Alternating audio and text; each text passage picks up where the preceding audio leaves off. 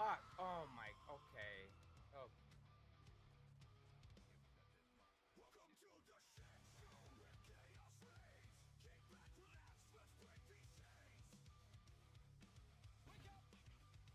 Fuck, bitch. Master. I'm fucking working here. What's up,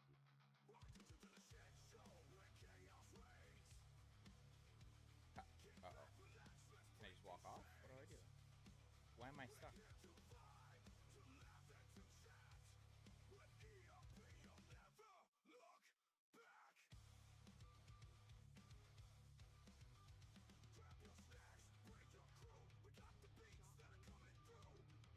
the fuck?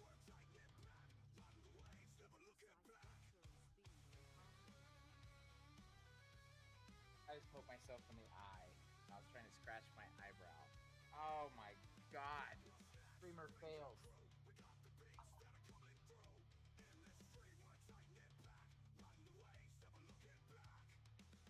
Holy shit.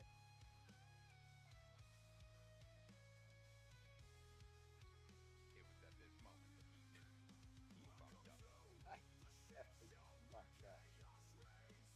I know a lot of dudes that actually play DI. Actually, one of my regulars is a DI Immortal player, and he's a really good dude. But and he's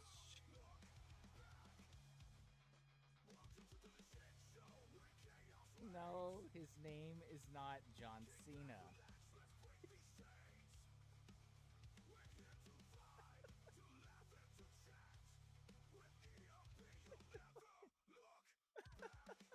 Shit out of me.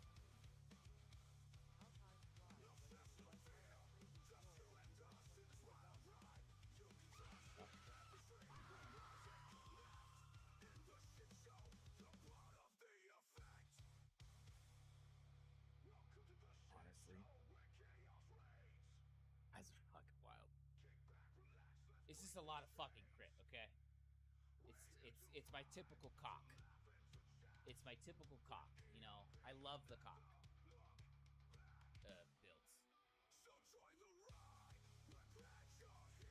Fuck.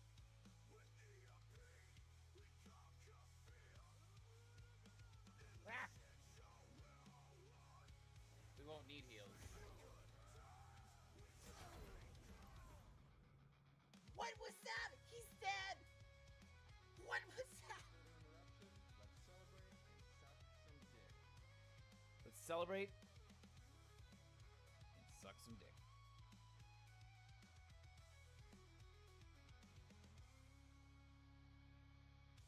You know what I mean? Do you know how much money me and my wife would save if we had a Red Bull sponsorship? We spend so much money on Red Bulls. I guess that's just the life with 3 kids.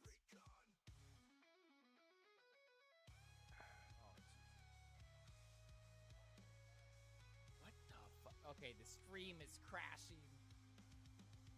The stream is crashing, boys. Oh god. Okay, let's see what's going on here. Hang on, I had to portal out. All right, so Storm was his original get.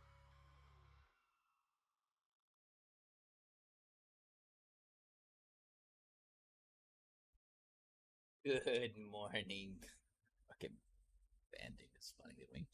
Good morning, good evening, good afternoon.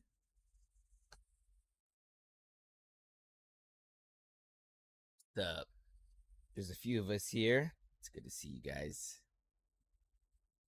It's good to see you. It's good to see you. Welcome back to our Monday, aka everyone else's Wednesday in this world.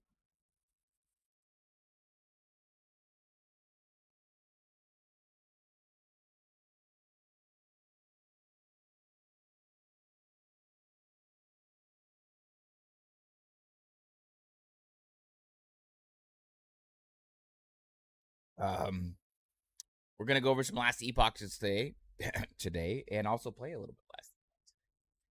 I've been doing a lot of it off stream. Obviously, I can't divulge too deep into what I'm doing offline, but I can assure you it is last stuffs.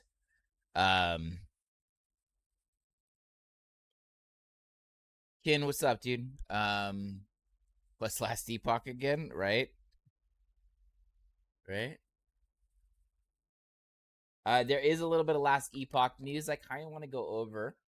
Obviously, Mike and the boys being the senior dev, they have gone over, um, quite a bit. So I'm gonna go off the official release info first. So obviously 13 days, 1 hour, 3 minutes, and 12 seconds, but who's counting until 1.1 Harbingers of Ruin. No changes to this, obviously. Click on actual Harbingers of Ruin. So I'm assuming everybody has seen the official trailer. If you haven't, then click the fucking trailer because I'm not gonna play it. So of course we have Pinnacle Boss take on last Epoch's most difficult challenge yet, as you face a monstrous threat to Atera, a terrifying being that embodies the void corruption. After defeating the other Harbingers, he will be your might metal. He will test your might metal, and actually in this new endgame Pinnacle Boss, be warned, he will not fall easily. Can't go into any details with that, obviously.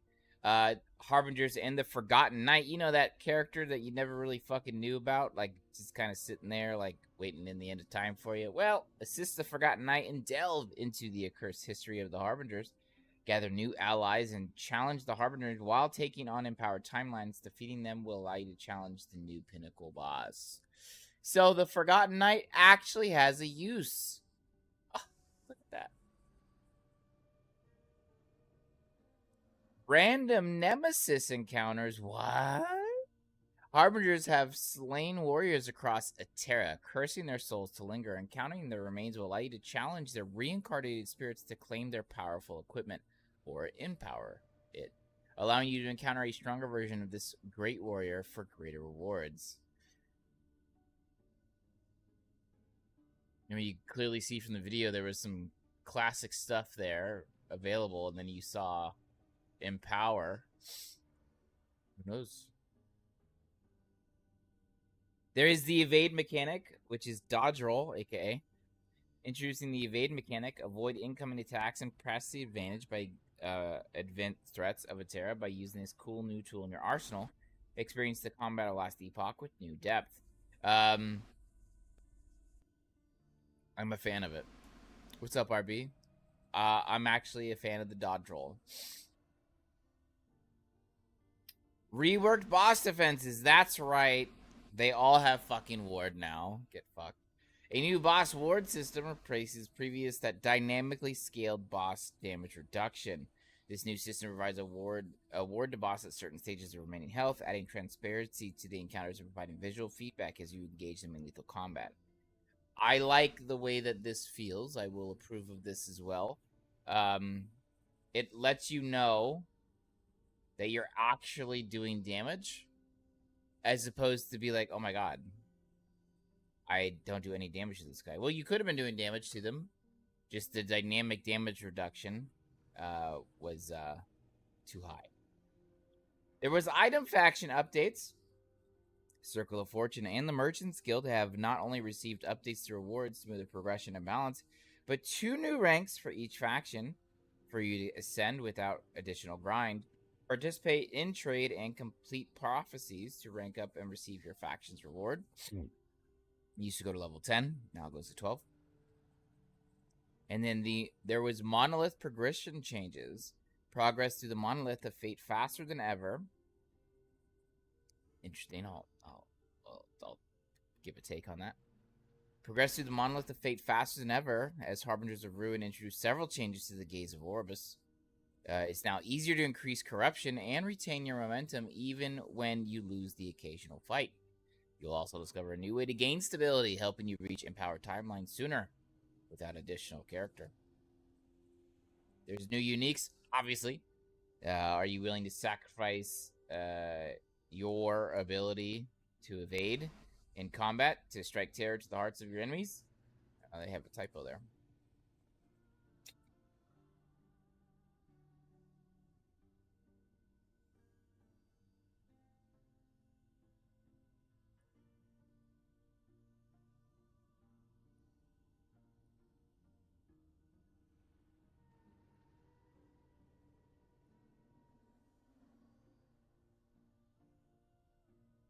Get ready to get your stash tabs ready. Harbingers of Ruin bring powerful new uniques for you to equip and find. Other improvements. Harbingers of Ruin brings with it updates to our best in class loot filter,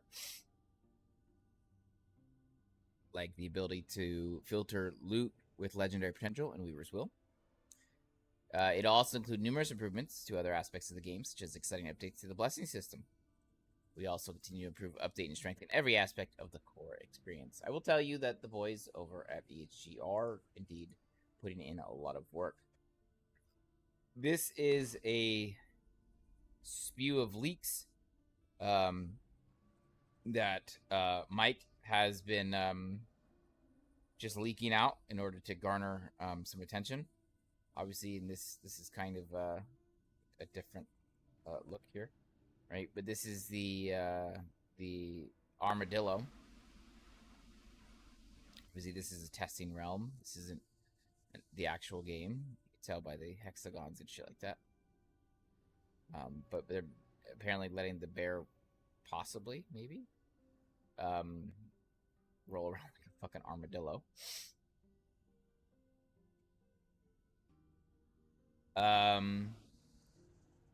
Obviously a visual update to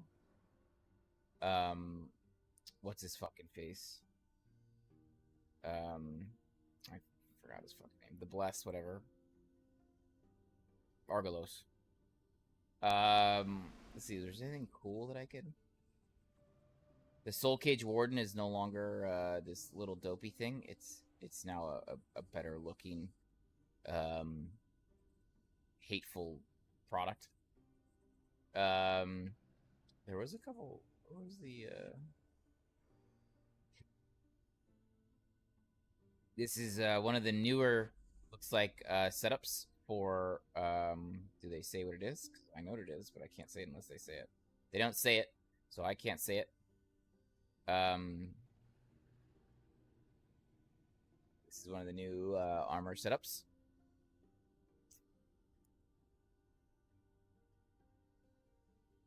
Obviously, this is the this is meant to be the boar, so probably Primalist. Oh, it says right there. Never mind, Primalist on the bottom. Just kidding. I'm not leaking anything. BHE, my... Oh, Mage. Okay, yep, they do say it. Okay, yep, this is for the Mage.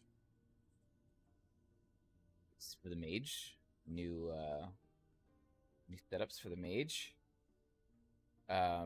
This is for... this is not for the Acolyte. It says for the Acolyte, but it's not for the Acolyte. And I can say that because they said it in the post. It says right there. The above armor set is for the Rogue.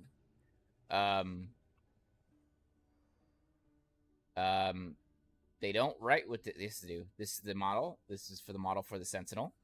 The thing is they took pictures of real world designs, right? And they recreated things from it, right? So they recreated from real world designs. So this is for the Sentinel. Let's see what else.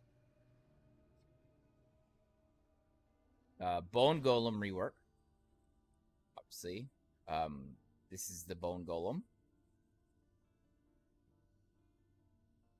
I think one of the plans is they've increased his intelligence. Not literally the stat of intelligence, but they increased his AI functional, I think. Can't really be sure, though. Fireball had updated animations for those of you that were kind of over the generic little orange thing flying across the screen. They have updated the animations for Fireball.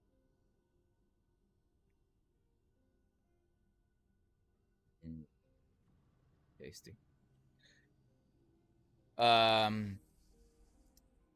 The visual effects of Judgment have been changed, and they updated the sound effects as well. But it looks more like Righteous Fire than ever, which is good. But the sound effects, don't worry about it. Hammer Throw, meant to feel more weighty. And it does indeed feel a little bit more weighty. You can actually see like like almost contact with the enemies there. Rive, they had an updated visual effects for it. Rive actually doesn't feel like dumb.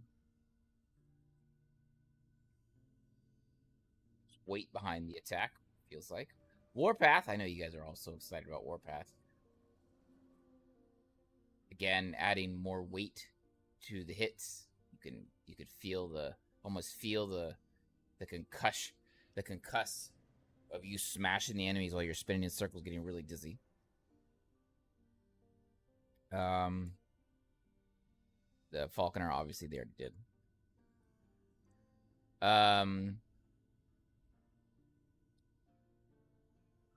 Then is this?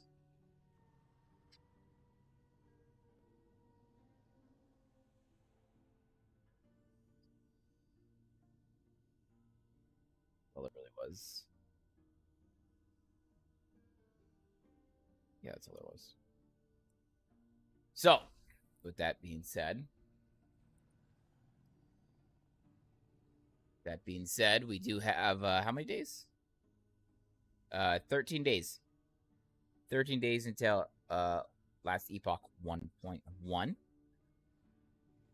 I am going to demo a little bit of my a unreleased build that I haven't released yet.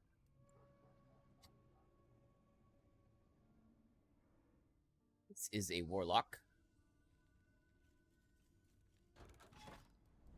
May have seen this before on a clip with Gazi King demoing.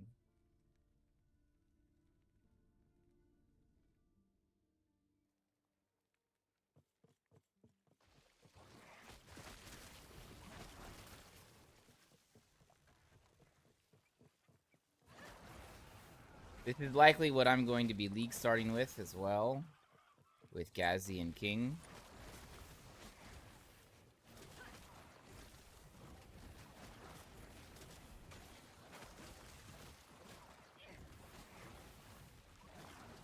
Yeah, I did. There's never any good news that comes from. It seems that comes from the Boeing Starliner, and apparently Elon Musk is chirping the guys at Boeing pretty badly, but not in a negative manner to be like mean. Because he's basically saying, why would you risk people just to put somebody in space? Like that's really shitty. Your ship and your systems were clearly not ready. Why would you do that?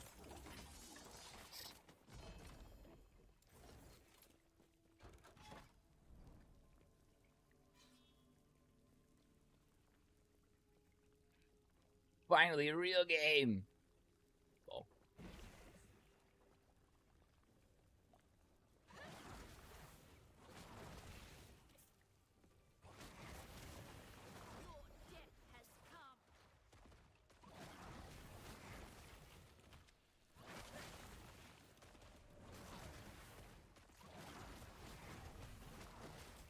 Not yet.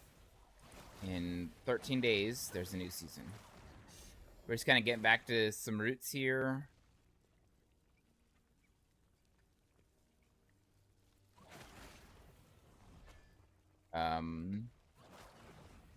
There's been some excitement garnering behind it, so we wanted to make sure that we stayed up to date with it for everybody. We do a lot of LE in the offline when we're not streaming. So we gotta. Obviously, I can't show you guys that stuff, but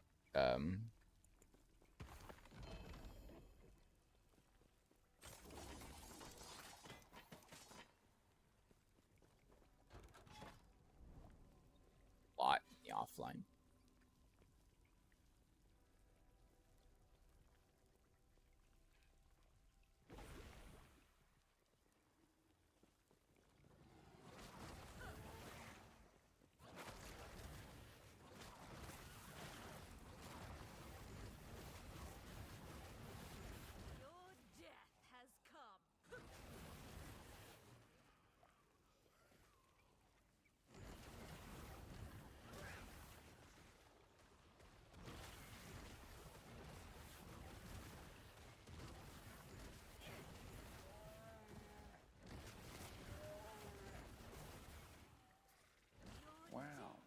Praise egg.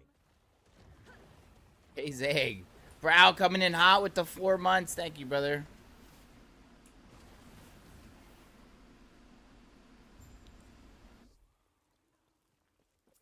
The 4 months, dude. I do appreciate that, brother.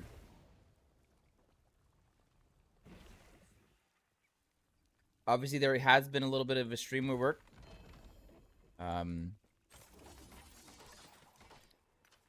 We've been we had to change a few things. Not too much has changed. I mean, there's just been a little bit of changes on the screen. Obviously, we've cleaned it up a little bit. We've kind of made it. We've kind of took the minimalist approach.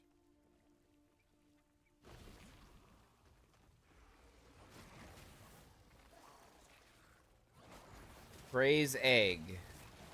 That's funny that it said that. It's praise egg.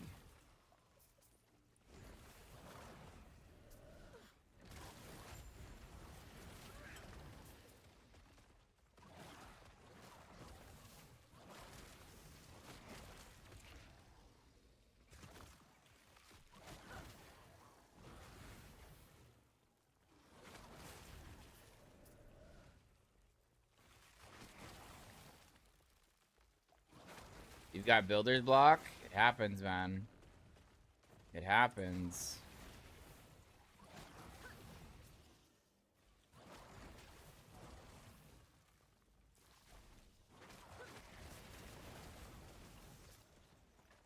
Happens to the best of us.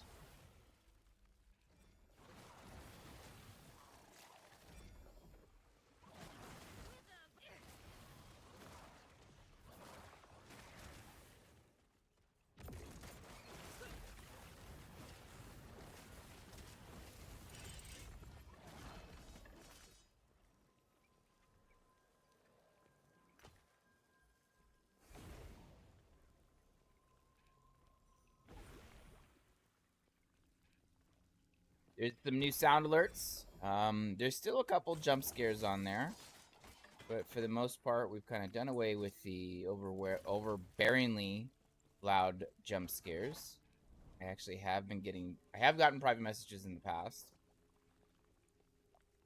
about how it's very, very rough for some viewers. And so we just made adjustments on the fly.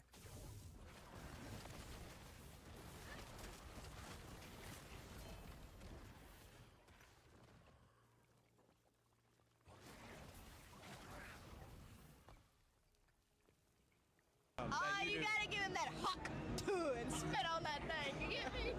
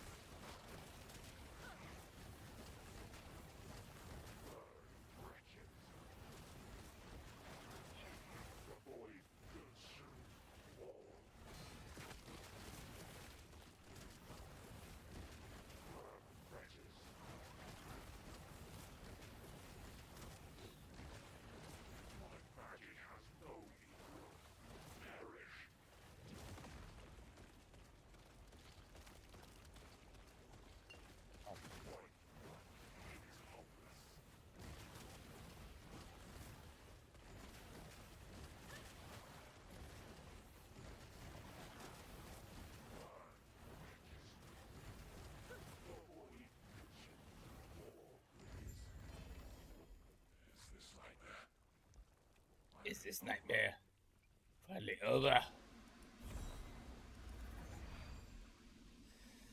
What am I most looking forward to this upcoming cycle? This may be an odd take. I'm looking forward to logging back in with Gazzy and King and doing our little group again. We had a lot of fun. We had a lot of fun. So we're gonna do more of that, of course. And I think it's really fun to log with those guys. Just push like crazy and see where we can go with it. So I'm actually looking forward to playing with the homies more than anything else.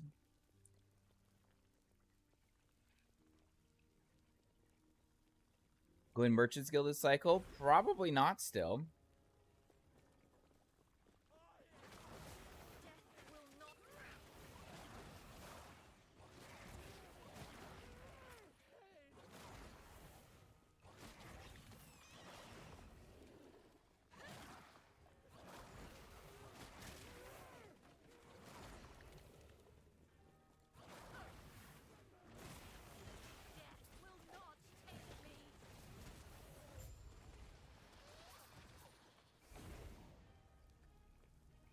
Probably not still.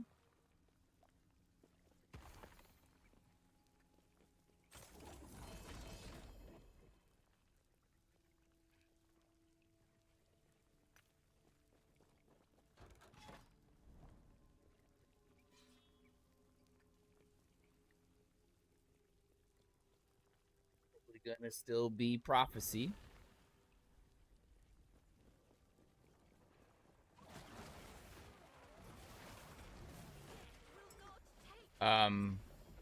And I'm gonna say it for the exact same reason, basically.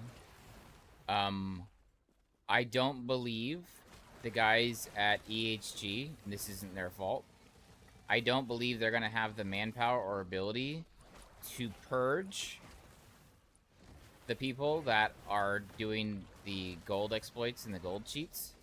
You know, like paying for gold and shit. I don't believe they're gonna be able to get a handle on that. So I think the economy for Merchants Guild is going to be in the trash again.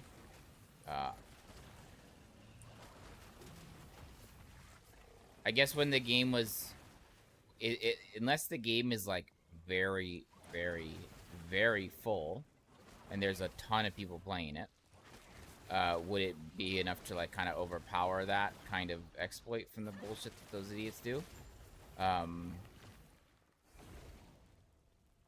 But I don't think the economy is going to stay stable enough for anybody to want to really go Merchants Guild.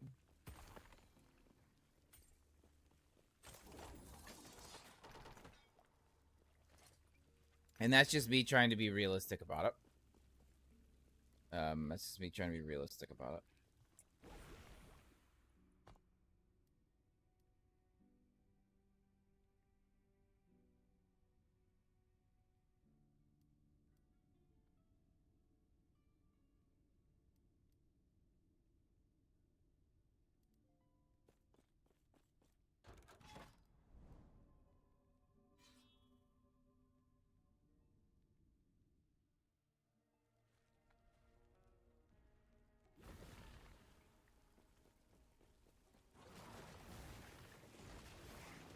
Yeah, I think adding the pinnacle bosses is exactly what they needed. I think adding endgame content is exactly what they needed. I think this I think this season is going to keep people longer than last season, because let's face it, and I'm not any different, okay? Like with Diablo 3 or even Diablo 4, I'm not a big fan of greater rifts, right? I didn't like really doing the pit. I felt like I was just doing the same exact thing over and over again, which I get, that is kind of the core concept of an ARPG, but I'm just not a fan of doing the same shit over and over again. I want to feel like there's a progressive system to really push on. And the pinnacle bosses are going to be able to add that, and that's going to be really nice. I'm just not a big fan of, like, you know... like, I don't think there's a problem with pushing corruption, per se. Like, that's not the issue that I see. Because pushing corruption gets you to a point where you get certain drops, and getting those certain drops gets you to a point where you can get what you need, right? But after you get what you need, it's like, what do we do now? What do we do now once we drop those things? Is there also a new faction? I can't say anything unless there's been something released. I can't see nothing.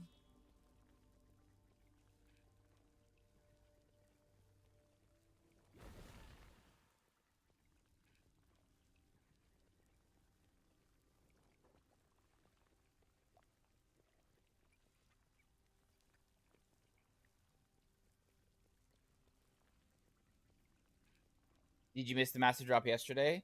I was probably working, so the short answer is probably I probably did.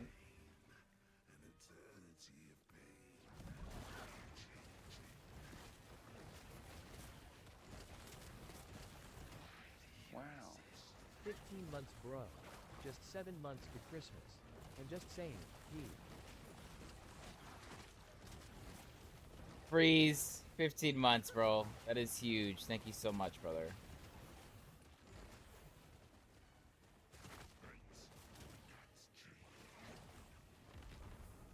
Be hard to see from all these effects that I have on the ground, I'm not gonna lie.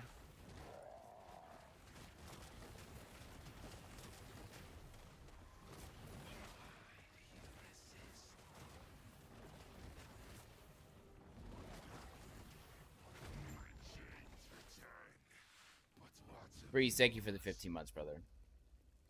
I appreciate that, man. A lot. You put it in my Discord yesterday?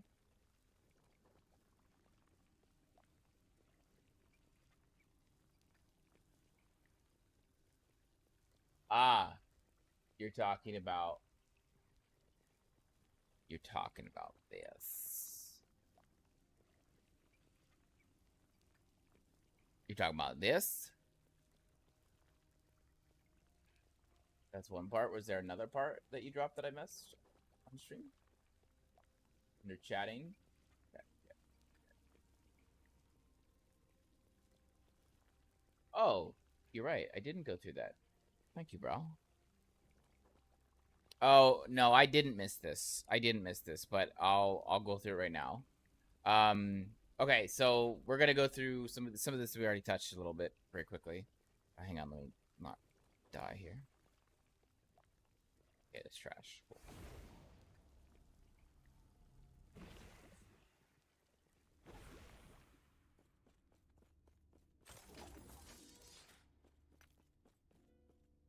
Okay.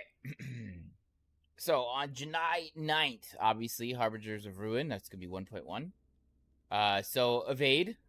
So we already went over the evade. So evade, or the dodge roll mechanic, has been a highly requested feature. I'm not sure how highly requested that is, but might just be internally requested. I didn't request it.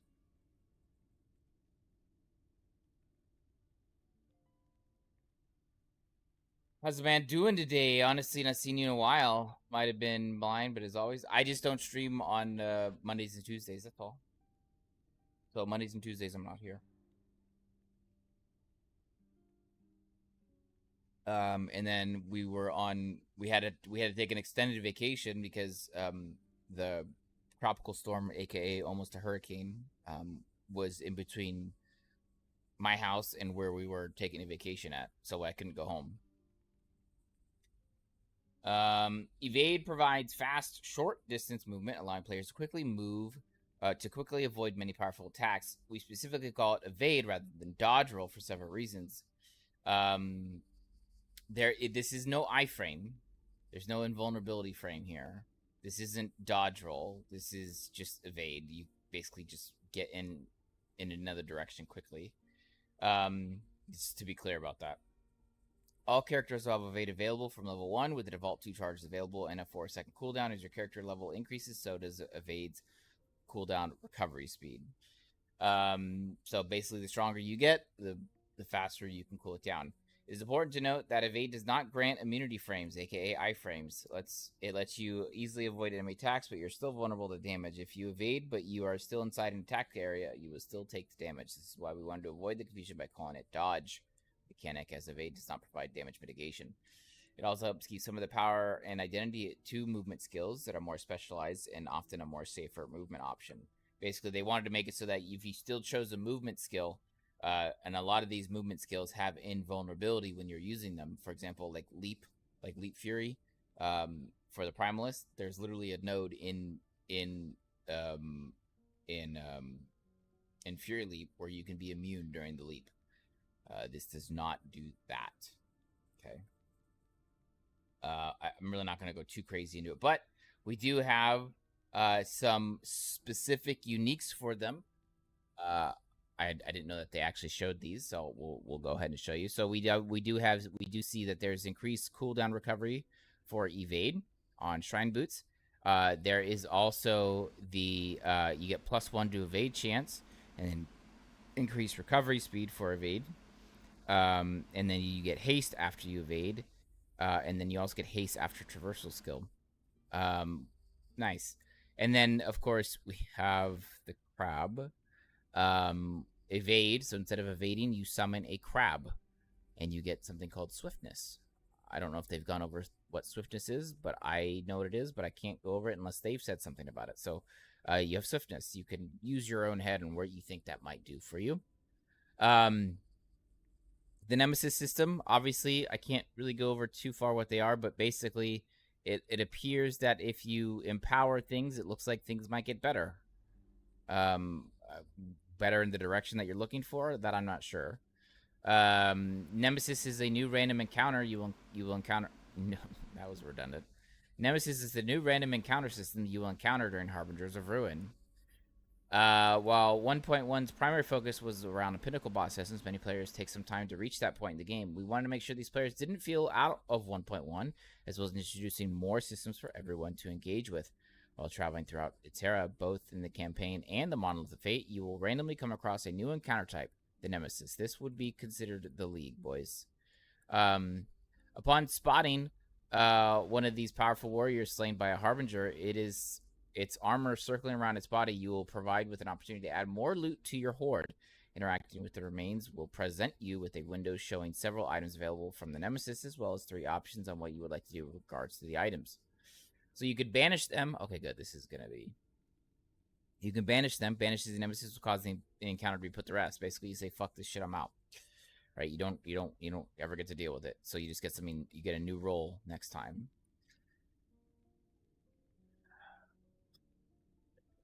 So stupid, too. Challenge. The second option will be given to challenge the Nemesis. By selecting challenge, the Nemesis will rise from the grave to return to fight. Should you succeed in putting the Nemesis to rest, you will receive all the items which were displayed earlier in the earlier UI.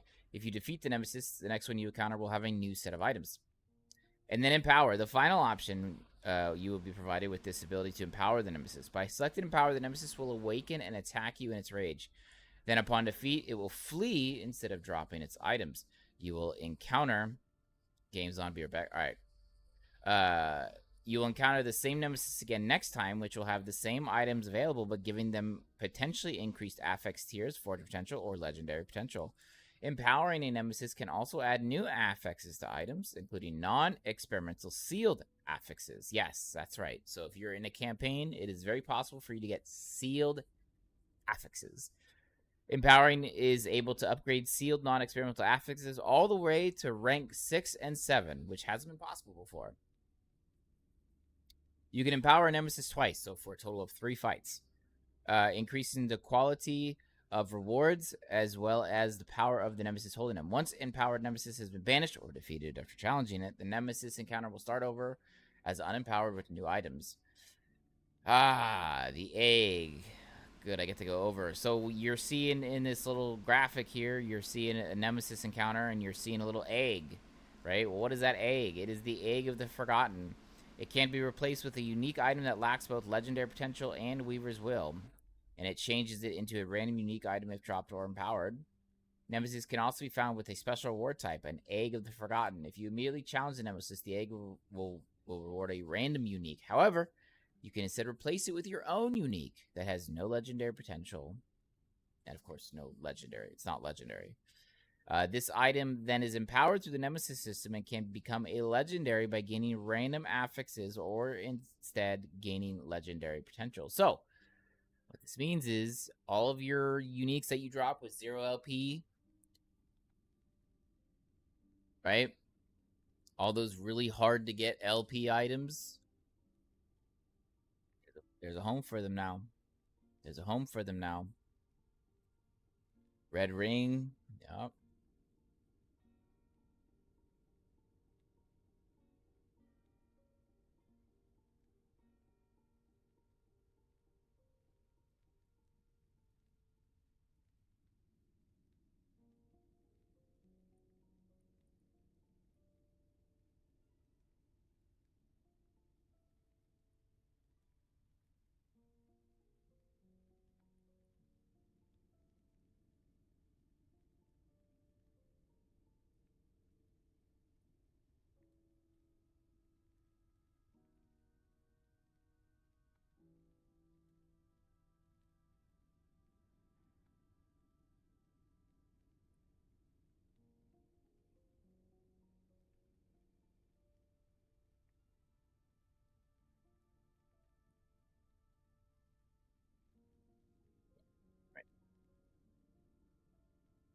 I just wrote you, Duke. And so we get to our titular system. The heart of the new Pinnacle boss system coming in July 9th. Learn more about the history of Orientia, the Forgotten Knight. As part of her past catches up with her, align yourself with the Forgotten Knight as a new faction as you progress through the new Harbinger system and eventually challenge the leader of the Harbingers. There's your new faction, boys. The Forgotten Knights is a new faction. To gain access to the new Pinnacle boss, you'll first need to challenge and defeat the Harbingers. These are the new bosses, which can be found deep within the Monolith of Fate. As you progress corruption in different timelines, you'll be able to encounter new Harbingers to progress your ranks within Forgotten Knights faction and get closer to challenging their leader. Harbingers can be found in two main variants, Agile and Beyond.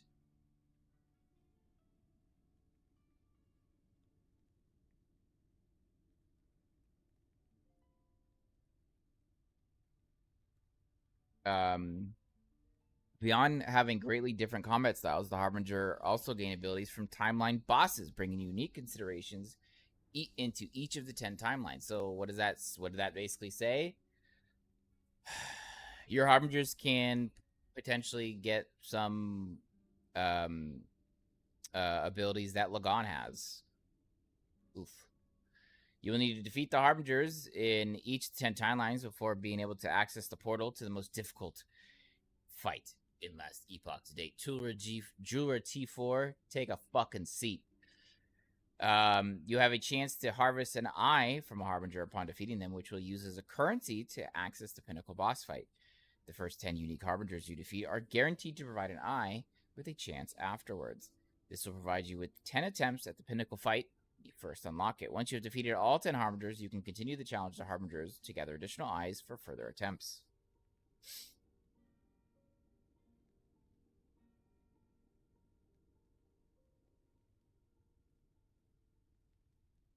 After defeating the first Harbinger, you'll begin your journey with the Forgotten Knights faction. You will find Forgotten Knight herself at the camp at the Shadow Road. Here you will learn of the Harbingers and Orientia's history. With the advice from Orientia, you will set out their quest to track down an end which has caused her to all but lose hope completely.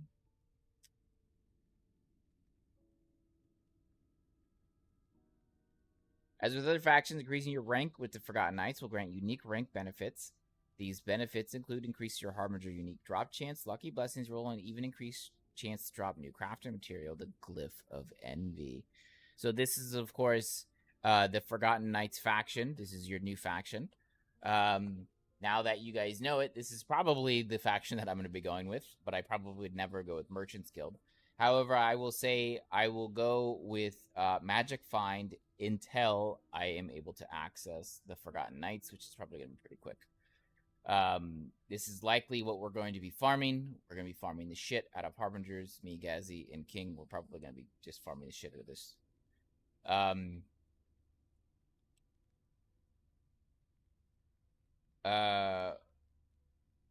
With Harbingers, Eyes in Hand, all 10 Harbingers are defeated. You can make your own way to the portal beyond the Shadow Road.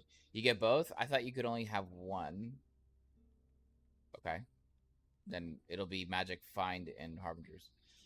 With Harbinger, Eye in Hand, all 10 Harbingers defeated. You can make your way to the portal beyond the Shadow Road. Place an eye upon the altar, and you'll be pulled into the Harbinger's domain. This is obviously a new area that you see. Within the domain, you'll face off against the leader of the Harbingers and a servant of Orbis, Aberoth, where you will fight through your eras, each presenting unique arena mechanics, empowering Aberoth with new abilities to further crush your hopes of facing the void. I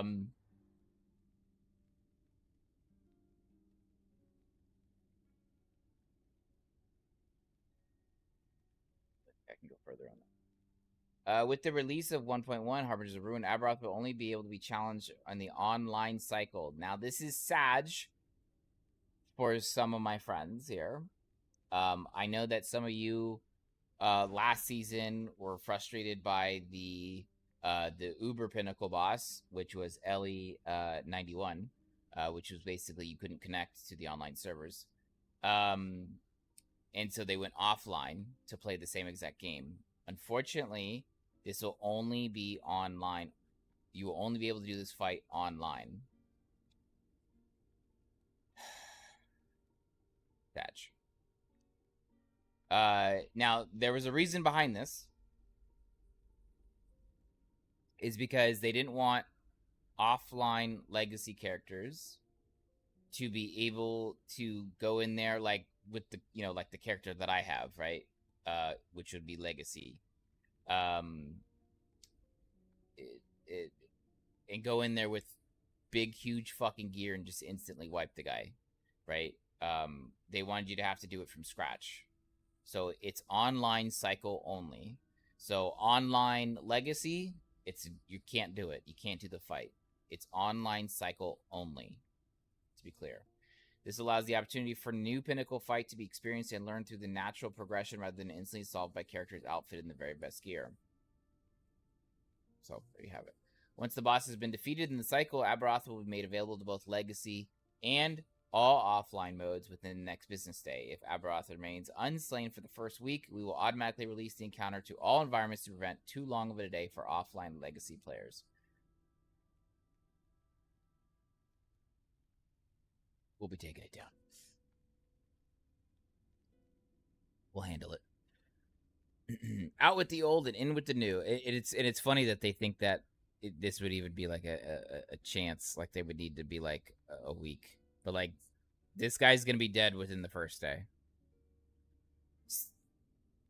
Look at your ARPG community, man. Bunch of psychos. Okay. Boss defense is out with the old and in with the new, as some are aware. Bosses in last Epoch up until 1.1 had DDR. No, not Dance Dance Revolution. It was a dynamic damage reduction mechanic, which is it was kind of annoying, especially once you got to higher corruptions, because it seemed like you were doing less and less and less and less and less damage, even though you were scaling up in your damage. And they admit it wasn't a very clear system, as it didn't have a sort of visual representation. It was also very easy to misunderstand due to the dynamic nature, and generally resulted in feels bad of seeing yourself doing less damage to bosses after a few hits without actually anything telling you why. The more damage per second was always still more damage per second against the boss. Sometimes it didn't feel like it because the scaling damage reduction. Dealing more damage early could also lull you into a false sense of security with more leech from that damage, leaving you more vulnerable later on in the fight. It did feel bad. But it was just a mechanical fight at that time. In response to this feedback, we're replacing boss dynamic damage reduction with a boss award system. This new system, as a boss reaches a predetermined breakpoints, you see 1, 2, 3, 5, 17, I don't know. It will gain a burst of ward that then decays over time. The longer the ward is present, the faster it will decay, just like kind of your ward. The goal of this is the same as the DDR system, that bosses are given better opportunity to exist and fight back without punishing lower DPS builds that already get this experience. As the ward decays at an accelerated rate, but lower DPS builds will have less total damage necessary to cut through, while higher DPS builds will continue cutting through the ward while it decays. This means that higher DPS builds will still kill bosses much faster than lower DPS builds, but it does so in a way that doesn't suddenly make bosses sponges for higher damage builds.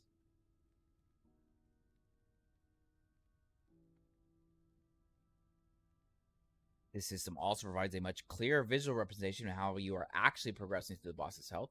Previously with DDR, because the resistance could stack up and some parts of the health bar could take longer to get through than others. This created a false expectation of how long bosses were going to take to kill based on early damage. Alongside the change from boss dynamic damage reduction to boss ward, we've made a couple of other defensive changes to bosses. Because boss health no longer has such a high damage reduction for high DPS builds, it would inherently be easier to randomly stun. As such, we've given bosses 50% more resistance to stun and freeze, effectively adding 50% more life to their calculations for stun and freeze. We've also reduced the effectiveness of slow and chill against bosses to 50%, matching the effectiveness of those elements on players. Lastly, we're adding maximum stun freeze duration to powerful endgame bosses such as Harbingers to increase the difficulty of CC locking them. Basically, if you guys remember my Falconer build and the T4 Jeweler fight where she was never able to actually do anything because I stun locked her with my bird, that should be going away for that. The Glyph of Enemy, a very common area of feedback is that we see is that it can feel very slow to progress through monoliths and subsequent characters. When addressing this feedback, we didn't want players to simply skip monoliths, as that can lead to a worse experience, especially for newer players. Alongside tweaks to stability rates, we're also introducing the new Glyph of Enemy with patch 1.1. This item allows you to greatly accelerate progress through normal timelines as you have not completed yet, and add a large amount of stability timelines that you have completed. So as you can see, destabilizes an item unpredictably, changing all properties other than the affix being upgraded. This stability is siphoned to the most recent monolith timeline that you have entered, greatly increasing its stability. So basically, you can use this. So by upgrading the affix using the Glyph of Envy, it will have two effects. One, on the item itself, and second, on your most recently accessed timeline. On the item, it will upgrade the selected affix as normal. In addition, every other property of the item will change other than the item type. This means a ring will remain a ring, but the three other affixes as well as the subtype of the ring will be randomized to completely new stats. Having destabilized the item, the glyph siphons that lost stability and grants it to your most recently accessed timeline. The bottom of the forging window will tell you which timeline will receive the stability. So basically, you have to kind of sack an item. So obviously, probably don't use this on something that you're needing for the end game. Sack it, use it on something that you don't need. If it's a normal timeline that you have not already completed, the glyph will grant the timeline full stability. Basically, you're able to start the boss fight almost ASAP. This allows you to immediately conquer the timeline quest objectives. If it's an empowered timeline or a normal timeline you have already completed, it will instead have a moderate burst of stability added. Glyph of Envy can only be found within level 100 zones and drop most commonly from rare enemies and harbingers. So what does this mean? It means that unless you've completed all the timelines on a single character, that you won't see this glyph drop. This is for secondary characters so that you don't have to go in your secondary character and do everything from scratch.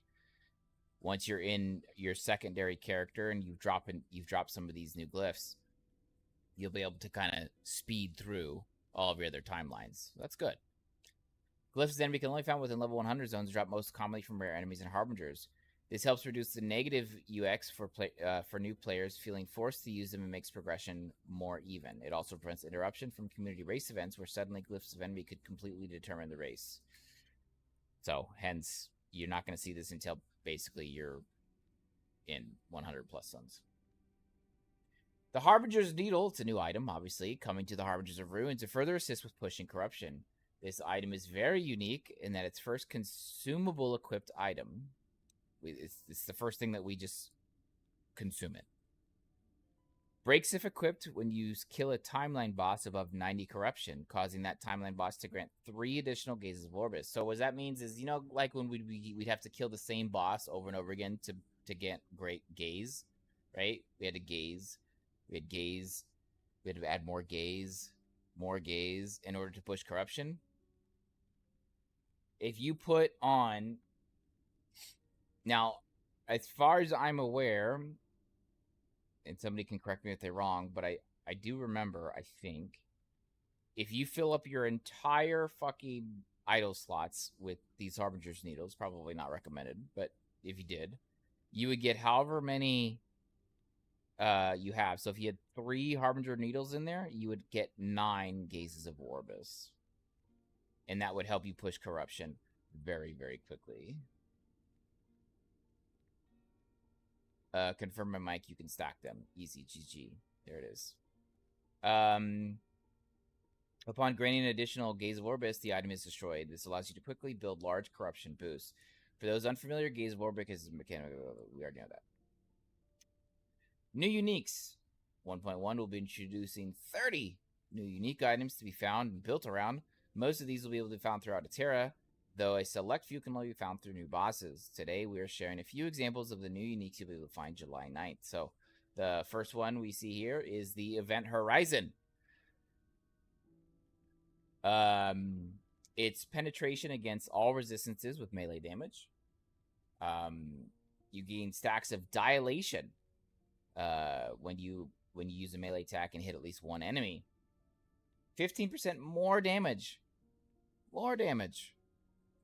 Melee damage, rather. Per stack of dilation. But 5% less attack and cast speed per stack of dilation. Now, obviously, 50% less attack and cast speed is very fucking big. And if that wasn't enough to say, oh shit, 5% less movement speed per stack of dilation. That's 50% less move speed. So this is less modifiers. This isn't 5%. This isn't minus 5%. Okay? So if you have 100 attack speed, right? Or let's say you have 200 attack speed, right? You're going to have 50% less, which is going to bring you to 100 attack speed. It's going to divide whatever you have in half at max stats. Now, I will tell you right now that moving 50% slower is atrocious. However, the good news is, fucking brow. The good news is that you can all stacks of dilation are lost when you use evade. So if you use your evade, it purges it immediately. That's the good news. I have a strong suspicion that this is best used with a one-hit wonder attack. A one-hit wonder attack. You get your stacks on a boss or a pack, and then you use your one-hit wonder, and then you evade to purge it.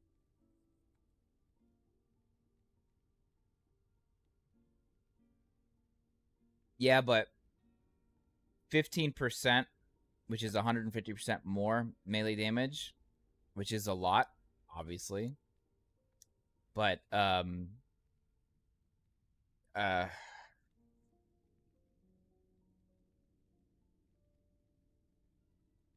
you guys can play with it.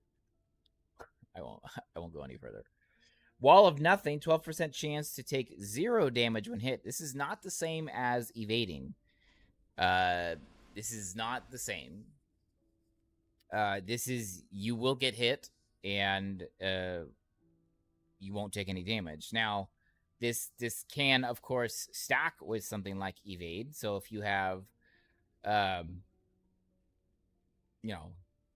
there's a big chance that you have less, right? This adds ward decay threshold, endurance threshold, and 70% of your endurance. Well, I think there's more, but they're just showing us without the range. 70% of endurance threshold added as ward decay threshold. Well, this allows many characters to be able to access ward. Lucky you non-normal ward users like mages and acolytes. Aberoth's command, Void Cleave, is now instant and no longer requires a movement skill. Void Cleave no longer has a weapon requirement. Void Cleave, of course, used to have you have to use like a two-handed axe or two-handed weapon, whatever it was. this is just a scepter, so this is one-handed. So you can use Void Cleave and a shield. Son of a bitch. Ravaging auras created by Void Cleave last an additional 8 seconds and have 40% void penetration. That is large. Of course, increased damage over time, increased area for area skills, and default void penetration. And then Phase Point. Phase Point, of course, is a quiver. 140 dodge rating. That's good. We lack ability to find flat dodge rating in some places. Increased dodge rating. Doubling up there. Gain Dust Shroud on dodge and gain a Black Arrow on dodge. Now, one of the reasons why I hated using Black Arrow is because I hated casting Black Arrow and then having to run around and collect a fucking arrow. Fuck that. Fuck that. This basically allows you to use Black Arrow without having to actually use Black Arrow. +1 void damage per Dust Shroud when using a Black Arrow. This basically is what it sounds like, is allowing the rogue to use void damage. Now, is that something that we can take advantage of? Find out. We'll find out. Closing, thank you for everyone for taking time to join us today in the blog post. New features, the Harbinger's Room. Make sure you keep an eyes out for the upcoming posts on some quality of life and other changes coming in a couple weeks' time, followed by the patch notes prior to release of 1.1 on July 9th at 11 a.m. Central Time. You think it's a huge mistake to have both plus and flat on the same stat and item? It was either flat or percent. It would have been a more impactful choice.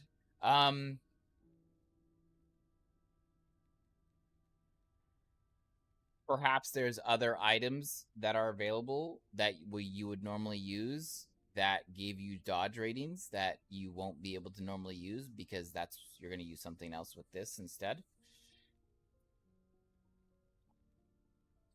Just guessing here.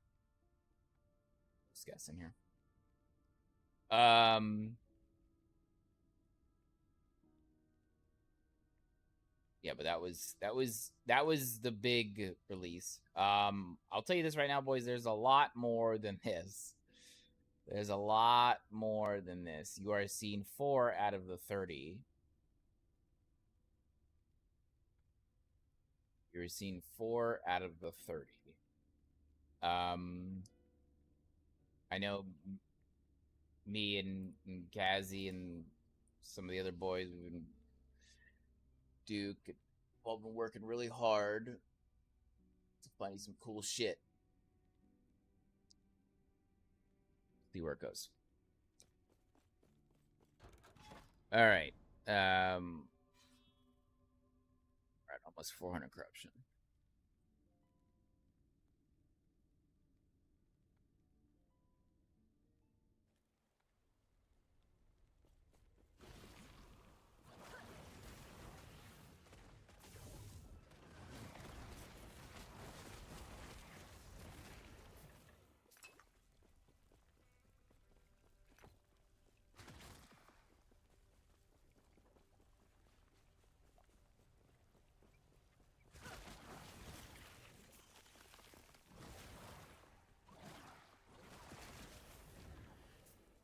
By the way, what you're seeing is damage over time, just the first tick of damage over time.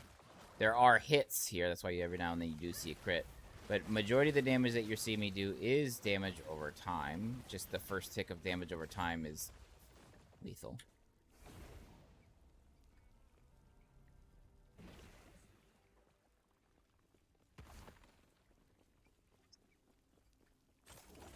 Everyone wounded already. Sorry to send you off on a tangent. I figured you'd be confused popping out for just yeah, I mean maybe Can you say if they're nerfing the shit out of Ward? I cannot say if they're nerfing the shit out of Ward.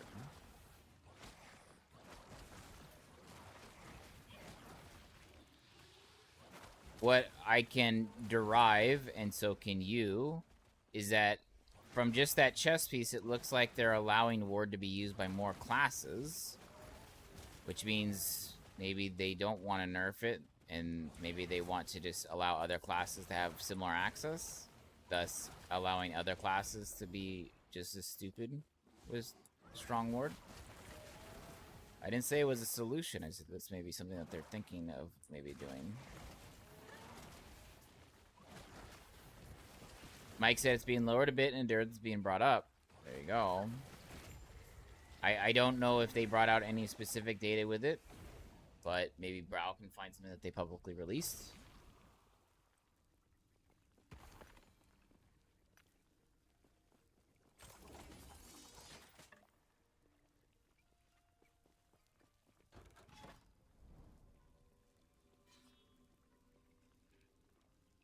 Well, non-ward build just looks like trash compared to 10k plus ward.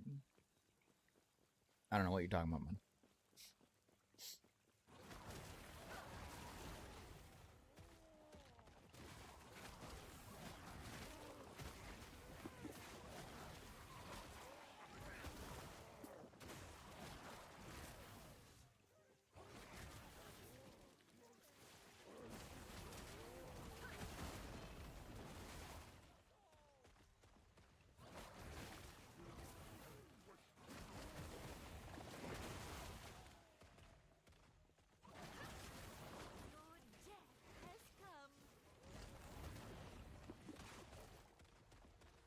Ten to 15. Yeah, I would agree because inherently, right, in a well-armored, like Sentinel or well-endurance armor, your effective HP does sit between that 10-15,000 mark.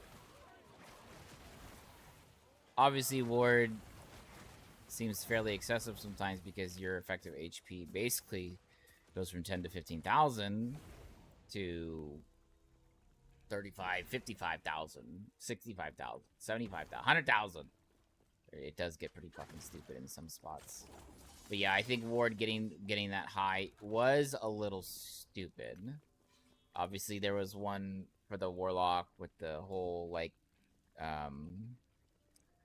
consume what was it? You consumed your minions and but that was a bug. It was 40. You were getting 40% HP. You weren't supposed to be getting 40. You're supposed to be getting 4.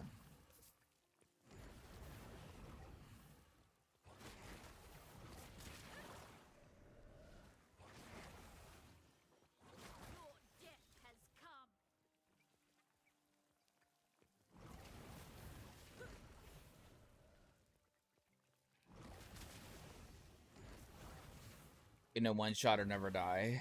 Yep. I would agree. You won't hear me argue.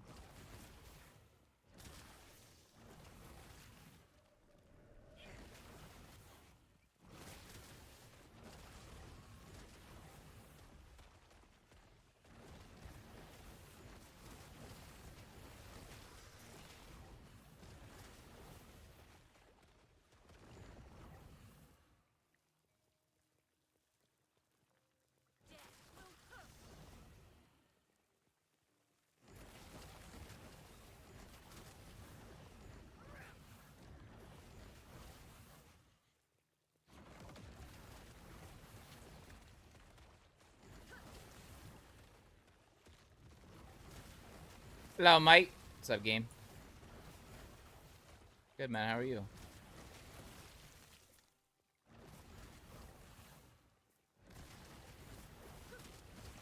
Oh, I just realized I am on the D4 category now that you just said something. I'm either on the D4 category or in the Dota category.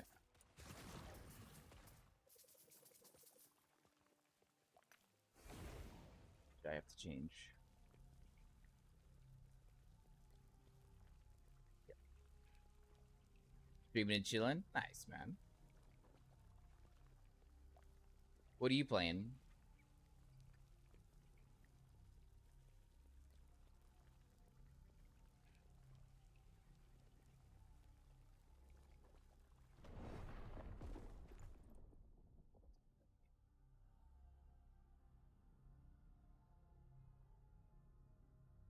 Joe's Dota? Okay, I gotta fix that.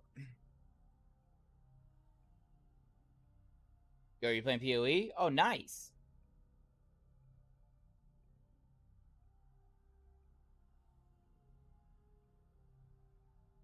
You're like on the I was gonna say, I was like, there's no way you're doing League still. You're just mapping. What are you doing? What build are you running right now?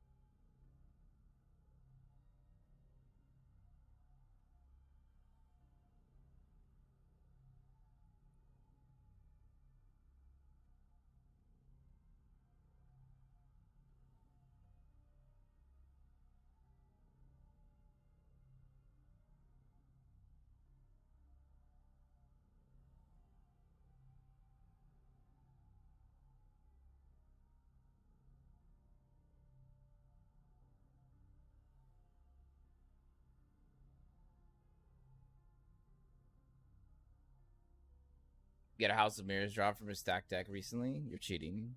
That's reportable. Bane Occultist Explodey. Explodies. Nice. Is that character that you're playing like stacked in standard or what?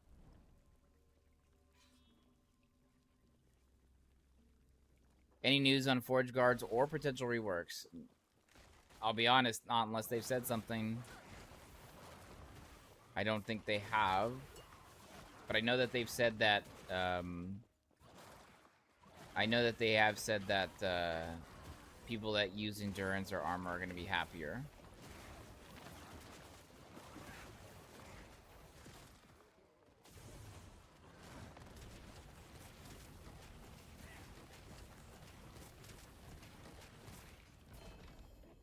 Yeah, but Forge Guard doesn't really run Shield Bash, let's be honest.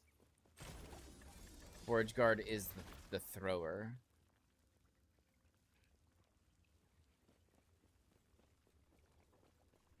What about people using no defenses? Do you get a buff?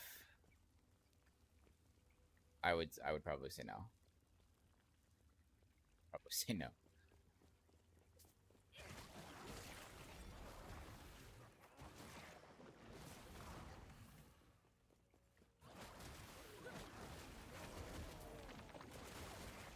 But yeah, I know they released some like Shield Rush or Shield Bash, whatever. But usually Forge Guard doesn't run the Shield Bash. Forge Guard is the throwing specialist and the minion specialist.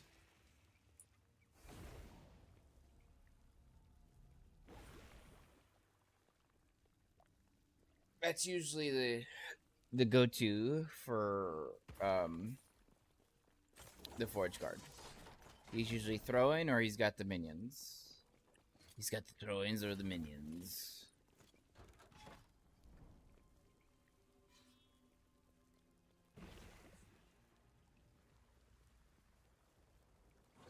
Plus, of course, Shield Bash is now throwing in minions.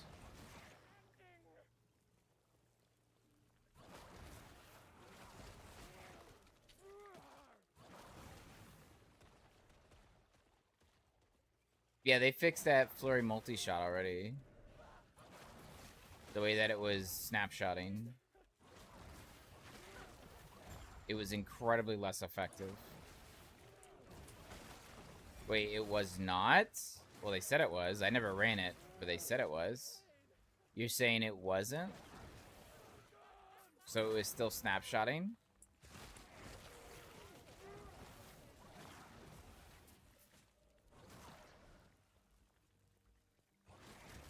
You're talking about at the beginning of the season or the end of the season?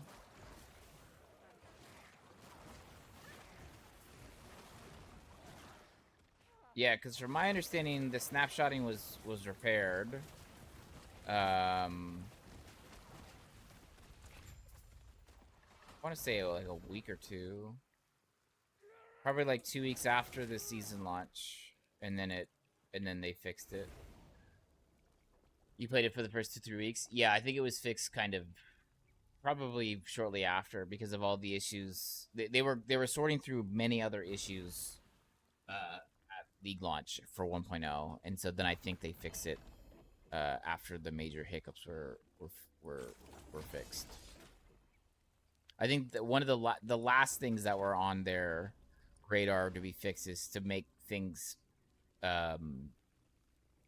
not work that were working. I think they needed to fix things that weren't working that should have been working.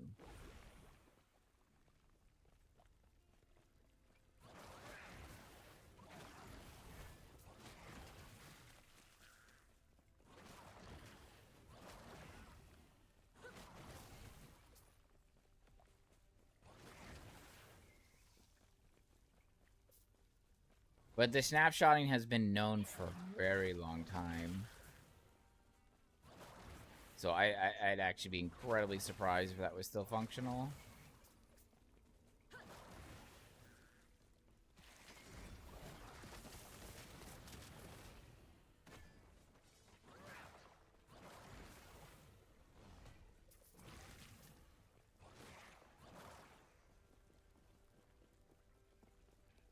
What's this stream work? It means I changed the way that the stream looks. I've simplified it more, and I've changed some sound alerts, and I'm swapping the OnlyFans. So we're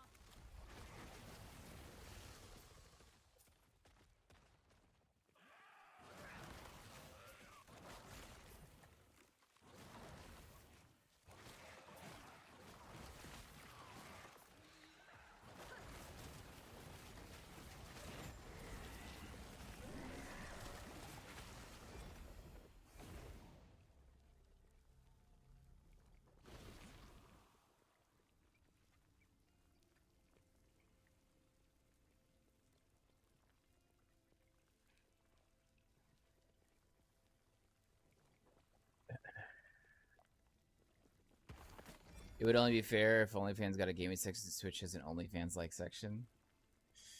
Bro, I heard they're just banning people left and fucking right, dude. Like, I follow, like, a Twitter or X, or fuck ever, account that says when people are banned. Bro, people are, like, I'm seeing people banned all the fucking time in your typical OnlyFans names. Kind of banned. No, banned from Twitch. I'm seeing that shit all the fucking time.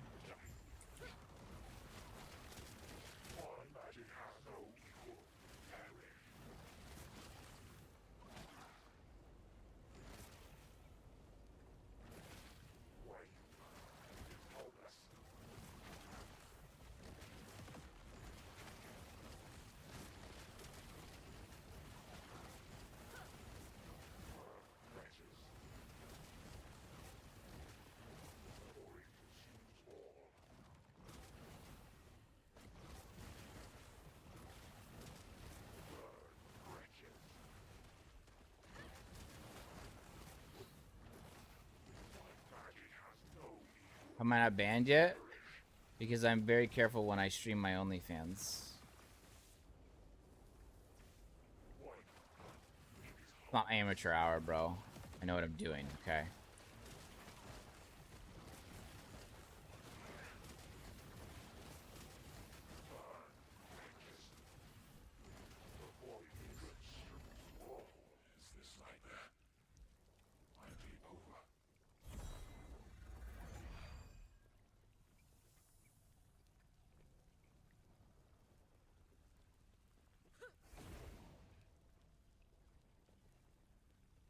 Can you even get banned from OnlyFans? Like, how do you get banned from OnlyFans? By doing video games?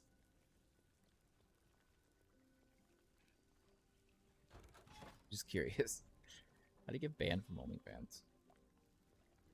Is there even like a ban available for OnlyFans? I mean, I'm sure you can, obviously, but like, how would one get banned from OnlyFans? Because aren't people just paying money to like see what you're doing? Violence? But isn't there like S&M type shit that would be considered violence?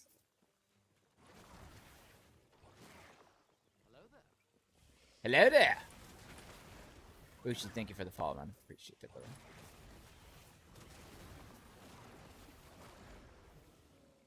I would know.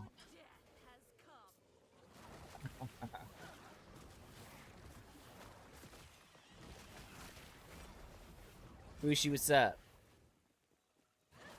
You get ready for 1.1?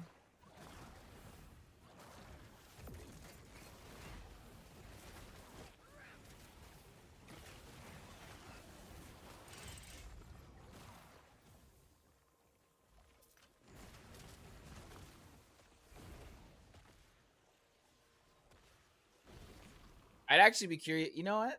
Out of sheer curiosity, I have to know. Is S and M allowed on OnlyFans?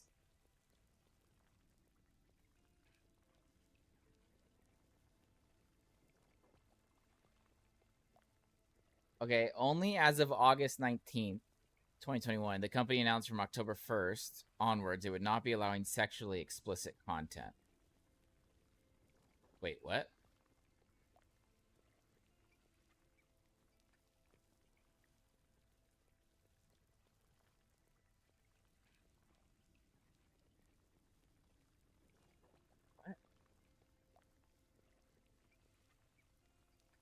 What?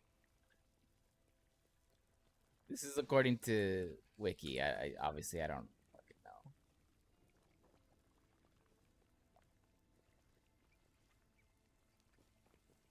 know. OnlyFans is PG now. Did you hear? Honestly, no, I didn't. I didn't. You pretty excited? Yeah. How long have you been playing Last Epoch for? This is my first time.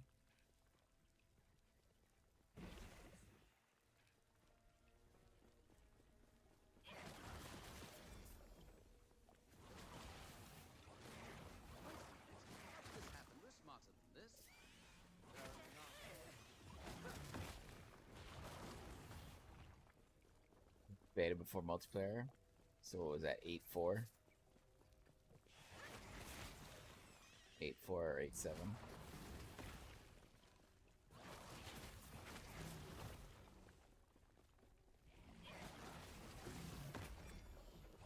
My wife's taking advantage of some of the new sound alerts.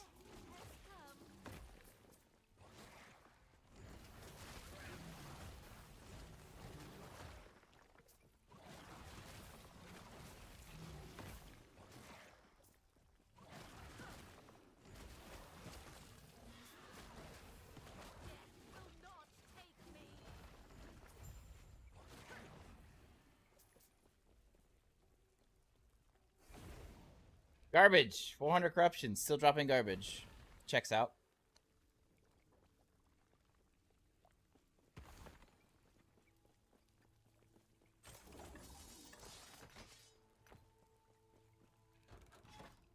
Where is Orbis? Bastard. What was your favorite change on multiplayer release?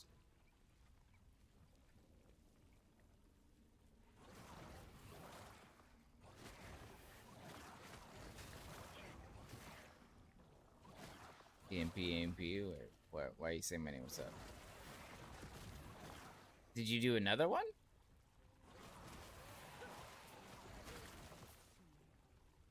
Oh, I watched a part of it. I'm not gonna lie, I didn't watch the whole thing. Multiplayer release, added multiplayer was the favorite part. The added I don't know, bro. I kind of hated it because it was so unstable. I mean, never mind. This is my first time. Yeah, it was kind of long.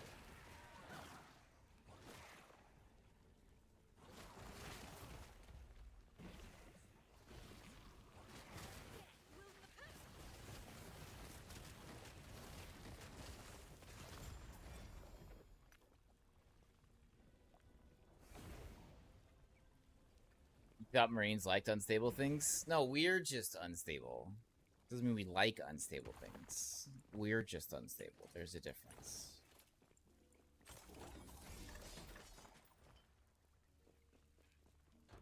Oh, there he is. Bitch. Hide.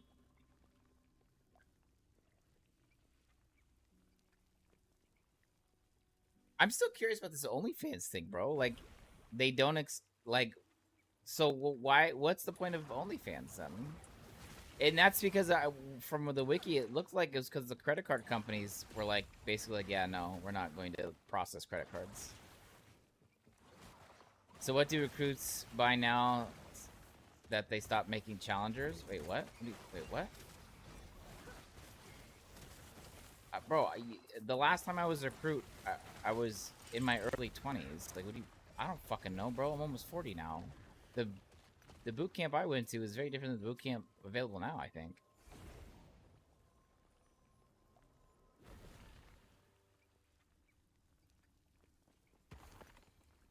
I have no fucking clue what the fuck basic is like now. I heard basic got a lot easier. I did hear that.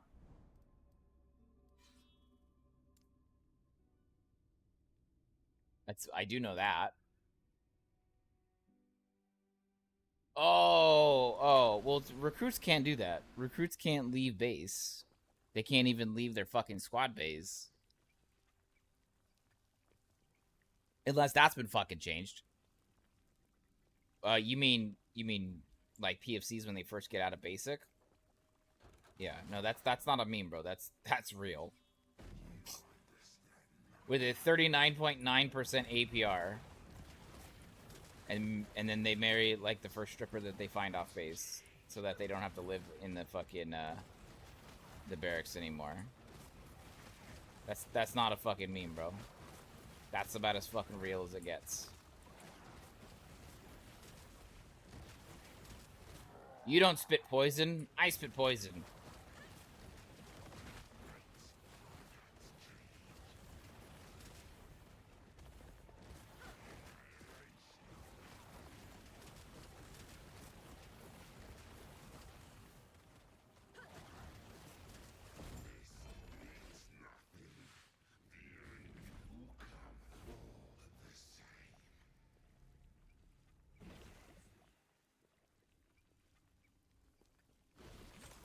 Yeah, but there's some really dumb young Marines out there, man. It's really sad, actually. Trying to figure out if I want to eat pasta again or get something else. Pasta's good for you, man. Carb load that shit, bro. Carb load that shit, man.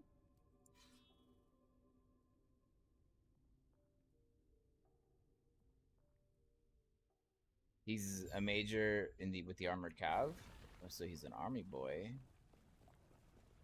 Was he ever enlisted, or was he always been an officer? Is he a Mustang?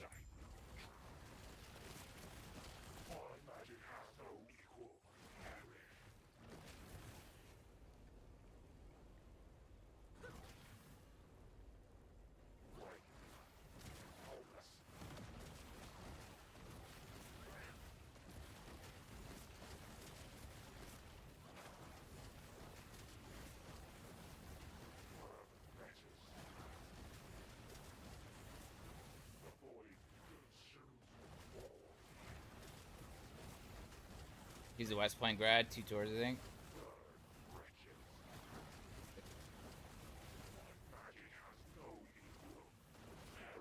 Bradley's. God damn it, the Bradley fighting vehicles. One of the biggest fucking mistakes the United States government ever fucking did.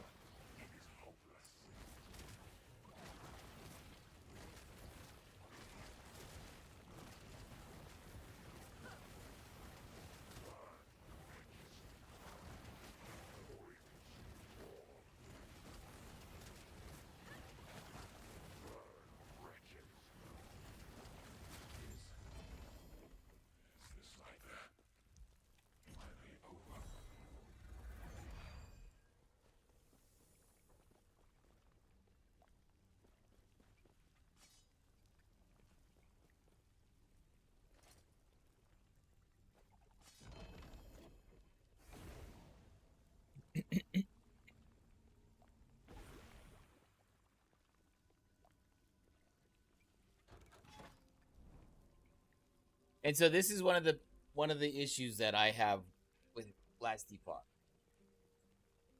After I don't know how many hours. After several thousand hours, and then in obviously the release, and then obviously probably like 2,000 hours, maybe a little less in the CT. This is the Jesus Christ. This is the current game iteration that we have, right? And so we gotta oh.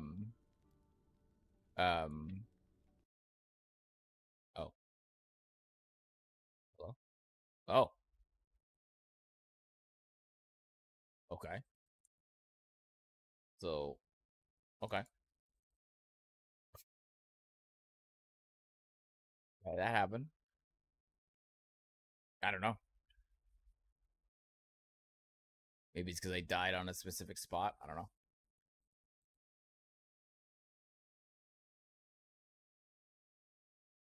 The game doesn't like being talked down to. Hey, it's like, you don't like this fucking current end game, motherfucker? Watch this shit. Watch this shit. Let's see.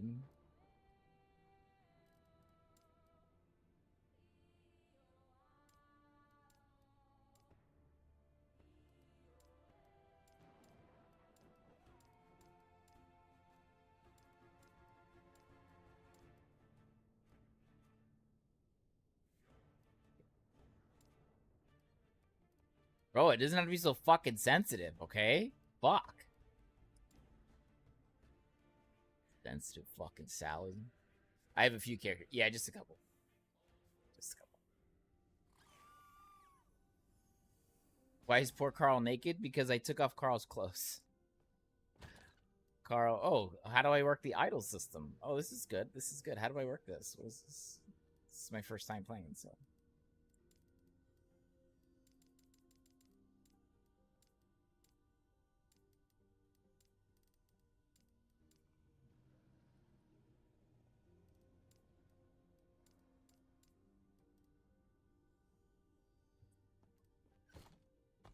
He's a thug, bro, okay? He's a adventurer. He's an outdoor adventure. He's an adventurist. Who's this guy? Gonpachiro. Thought I could inspect him like I was playing Diablo again.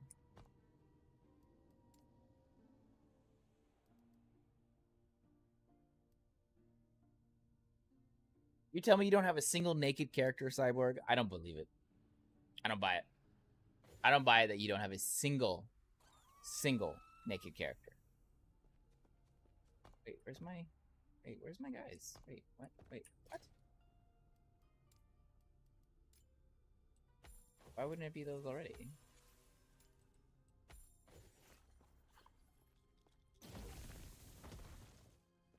They're almost all are, yeah. Because you do what I do. You just do a lot of experimenting. You have to take off all the gear because you usually only have like one really, really good piece.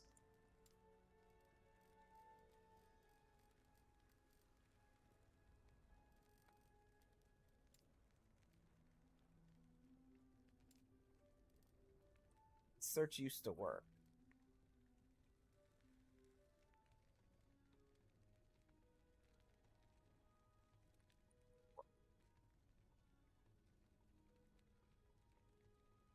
Or that used to work.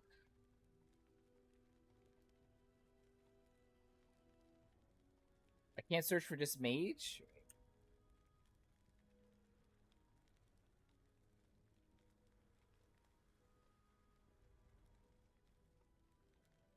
Dash breaks your heart.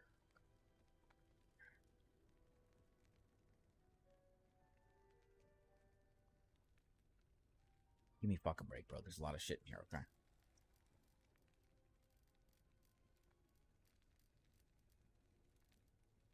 Yeah, but Intel doesn't help me because Intel can be on anybody's chess piece. I can have dexterity.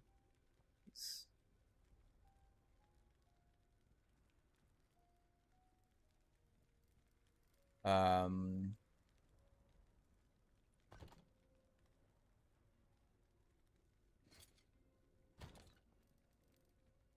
we used to be able to do colon space and then search, and that used to be able to give you the class. Son of a bitch.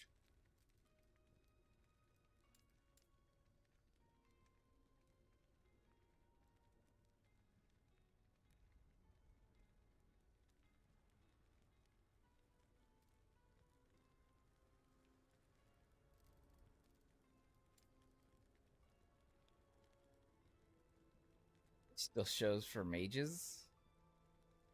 Where's mages in this at all? Oh, skeletal mages. Fuck bitch. Goddamn. I think it did change at 1.0 and I just forgot. I've been living in CT too long. Why would they take that out though? Remember, I think I made that complaint. I'm like, why would you take that out? Wait, is this highlighting all mages stuff? Oh wait, no, it's not. Damn.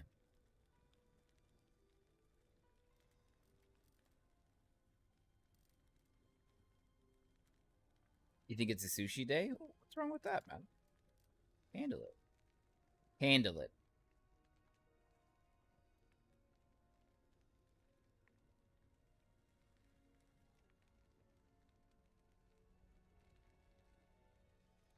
Now it's a diamond. Yeah, exactly. Is that a diamond? That's not a diamond. That's like a... But then I should still be able to search the word mage. Oops. But it doesn't even let me search the word mage. There's got to be a way we could do this, boys. And it looks like just a fucking, like a singular colon. Just like a little... How do we make that fucking symbol? Let me do this. Yeah, but they're all fucking highlighted, bro. That doesn't help. Look. What kind of stash stuff is that here? Your mage stuff is in here.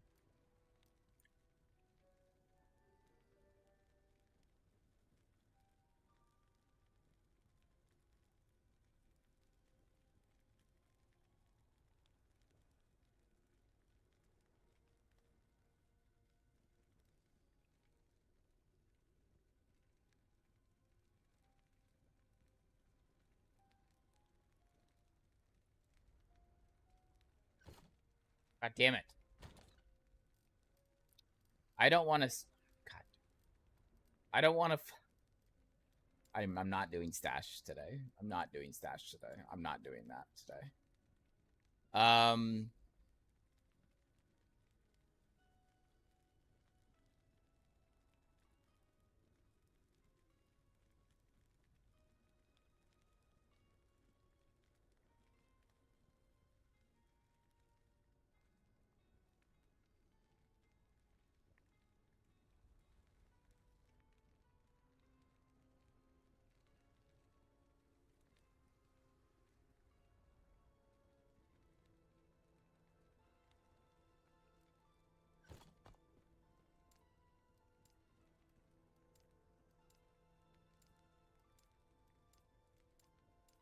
Frustrating.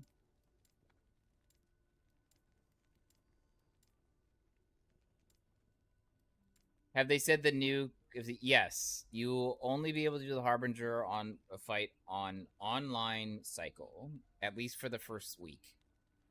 At least for the first week, because they don't want people like me who have like a stash the size of fucking a small nation, to be able to just like pack on the heaviest gear and just wipe the fight. They want people to kill it the old-fashioned way, and so after the either after a week or the day after it's defeated, it will then open up to all content, all online and offline. Give me 1 second. Be right back.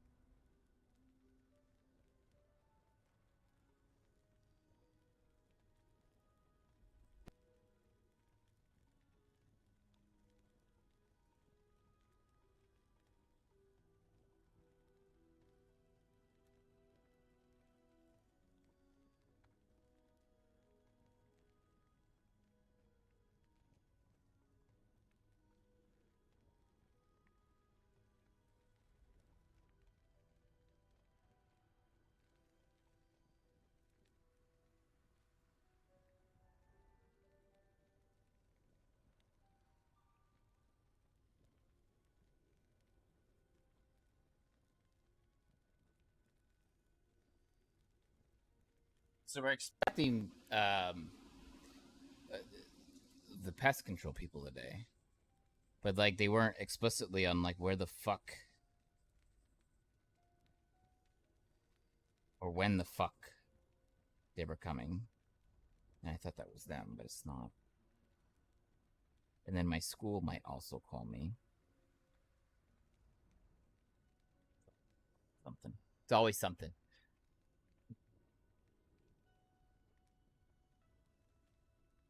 Just the big boss tells someone in the cycle beats it. Yeah, yeah. So basically, yeah. Hello, traveler. Because they just don't want anybody to like, you know, rip it apart. They want someone to beat it, which it's gonna be beaten within the first day. It's fine. But if you do play offline, just be aware you won't be able to play it until someone beats it. But somebody will beat it.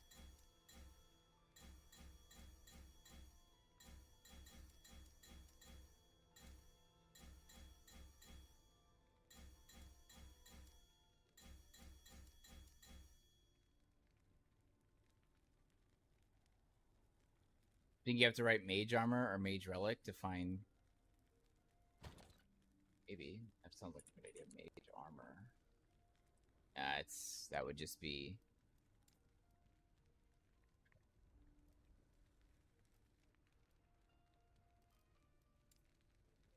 I def. Where is mage AR here?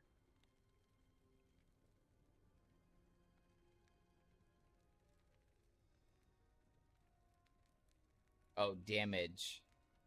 Mage body armor. Ah, but it's with UR.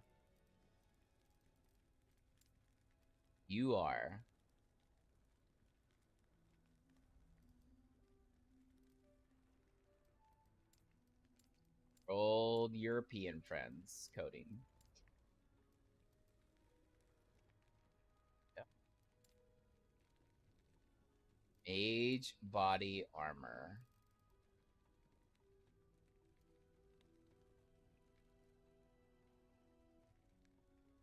That works. Thank you, sir. Good find.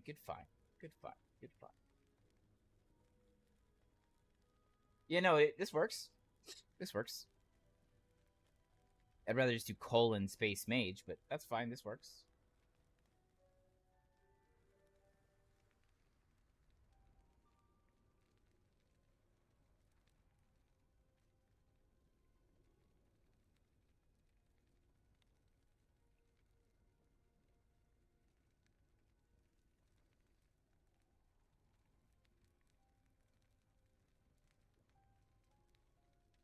And I wish Fire Aura was better.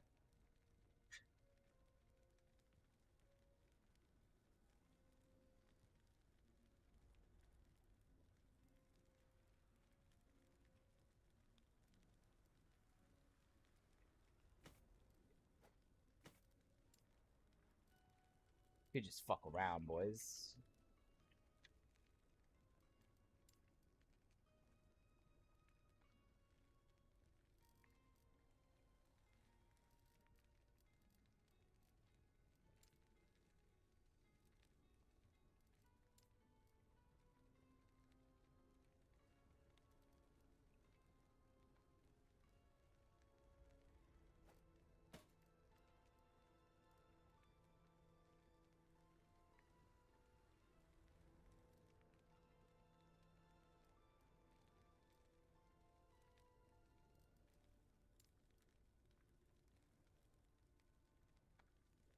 Yeah, there's Fire Aura.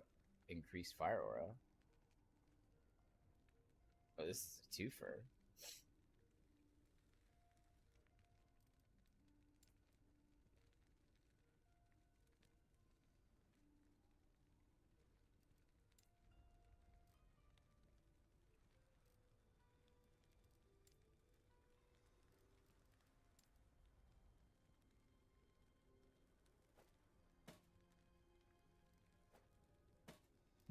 It's in my old Righteous Fire Runemaster build.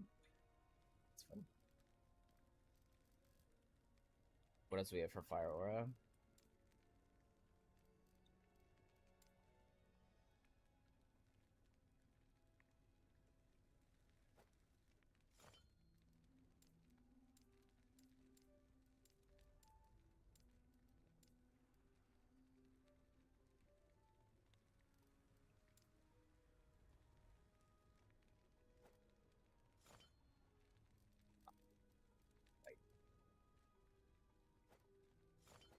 Small beta.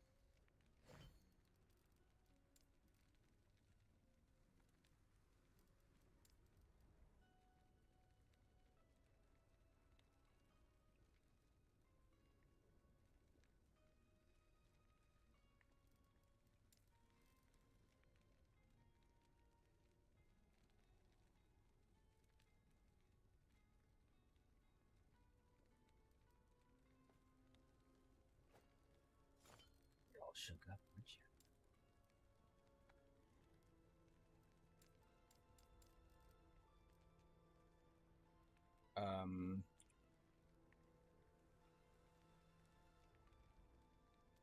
Fire damage over time. What we got here? Oh.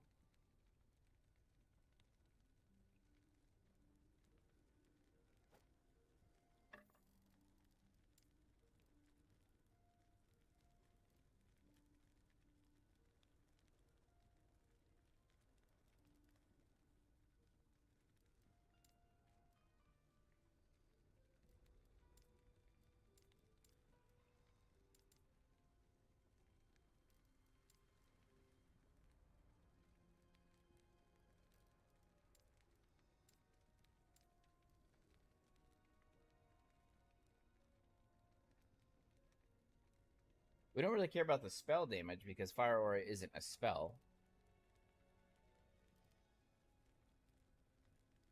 We just care about fire damage and damage over time.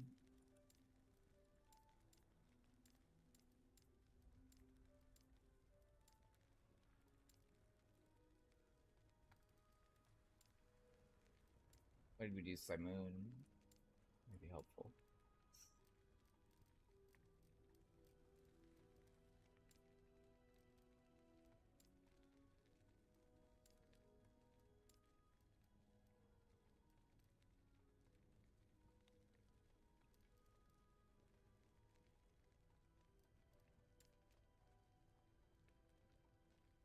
I mean, I don't think that's going to get better than, though, 333 increased damage over time.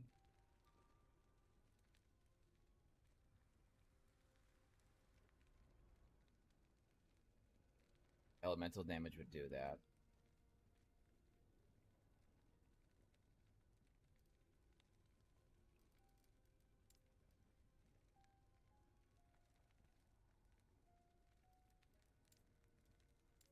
Just look at two hands. See what we got here.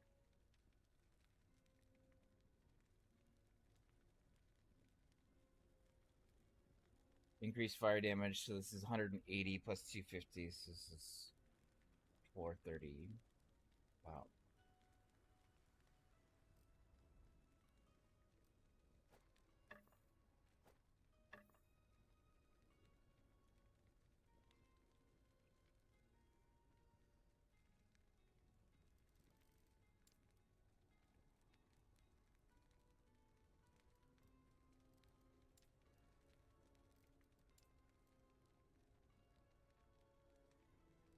$686 elemental damage over time.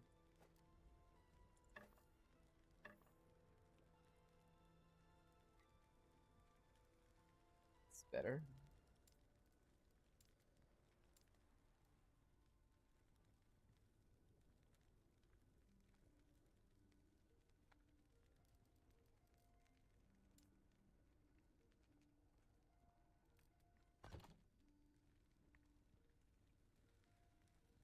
Damage over time is still not a thing that they showed here.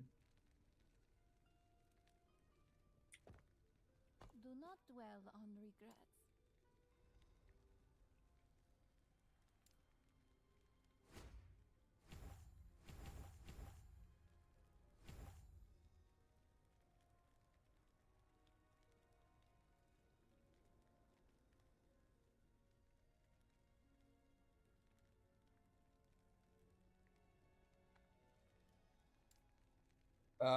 Let's see. What's the best way?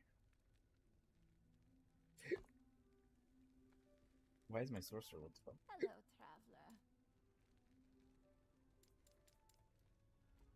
traveler. That's why.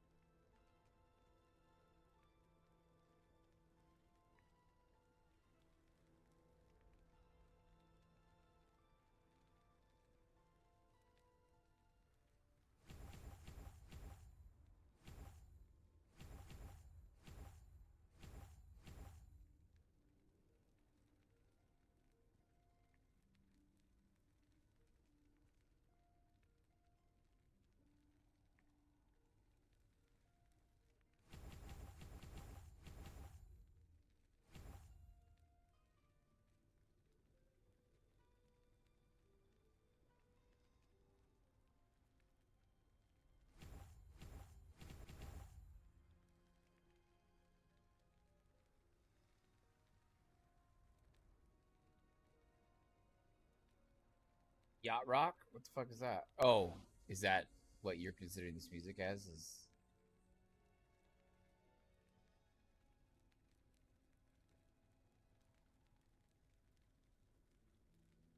yeah, I'm gonna be using a staff. This is cast.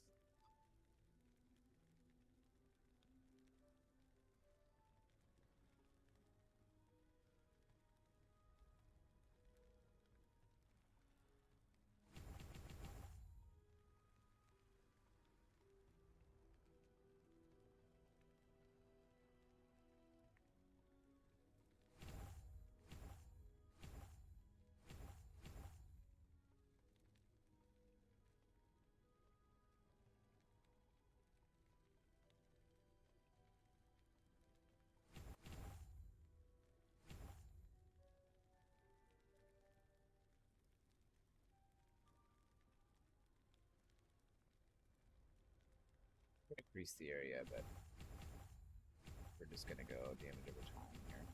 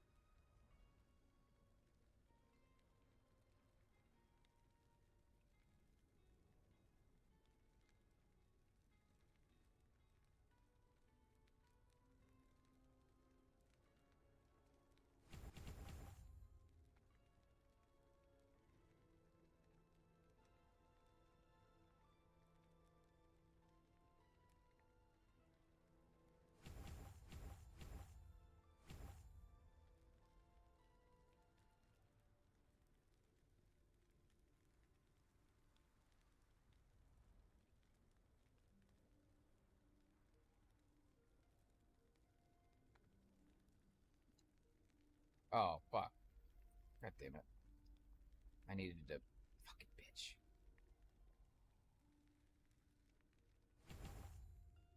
Hello, traveler. Ugh, I have to do this the old-fashioned again.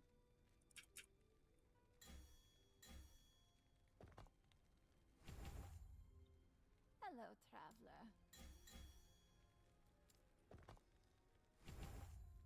Hello, traveler. Hello, traveler.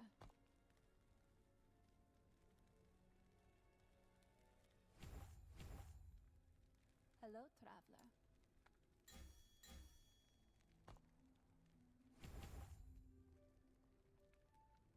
Hello, traveler.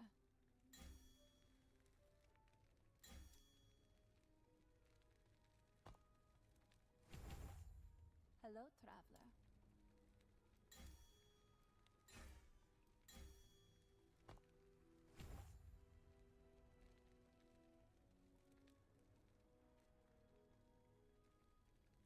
That's all I can care about.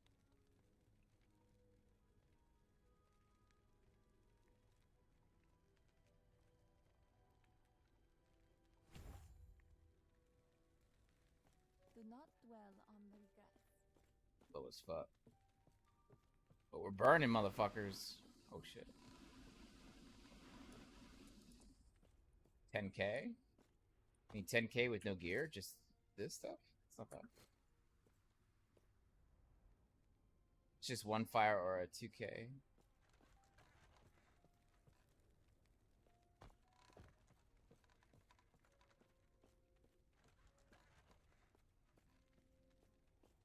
Huh. Okay, fire. So damage over time. So damage over time. Elemental damage over time, actually. Elemental damage over...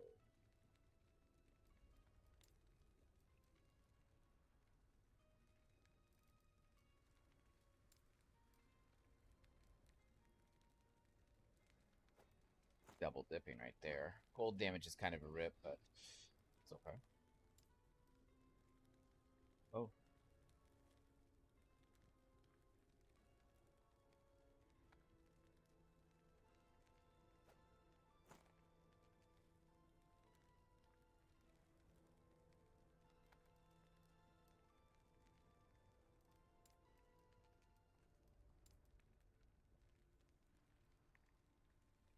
Damage over time. Increase elevator damage over time.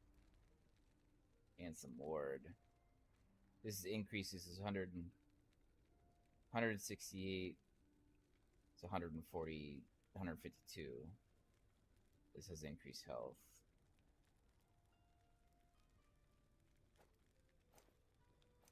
Drop a little bit.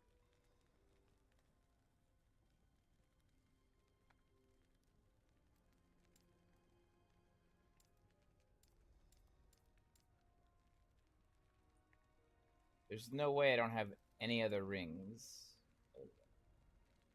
Oh, wow. Double dip. Let's go.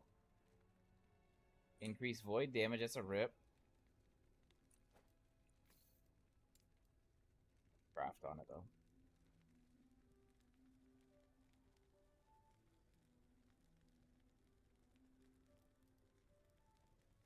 Gotta get lucky here. We want to drop void damage.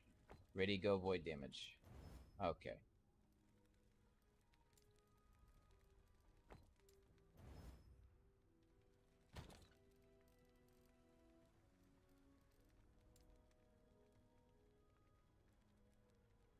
$103 increase damage over time. 236.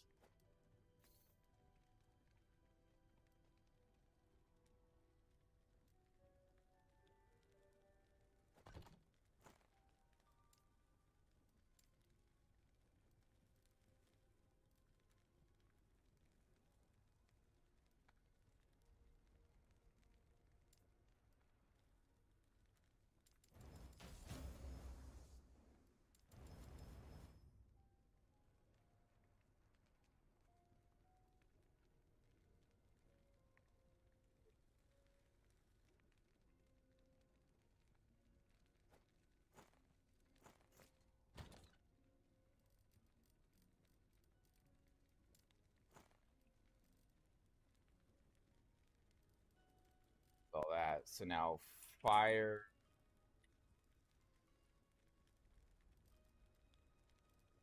And some fire damage on. Oh, I need another. Fuck Christ.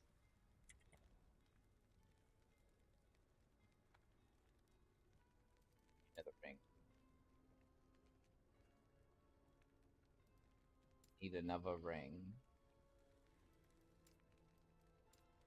But are limited.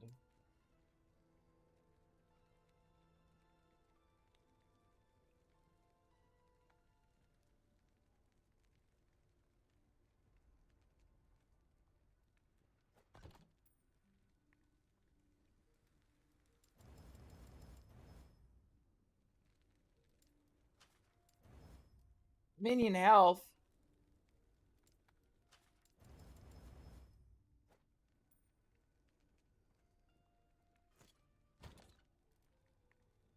Damage.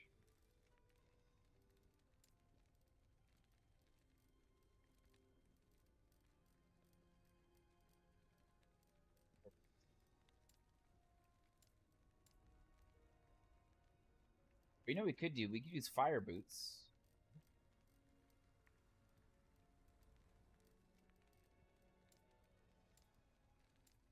Fire boots. There's my fiery dragon boots.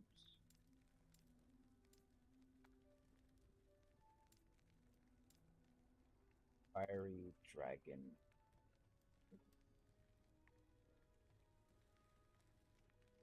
This isn't a terrible idea, actually.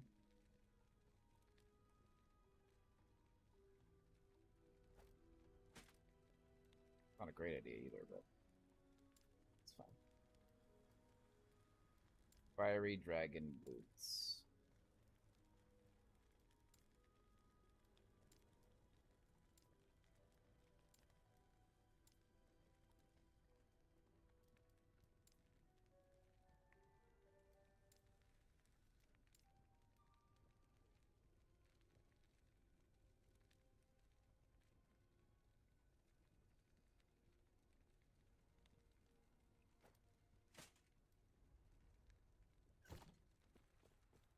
Oh, we're moving again. Look at that. Look at that.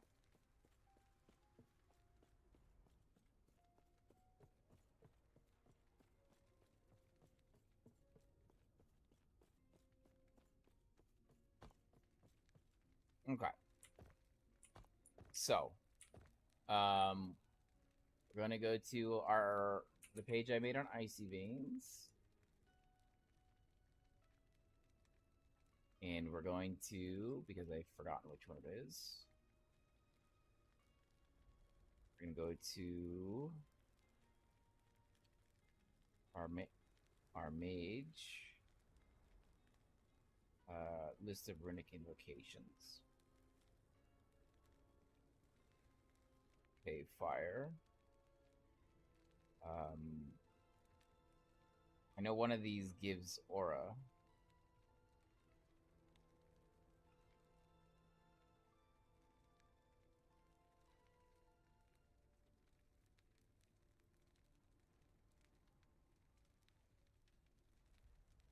There it is. Winds of Eos. Rahio Ra. So I need fire, cold fire.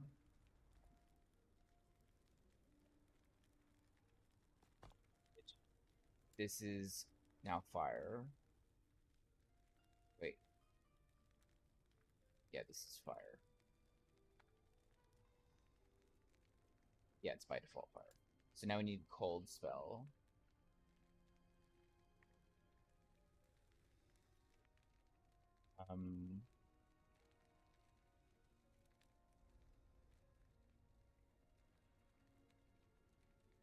I guess I don't need to scale anything. I could just use it generically, so I'll just use like Frostclaw generically.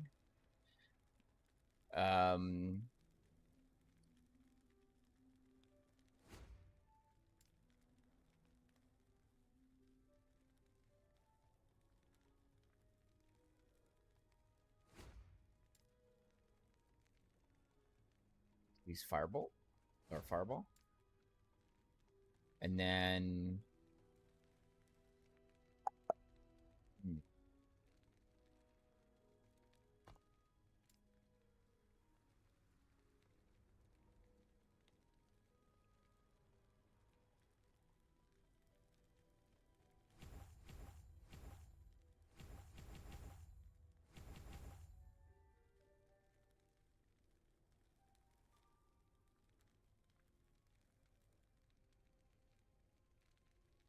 mean, this probably just a chance to double it, right?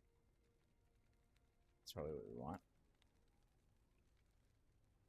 And then we want to shred here. It's a cost of a lot of see.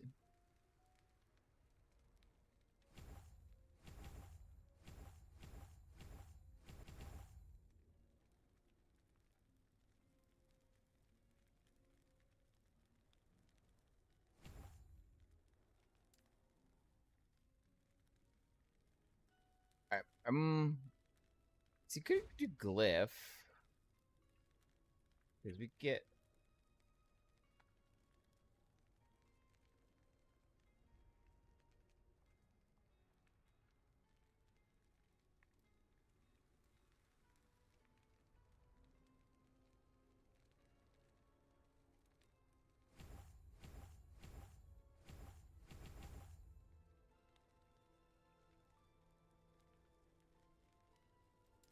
glyph here. Well, I still have my evade. Oh, never mind. I don't. Not in that version of the game yet. Buckets. Oh.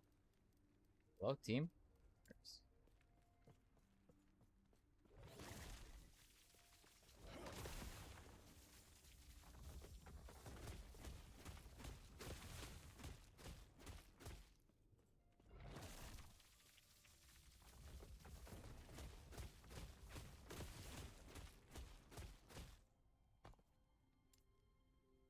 Is this...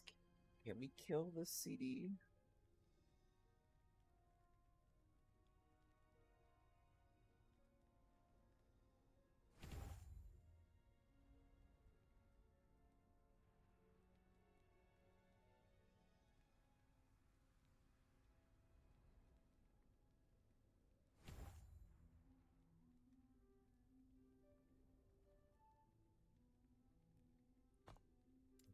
Pink.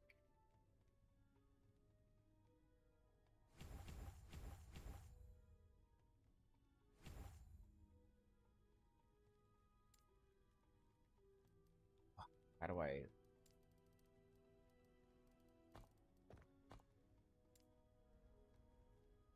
What am I using Fireball for? For shits and giggles? Oh, that's stupid.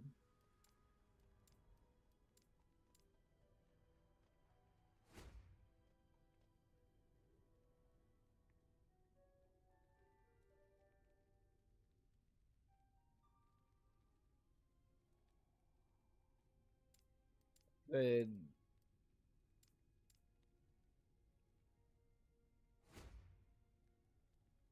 Now it's cold.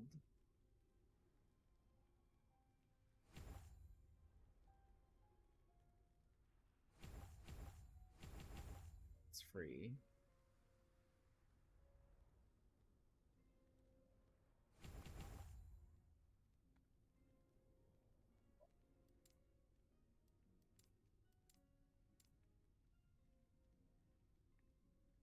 Snap freeze?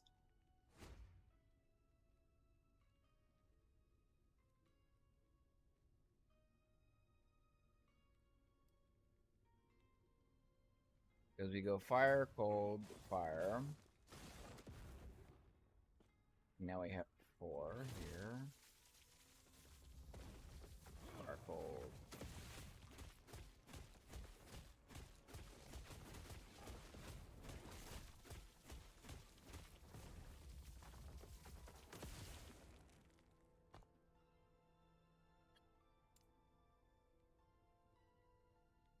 We'll have to make this fire.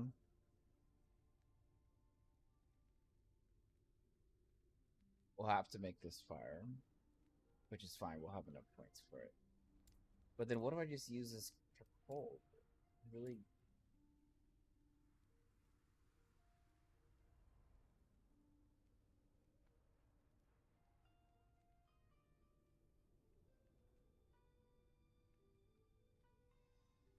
Rimbolt? Because I think cold Rimbolt gives us mana. I could just make it all cold.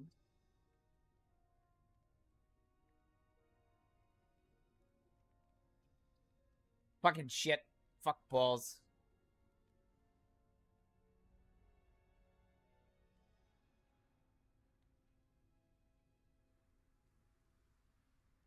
I don't think we're gonna have mana problems though.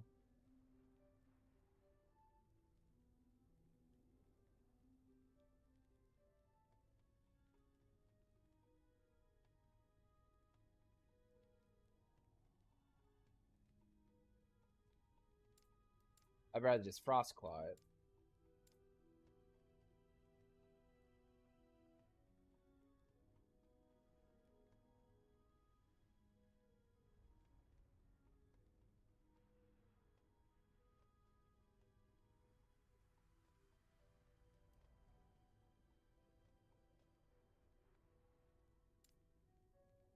Or do I get rid of this?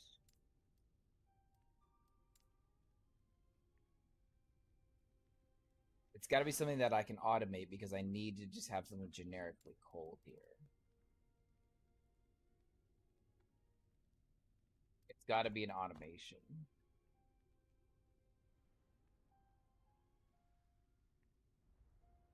Okay, here's what I can do.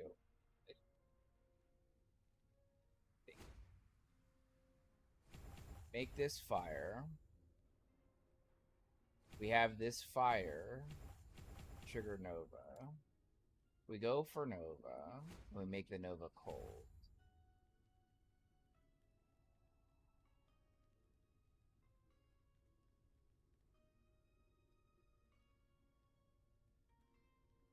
Right now it costs 11. We can afford some mana use. It's fine.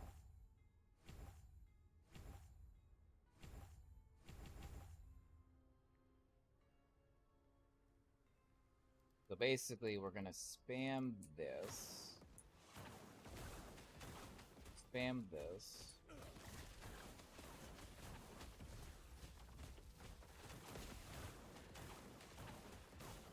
Because I am not seeing... there it is. Okay, just kidding. All right.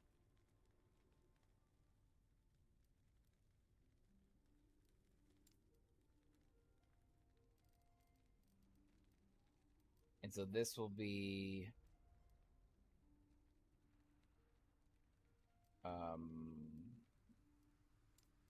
Claymore.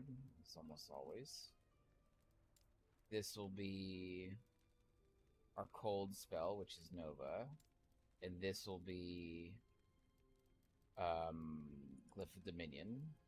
And this will be our Runic Invocation. So we should be able to do this, this, this, and then... Oh, why is it still... Oh, because I haven't converted it yet. Okay.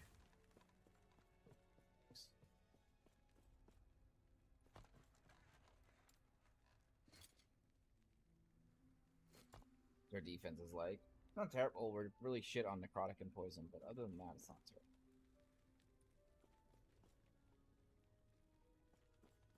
Well, let's go level up. Let's go level up.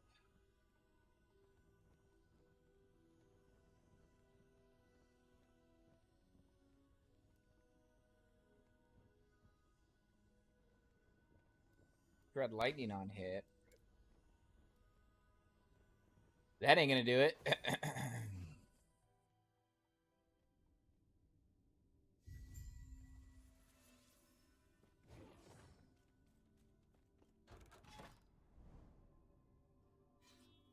I'm thinking I have evade. We have a book here to use. A book would be very... There's one. Oh, there's one right here. Nice. Nice. Let's not die here, though.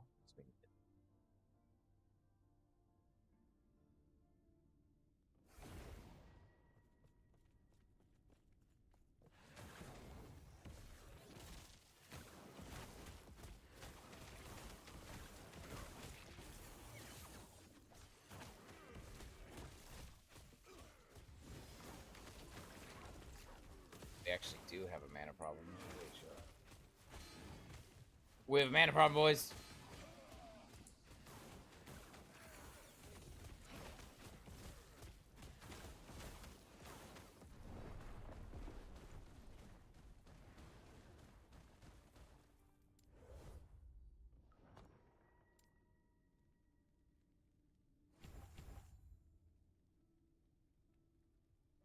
We don't need it to retaliate.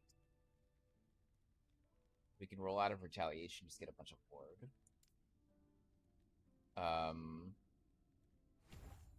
Doubling up for Wings of Eos would be good.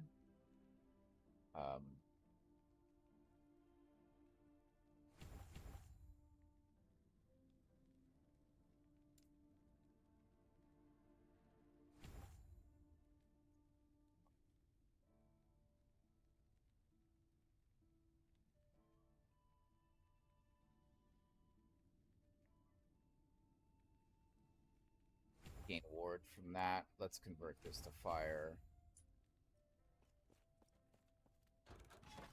Let's go back and try to level it up. Let's level it up a wee bit.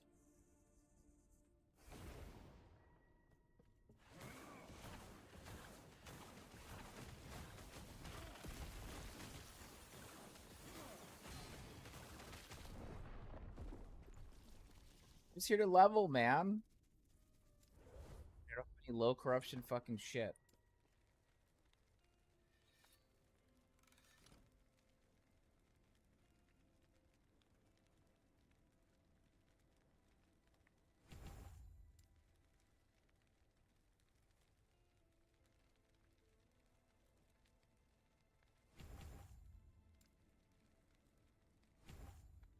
Cost reduction there.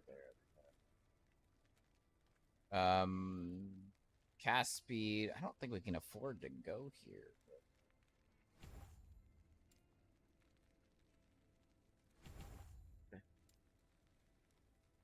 This is converted to fire.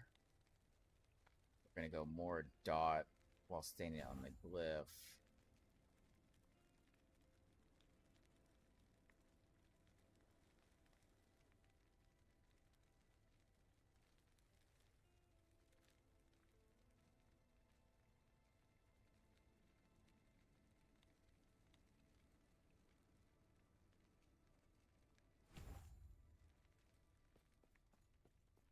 Keep leveling. I should have just done a fucking arena. Stupid.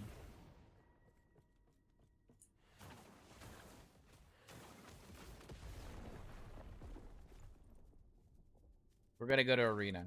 Actually, we're gonna see if we have any lower corruption shit. This isn't gonna cut it for us. We're a little too high for not having any levels.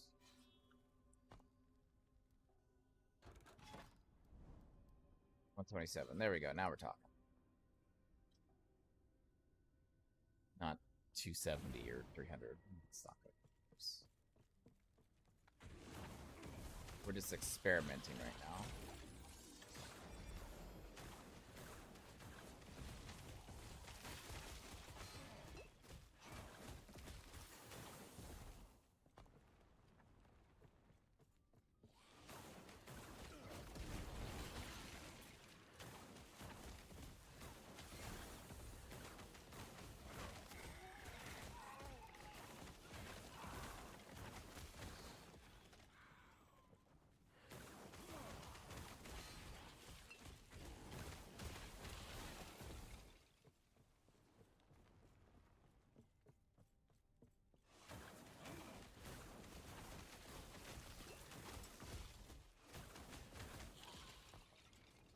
On this.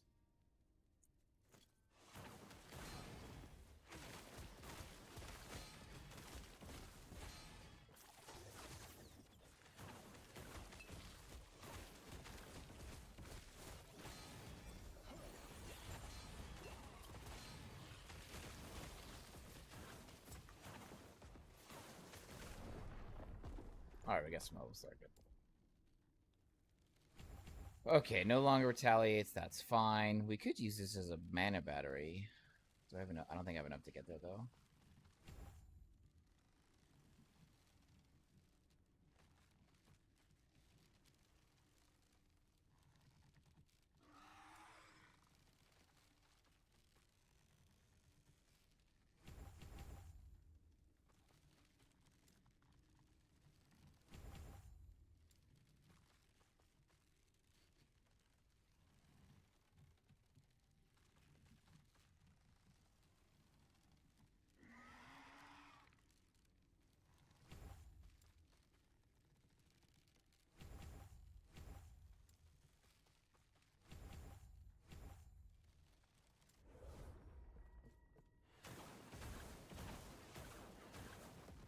Prime Gaming is Mythic Force for free. Boys, if you have Amazon Prime, log into your Amazon Prime and make sure you pick up Mythic Force.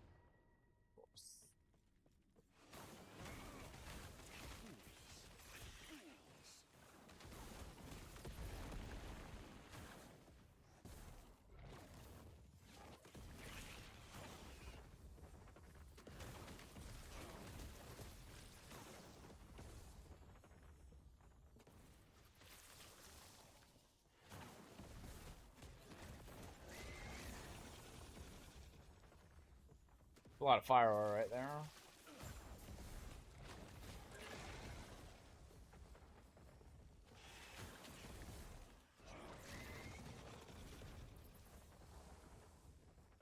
Is mana.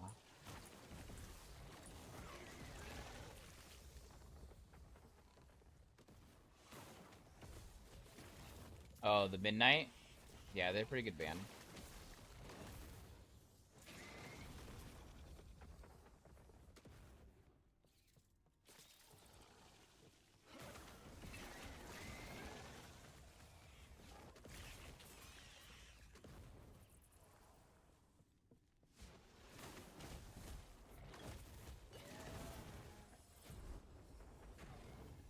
Close to the boss.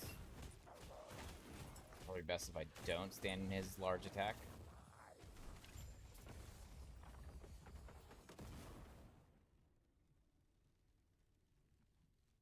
Someone is at my front door.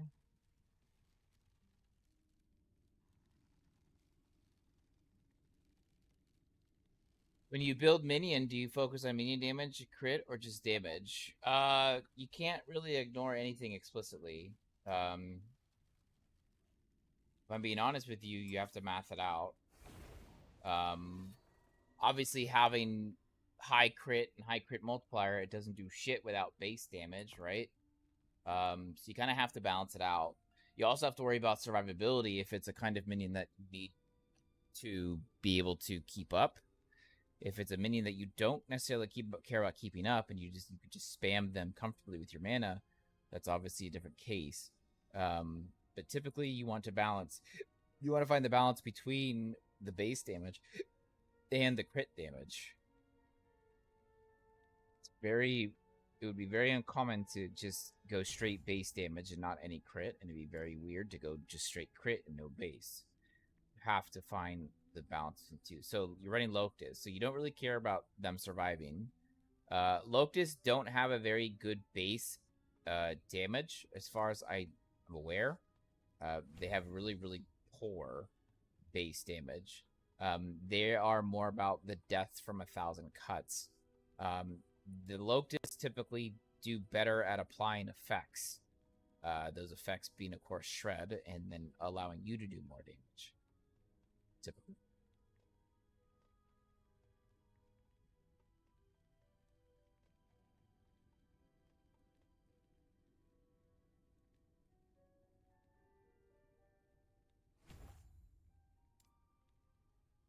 Locusts usually aren't about direct damage. They are usually about additive damage to what you are doing.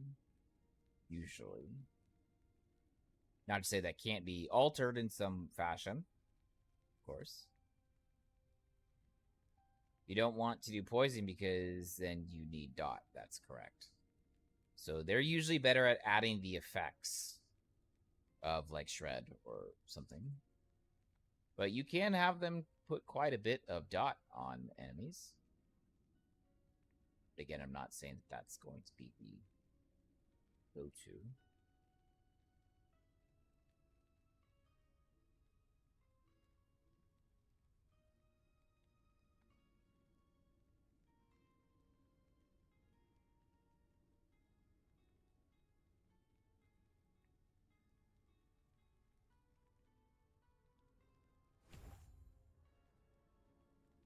But yeah, dot still doesn't feel very good, does it? I know it doesn't. Bad. Sag, but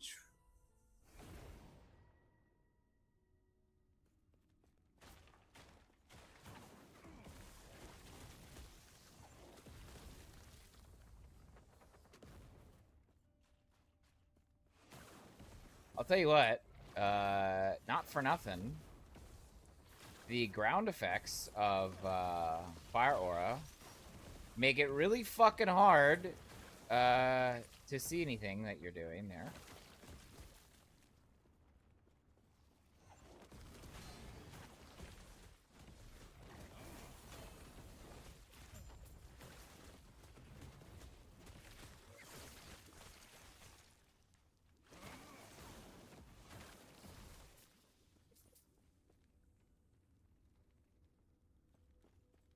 Nasty, what's up, dude?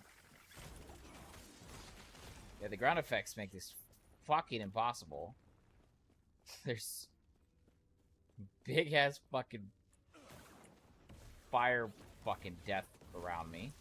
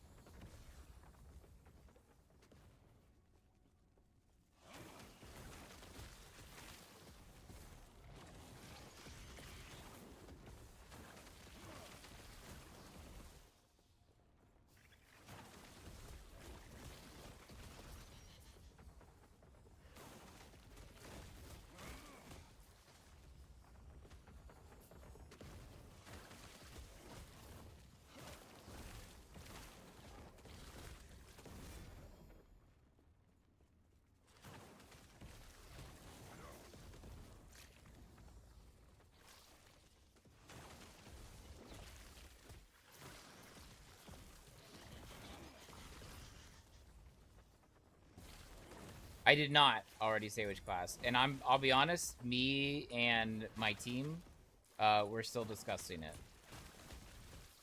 We are still discussing it.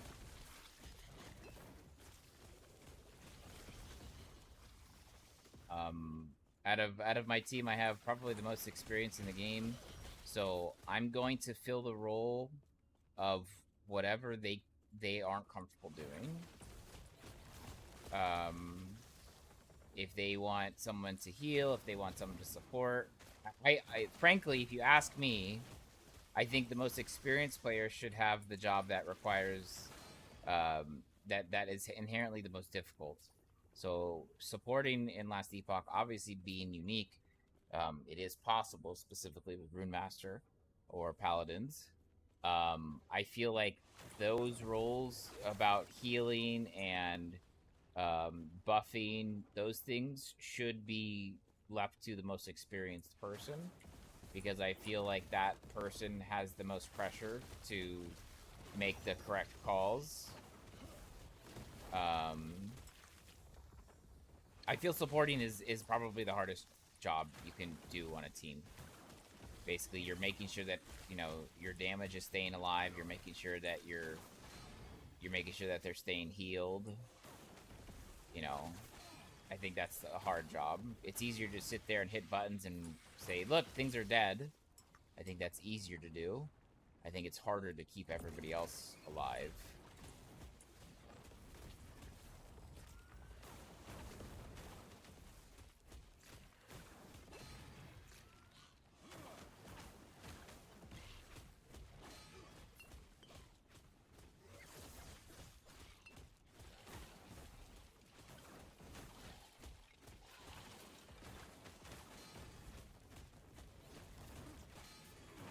Oh, I ran out of potions. Fuck.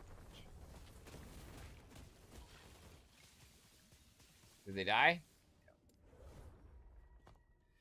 Oh, that's it. We leveled. But no, I didn't say which class yet.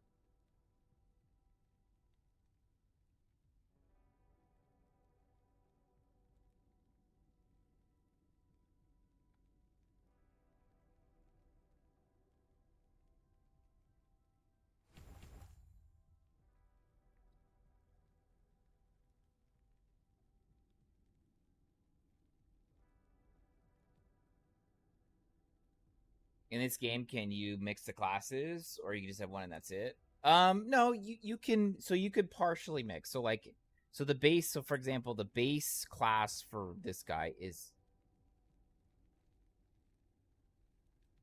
All right, I'll keep my phone on.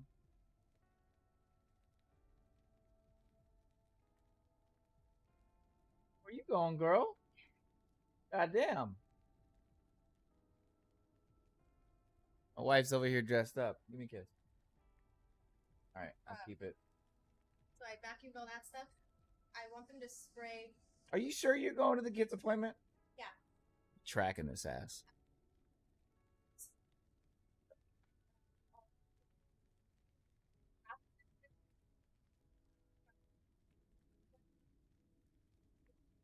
Baseboards in the kitchen. All right. She's got to find a new cripple. Yeah, bro, we're not exactly like, ready to order, But the base class for the mage, right? And then you can mix and match like I have done. So my primary core class is the Rune Master, right? But then I can also invest secondary points into the Sorcerer and Spellblade. However, the catch is that only the Rune Master do I have full access to the passive tree. On the Spellblade, I can only go halfway. But you can't mix with another primary. No, it's not like Grim Dawn in that sense. No, I can only do the mage and then its mage's subclasses. I couldn't mix like the mage with like the primalist or like the acolyte or anything like that. I could only do the mage and then the sorcerer mastery, the rune master mastery, or the spellblade mastery. But I can't go like and be like, so I'm gonna do partial mage, partial primalist, or partial sentinel, or partial acolyte, or partial rogue, or something like that. You can only do mage and then the secondaries underneath the mage.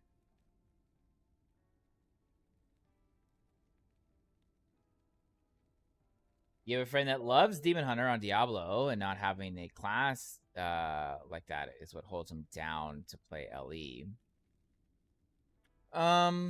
Obviously Rogue would be the closest thing to that kind of thing, which would be the Rogue. The Rogue has ranged and melee style of play. It is typically pretty quick, evasive in nature, and it's usually known for having high spike damage. It's typically not a class that you want to stand up and go toe to toe. You want to just kind of be evasive, lay down the heat, and walk away.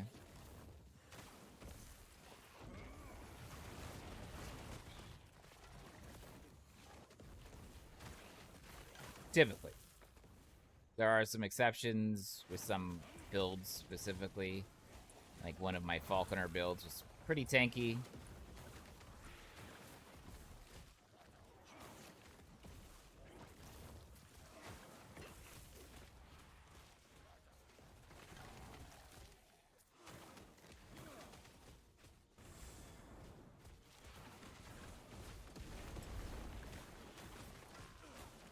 God, there's so much fucking fire. It's hard to see what's happening on the fucking ground, man.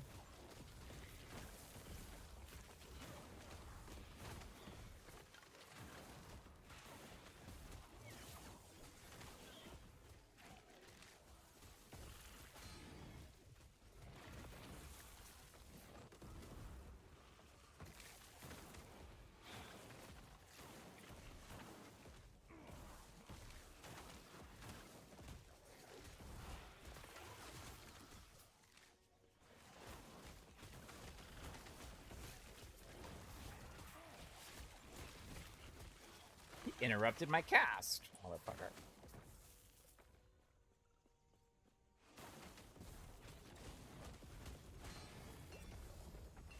Got a double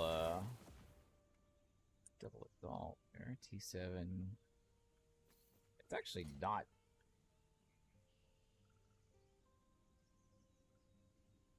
I mean, it's not better than what I have, but it's definitely not fucking trash either.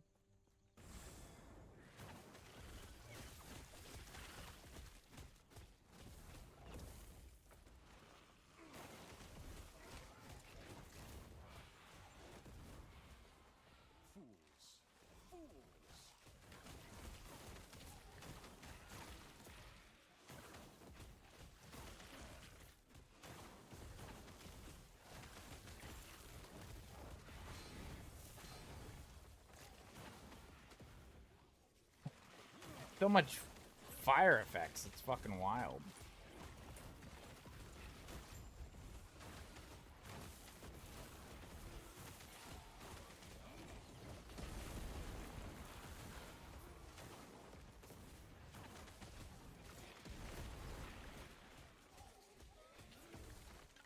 It's kind of funny though, too.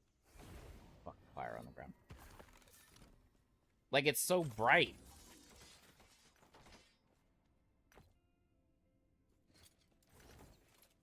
CB, hi. How you doing? Hello there. Hello there.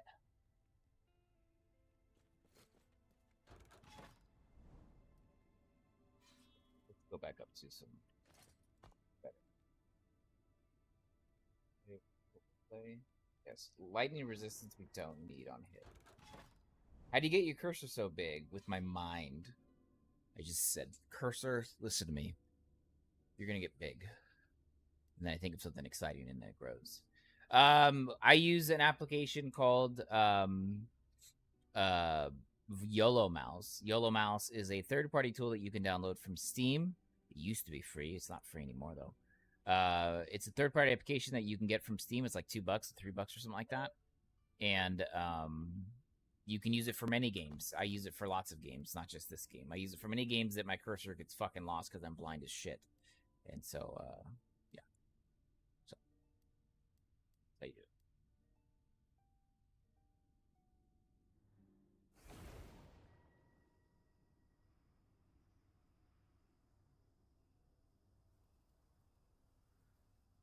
Yeah, I'm blind as shit. Like, I mostly play this game off of fucking sound.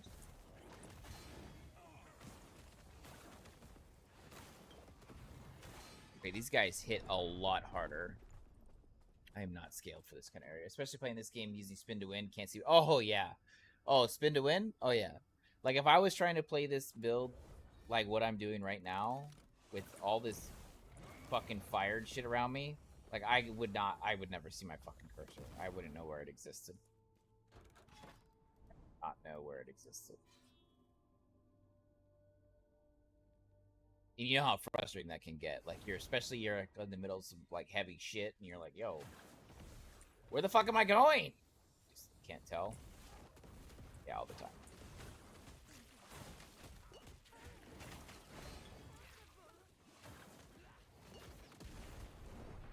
Can't survive this area. It's scale. You know, this is the kind of build that scales to be fun, but unless you have perfect gear, I think you couldn't really push it very hard. It's just you could just have fun with it, which I guess is a thing. Right? I mean, they hit hard, but I'm also not scaled very high. I don't have really good gear or anything like that.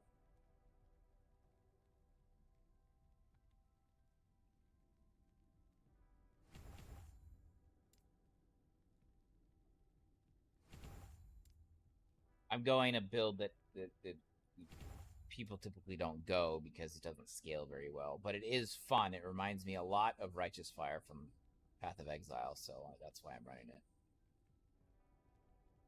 Reminds me of the good old days.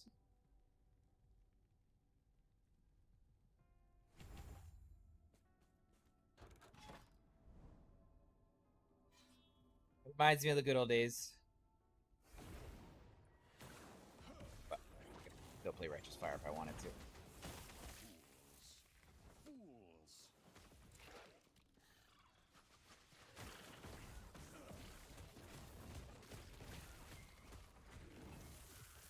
It's like running into these guys and then watching them get melted.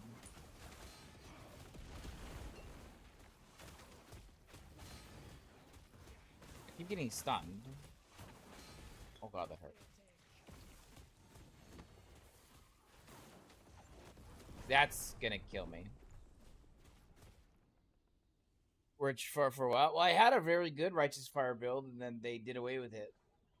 I had a really good Righteous Fire build. Do I even still have the command active? I don't even think I still have the command active.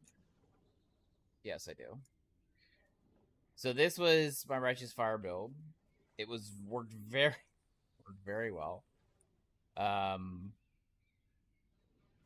it was when we used to be able to pop we used to be able to pop flame wall, and then it would pop your fire shield, right? And so basically, we just popped flame wall, and so we were able to scale very high, but we were also constantly defensive, and we didn't do anything other than just really pop flame wall and uh uh what's the movement skill? Fire, whatever.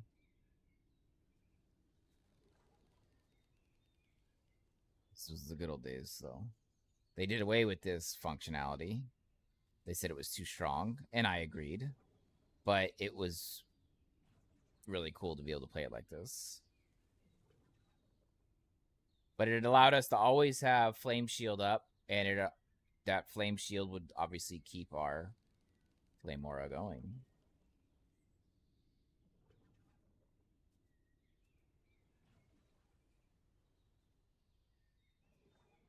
They leaked a pretty major fire aura buff. Did they really?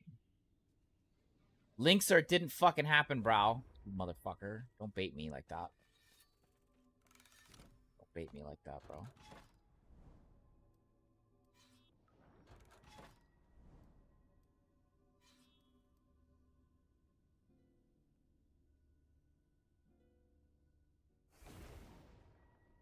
Yep, now you gotta find it, bro.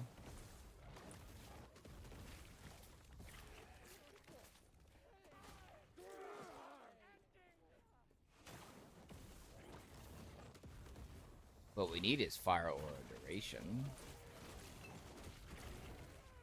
That's what we fucking need.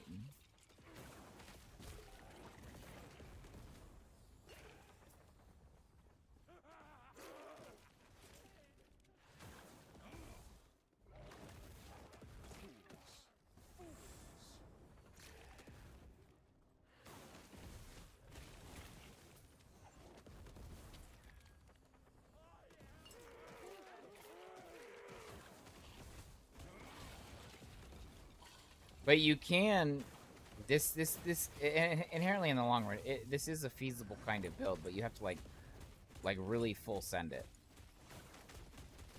Like you really have to like go maximum nut on elemental damage over time.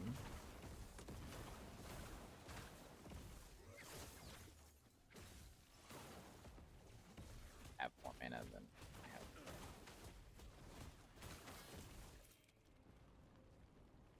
Die in a fiery tornado.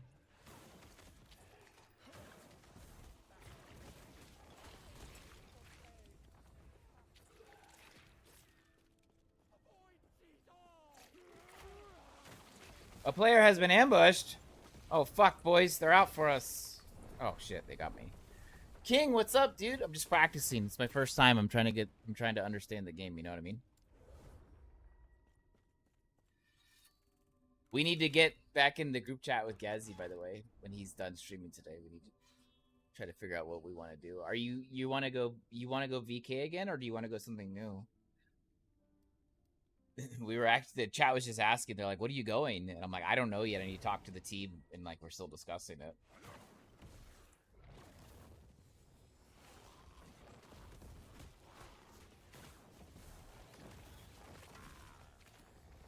And at first, VK was good. Yeah, I can talk to you off chat or offline. We can talk about stuff that works and doesn't work. Because I'm not sure, but I think we want to go. I think we want to go like the team thing, if we can.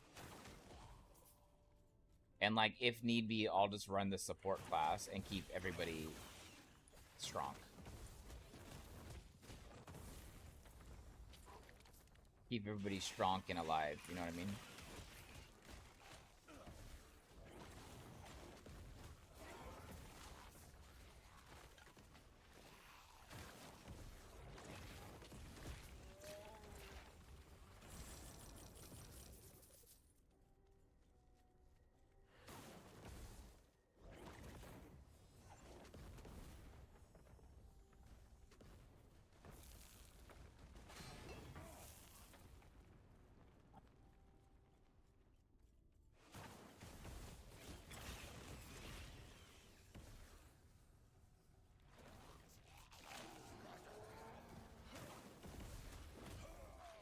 So Mike did reveal something. Okay,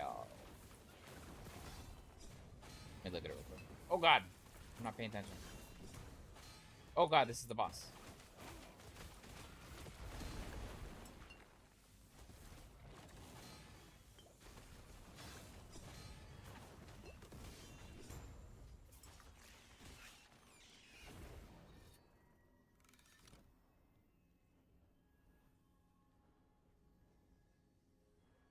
All right, I already knew this, but I couldn't say anything. Which is kind of why I was working on Fire Aura. So your Fire Auras from all sources deal damage in a larger area, so you get 1 intelligence per point, and then increase Fire Aura area 15% per point. But the big news is your Fire Auras from all sources deal additional spell damage per 2 points of intelligence. So basically, we're gonna stack a lot of intel in order for this to be a thing.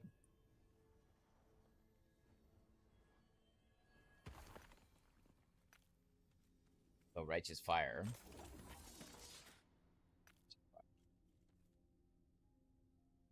Are you King Kong modder? No, he's a viewer. Oh, he's been in Aaron's chat a lot.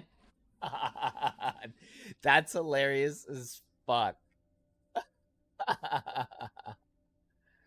But not in a DM with the, oh my god.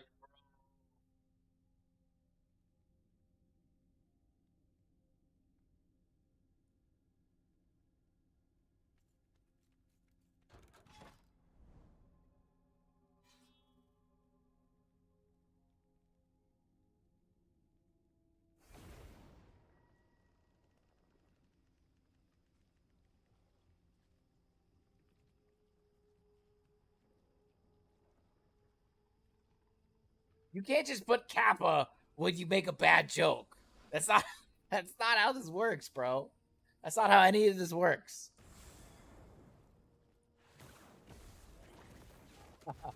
Kappa.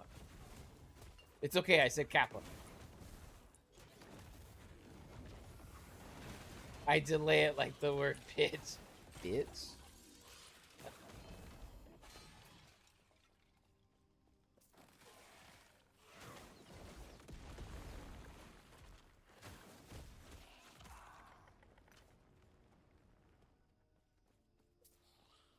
I don't know. I honestly, I don't know. All I know is this. Whatever, and this is actually where the bigger concern comes for me. Okay? This is where the bigger concern comes from me. Is that was back in 2017, and then Twitch gave him a contract in 2020 for lots of millions of dollars. Okay? So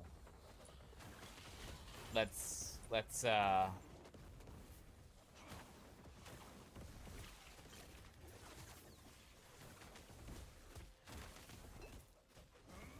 be honest.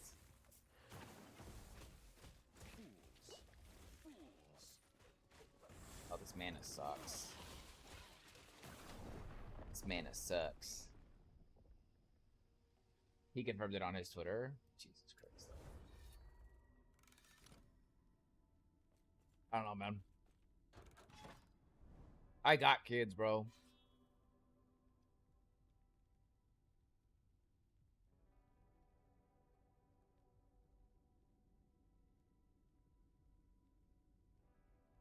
Yeah, no, I think I know the tweet that King is talking about. And I think it said something about a minor, but I'm not sure if he knew it was a minor before or after. The tweet doesn't make that explicit. Maybe he found out later. I don't know.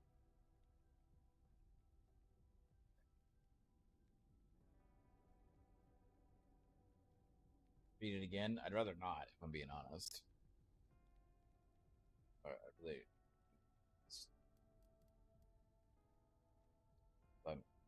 It's uncomfortable. But like now, is he gonna be dropped from YouTube now? Because what's YouTube gonna say? What's Google gonna say? We can, if YouTube keeps him, YouTube's saying we condone the action.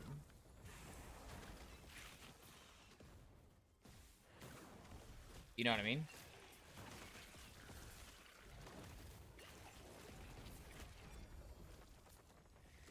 YouTube never cares.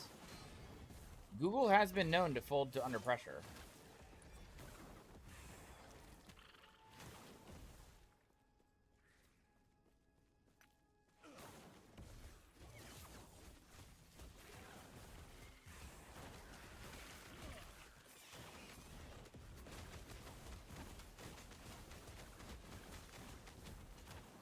I don't think anybody should punish without proof.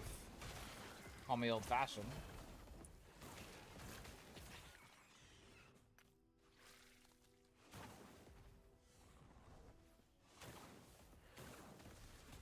And we don't even know the context of the communication.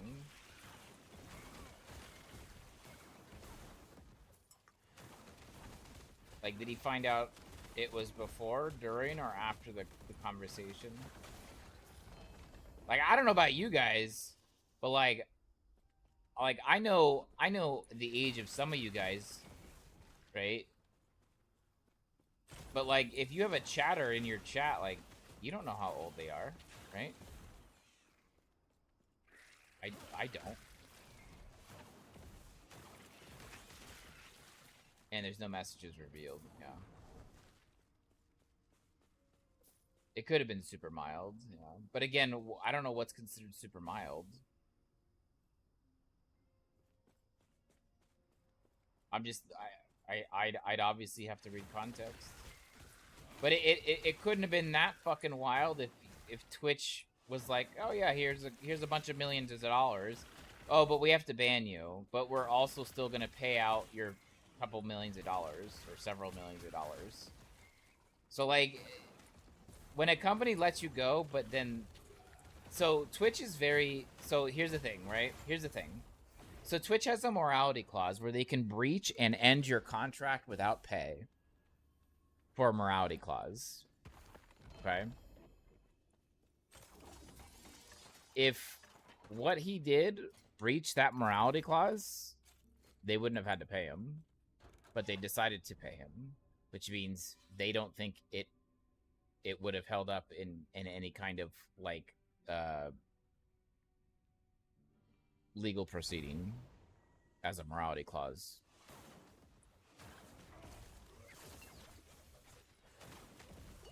I mean, I know streamers that have been banned for dumb shit too.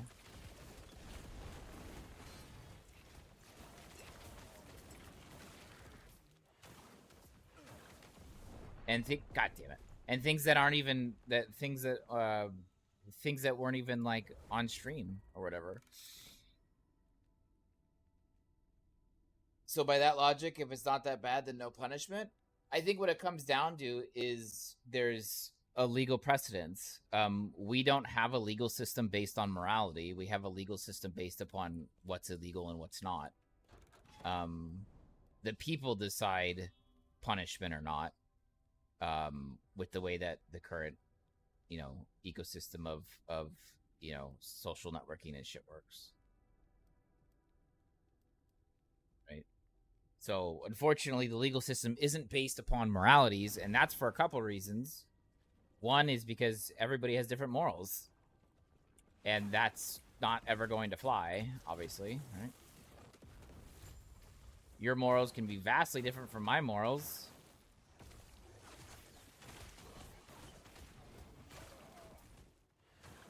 So it's not based upon not that bad, no punishment. It's is it legally breaching something? Is it illegal?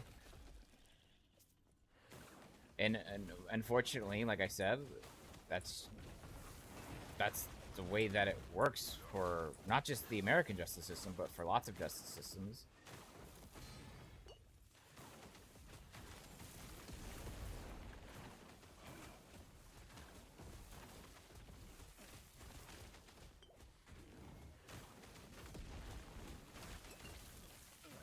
Oh, you gotta give him that huck and spit on that thing. You get me? Yeah, morals.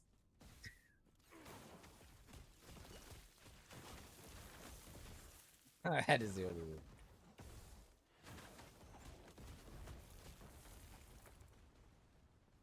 Right, and the people decided him trying to do the bathroom in 60 minutes wasn't okay. So how bad it was, it's not really bad. It's pretty bad. Yeah, but it's like if I'm gonna be cancel cultured, right? Because that's inherently what it is. No matter if it's something that you agree with or don't agree with, it ends up being this kind of the same thing. It's like a cancel culture thing, right? People have decided, right? But he still got paid out millions of dollars. I mean, fuck.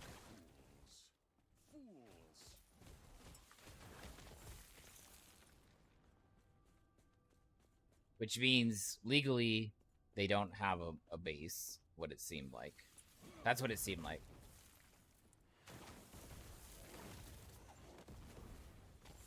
It seemed like Twitch didn't have a legal standing for what they did, and so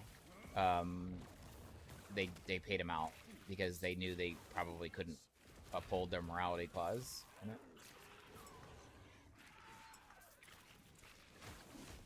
God damn it.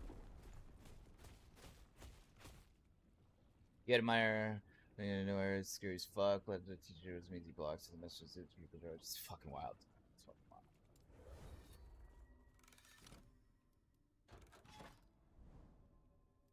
But yeah, no, it really just comes down to it's just the way the legal system works.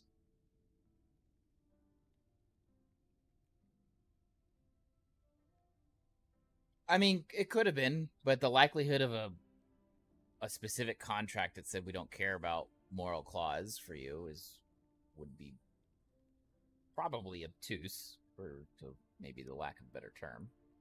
It would be very odd for people to just, when you have a special contract written up, it says, yeah, we don't care about what you do outside of Twitch. I mean, I know a streamer who got banned for doing something outside of Twitch.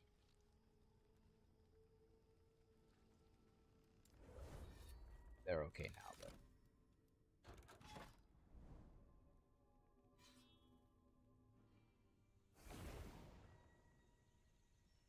but I doubt Twitch was like, yeah, here's your $20 million anyway. I'm sure if Twitch could have not paid them out $20 million, because it's not like the lawyers that they have are like paid by the hour. These guys are just they're salaried there. The lawyers at Twitch, they're always working, right? So it's not like they would have had to pay big lawyer fees. I think what it came down to is that they knew what it was worth or not worth fighting for, and they knew they weren't going to win, so they just conceded it.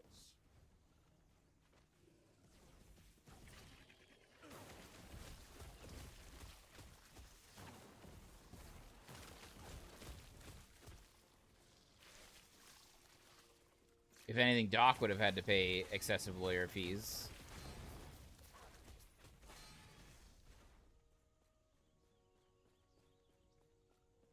There also would have been discovery of any crimes committed, and would have come to. Yeah, I mean, let's put it this way: it was cut short. We're never gonna know anything. We're never gonna know anything. So at this point, it's based on pure stipulation. For all we know, the conversation took place, and then the individual was like, yeah, by the way, I'm 17, and he was like, oh, fuck that. Don't fucking talk to me ever again. But the inappropriate context had already taken place. Whatever. Like, we don't know. We don't know. That's what I'm saying. It's like, we'll never know this fucking shit.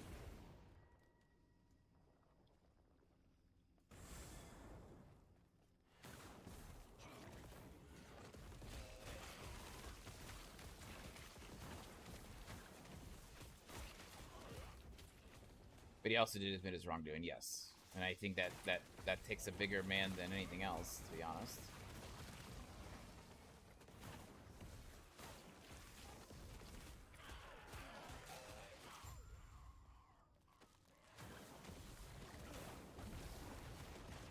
God damn it, I wasted that cast.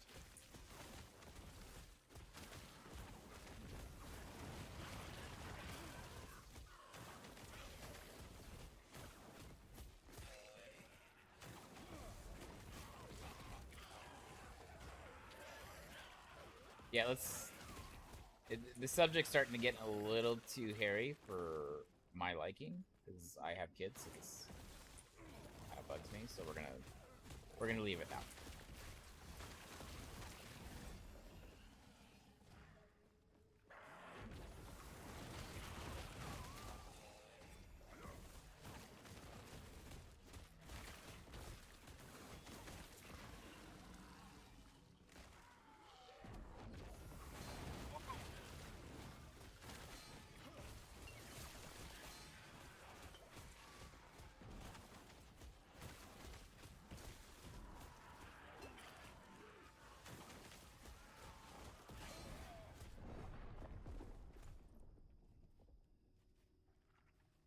Raven, what's up, dude? What about chonky meteor build with focus on regain mana? I thought I had one. We're just fucking with some Fire Aura stuffs, since we did get a little bit of a leak from Mike about Fire Aura getting buffed. So we're just looking at interactions that we might be able to. But I did have a Mana Strike meteor build. I think Datmod's played it. On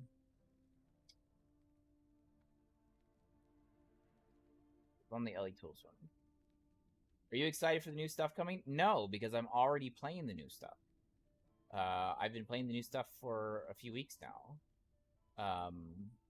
So I'm not really excited. I've already seen it all. Am I excited to play with my friends like King and Gazzy and the boys? Yeah, that I'm excited about. I'm excited about that stuff.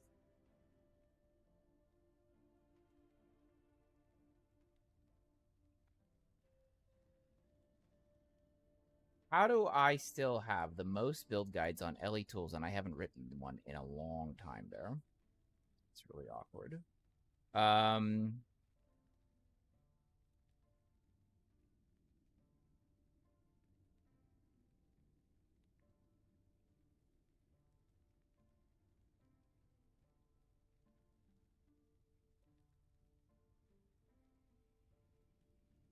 Oh, there it is. The Mana Strike Starfall.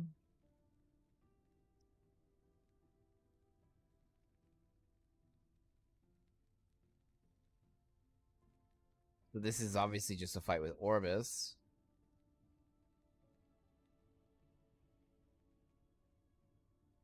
So basically, we use Mana Strike, and Mana Strike procs different attacks, and those different attacks proc the Meteor, and the Meteor has shards, and those shards also proc the Meteor. So there's lots of different things that proc Meteor. So our auto attacks are low,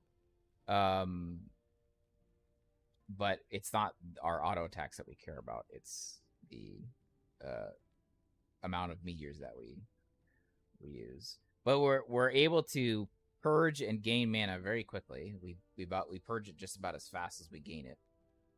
And in that we also generate a lot of ward at the same time.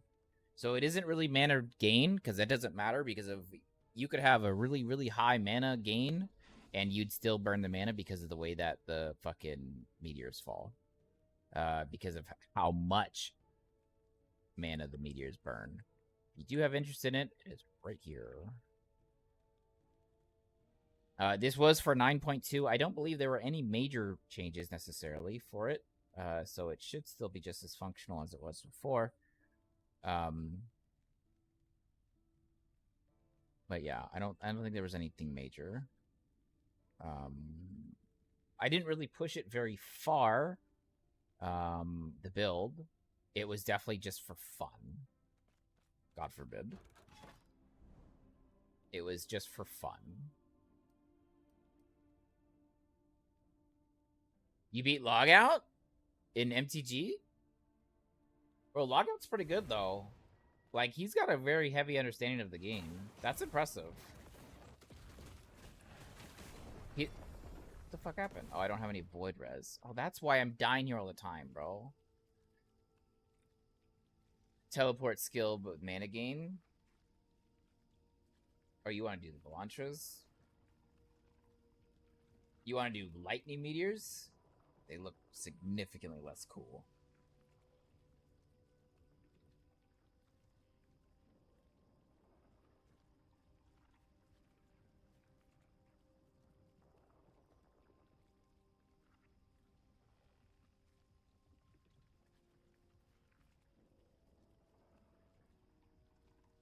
This is really confusing. Why is this person taking this node here? Is this just to chill people?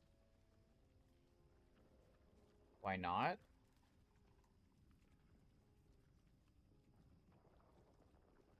Well,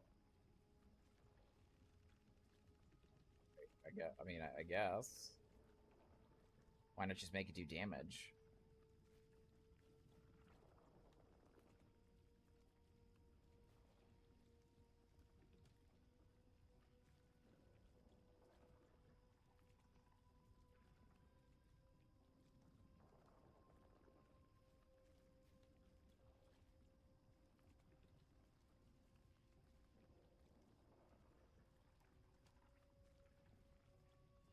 Deals more damage to chill than shock? Wait, this is chill and shock?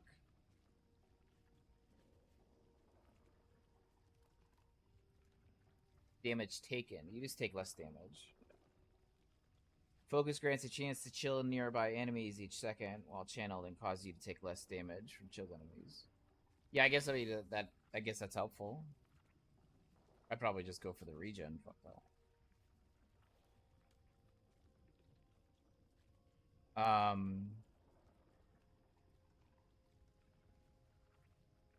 Yeah, this is gonna probably be different though in 1.0. So you'll probably have to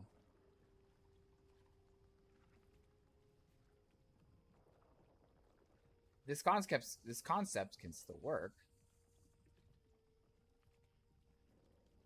On a mage, great. But yeah, this is I think this has already been done. Focus wasn't used though. It wasn't focus that was used. It was teleport. Teleport was used with refund after teleport. So you could just teleport and hit a pack and then you get all the mana back. I'm actually really surprised the mana efficiency isn't used here.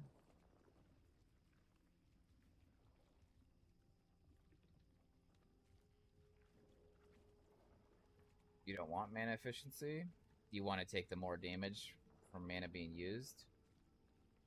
I'm assuming. But how do you...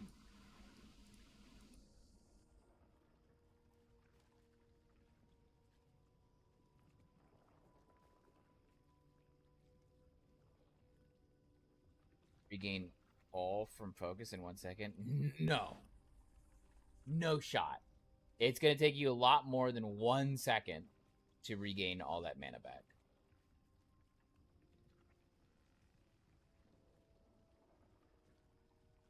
So by default, it gives you double your mana regen. That's what it does. And then so this is 200. So it'll give you 200%. So it'll give you 2.5 times your mana regen. So your mana regen will basically be like 60 per missing mana, 1%. Yeah. So if you're missing 100% of your mana, it'll be 300%.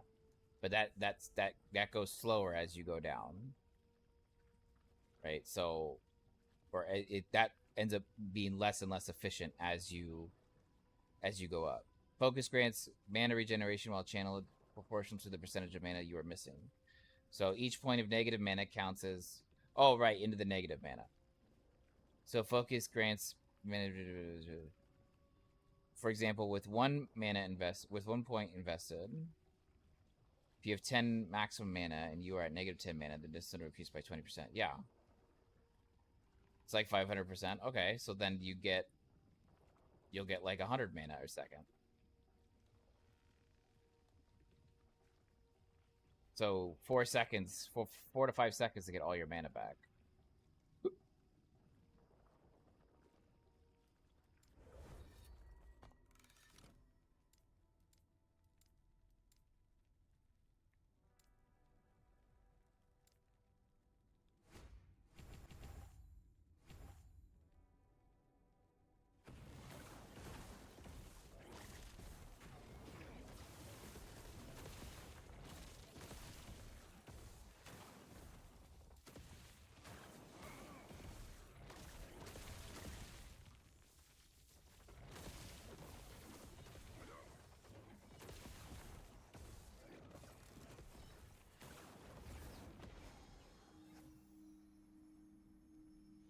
That took 1.5 seconds with only 166 mana. Now, if I have 450 or 500 mana, that's going to take a lot more than 1.5 seconds. So I think you're being a little facetious when you're saying 1 second get all the mana back. You get your mana back quickly, but it's definitely a lot more than 1 second.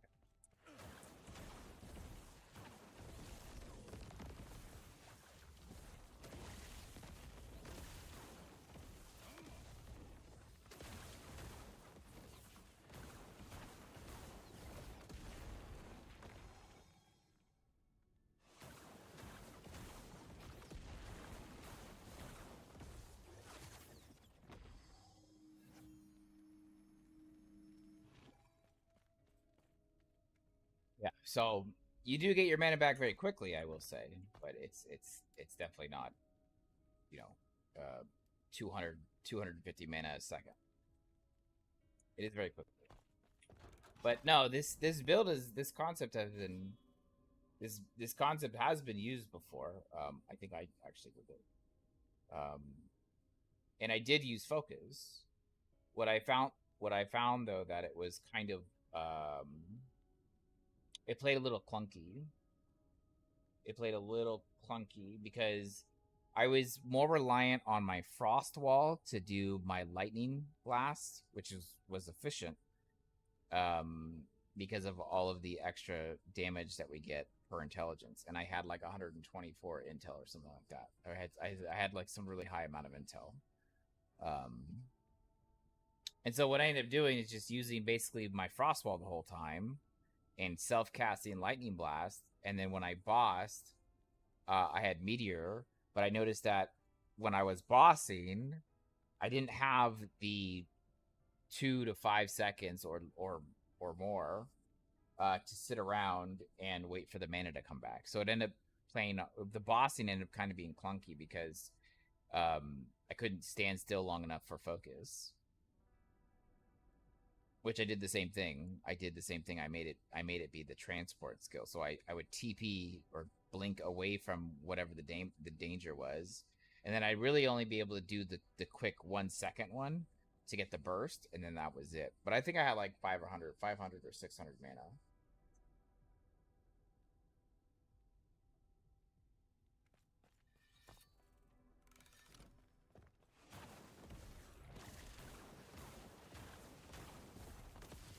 Oh, wait,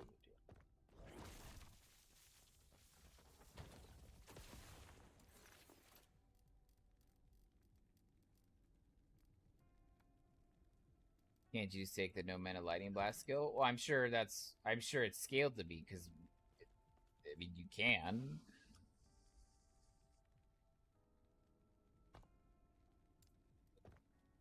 Scaling to be. Bro, where are these pest control people? My wife's gonna kill me if they don't fucking come today, and it's not gonna be my fault.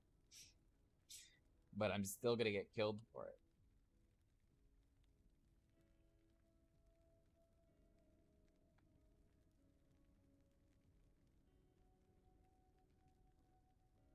We saw, so a couple days ago, or like a week ago or whatever,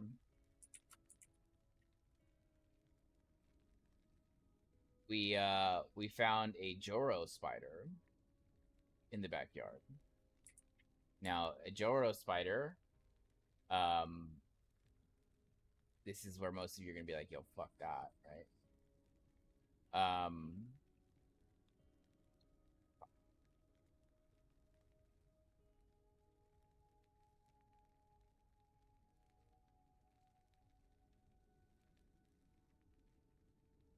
That was it. This was the spider in my backyard. This isn't a picture of me. This was the spider that was in my backyard, and my wife almost lost her fucking marbles. Now the good news is they're not very harmful, but they're not very harmful, but they literally scare the shit. They scared the shit out of my wife, so I had to.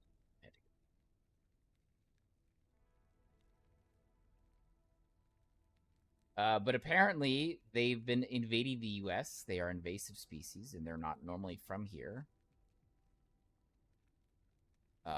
They use their webs to like make like a fucking parachute or something like that, and like that web like carries them in the wind. So unless somebody fucking took a trip on the fucking Antarctic winds, I don't know how that motherfucker made it to Texas.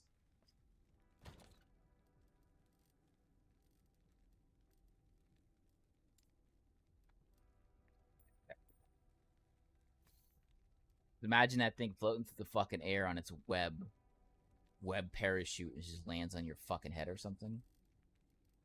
Jesus.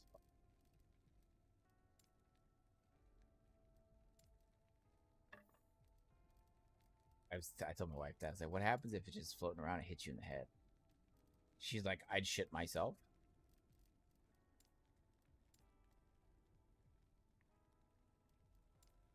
Yeah. People. Typically people. And I guess it's possible that somebody accidentally transported it, but it's like,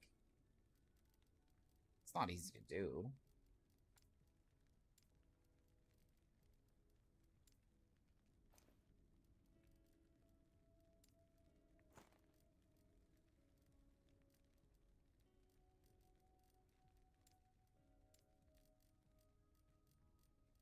Not easy to do.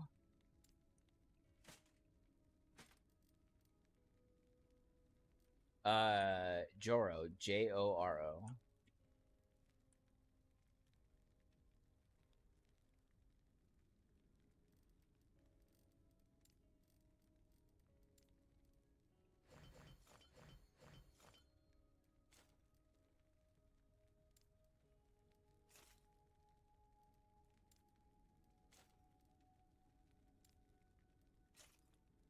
They were mostly in the East Coast, or on the East Coast, I should say, brother.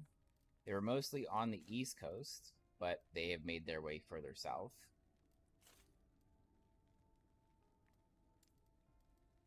The thing is, they're not necessarily dangerous. They're just scary looking for some.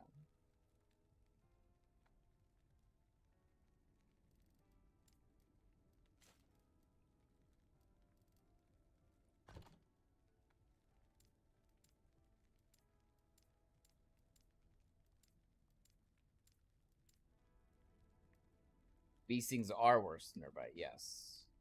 Yeah, they're not very venomous. They're just big and scary, right? It's like a fucking whale shark. You know, whale sharks, people see that shit in the ocean, they're like, oh fuck, I'm gonna die. It's like, you're not gonna die, but you're just freaking the fuck out. You have a better chance of a dolphin trying to fucking kill you.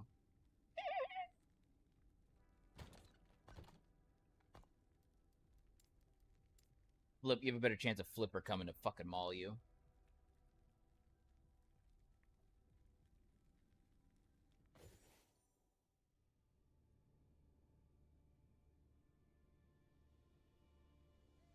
Let's see.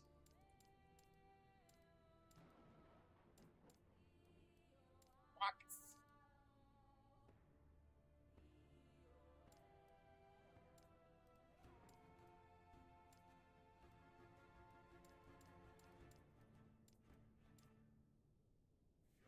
Yo, for real though, where the fuck are these fucking pest control people?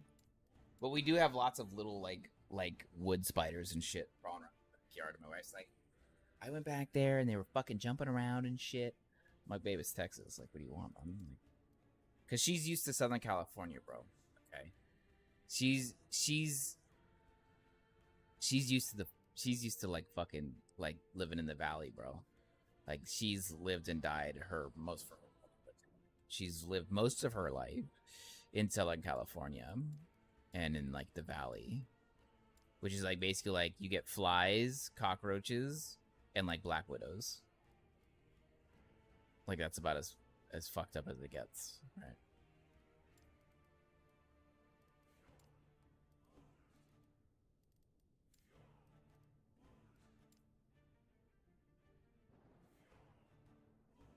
And they got into rivers. Yeah, those people. Honestly, bro, those people are really fucking stupid. I don't know what these fucking people are thinking when they release these wild animals.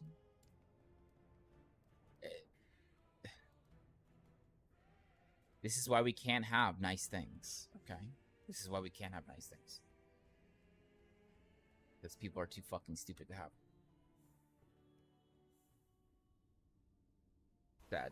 Sad, but true. Sad, but true. How would an ARPG MMO fix the issue of guides existing for everything? I don't know, man. I don't know. You need ideas? I mean, I think the problem is that it's the internet, and so there's always something for the internet. You go on the internet, there's something for everything, man.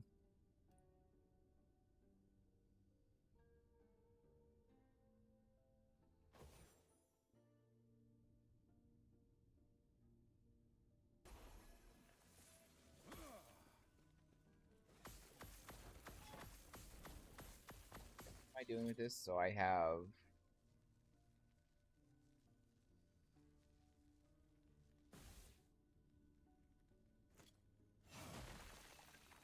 Oh, this is my freezing guy. That's right. Freezing guy. So I think I black hole this. Black hole. So I do one of these, and I do one of those, and I do one of these. And then everything gets frozen.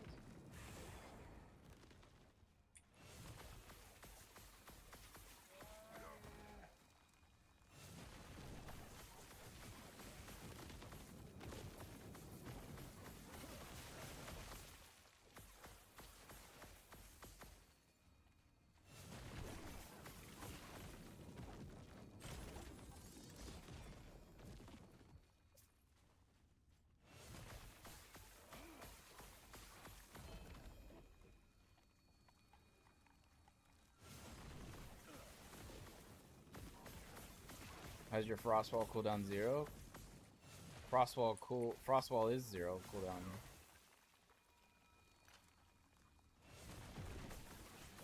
By default.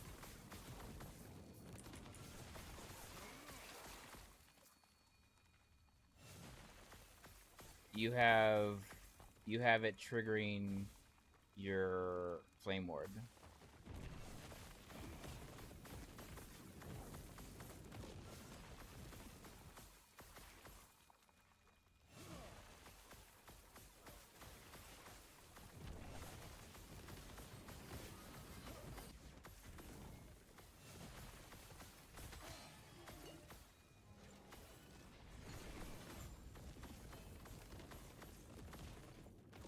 Gotta read those patch notes, they'll get you. One of the reasons why so many builds kind of went defunct, because it was hard for us to generate ward. We used to do it a lot with Frostwall, walk through Frostwall, and then we'd get Flame Ward, but we had to get rid of that, so.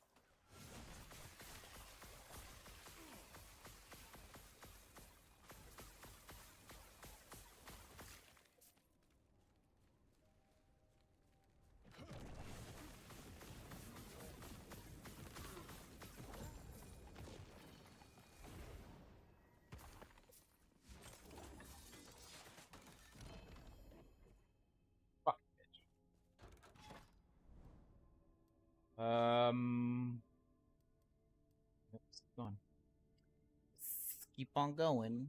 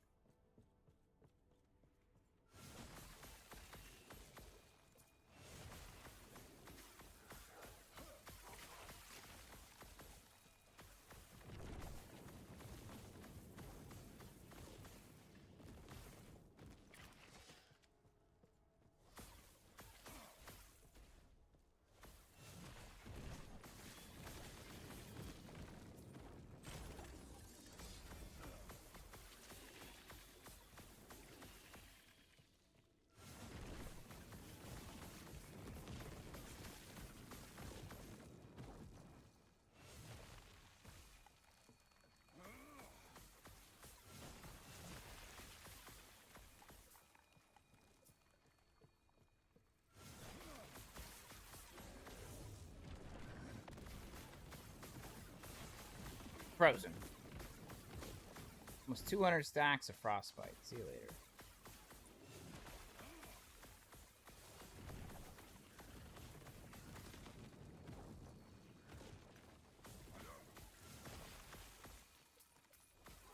Can't kill me if you're frozen.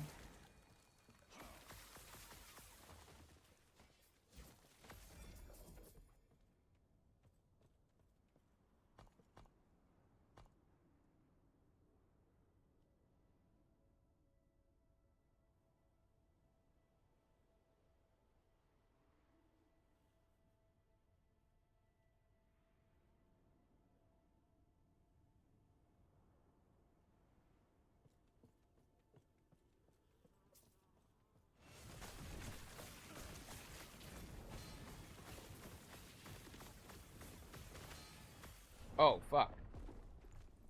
I missed it. Mistakes were made. I thought this dickhead was the boss. I missed her. She killed me. Because I wasn't paying attention. Mistakes were made. Amateur hour.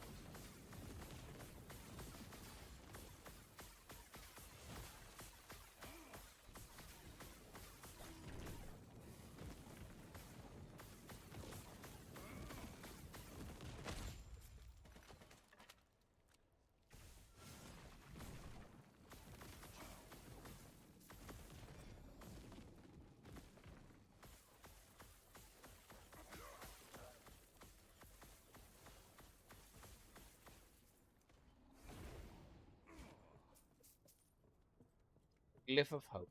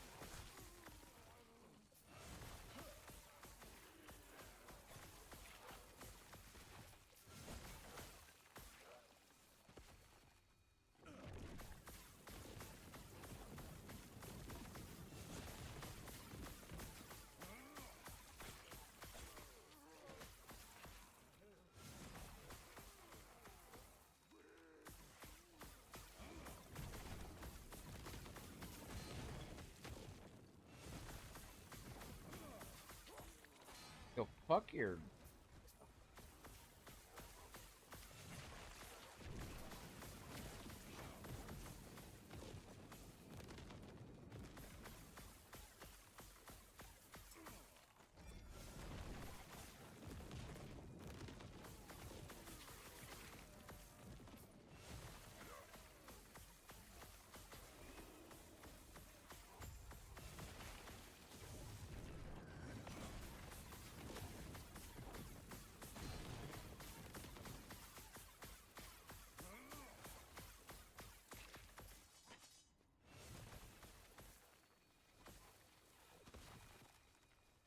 So one of the...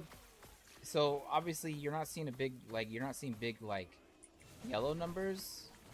It's because we don't really do any crit here. We're solely DOT, using Frostbite more specifically. We can get upwards of 200 plus stacks. And mostly this build works because it's defensive in nature. We use Frostbite. We use cold damage using chill and freeze. We have a really, really high freeze rate. We have 1670 freeze rate. Obviously that gets very high. And with these boots specifically, the boots that we're using, which is the snow drifts, we get 2% cold penetration with Frostbite. Since we're really using Frostbite as our damage, we get 2% cold penetration with Frostbite for every 10 freeze rate multiplier. So basically we have 835. We have 835 cold penetration with Frostbite. So our Frostbites hit very, very hard. And then, of course, nothing else really matters other than the first two things on here. And then, of course, we're using Frostbite Shackles, which gives us Frostbite on hit, but it also gives us our ward retention. We just need better ways to generate ward, to be honest, with this build. Which this is the reason why I'm using the shield. That's just really to give freeze rate multiplier, and then cold resistance, which cold resistance, of course, gives us ward retention. I could probably use an OHC, an offhand catalyst, and probably get better offensive results. I don't know if it'd be better defensive results, though. Well, those tactics can partially work until you get to higher corruptions.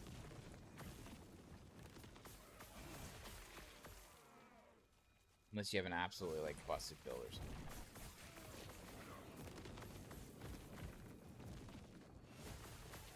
But then you're talking about just going, like, meta.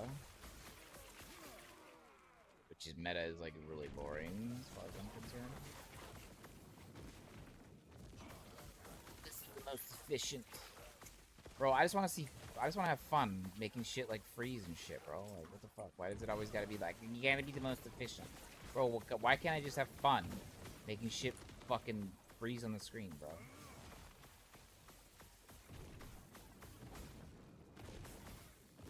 You're frozen. Don't hit me.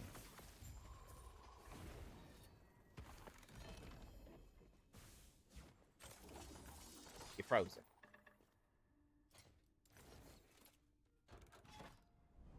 You like ice bow multi-shot? Yeah. So that bow, the default the base hit from that icicle is pretty high. And it counts as a spell, and it hits pretty high. Obviously, the unique aspect to that is you're a rogue trying to scale spell, which you can obviously do, or cold, which are kind of the same thing. But because of the proc rates, if you can get it to proc pretty fast, which obviously means significantly more projectiles, like you're saying, and then of course the crit on that is pretty good.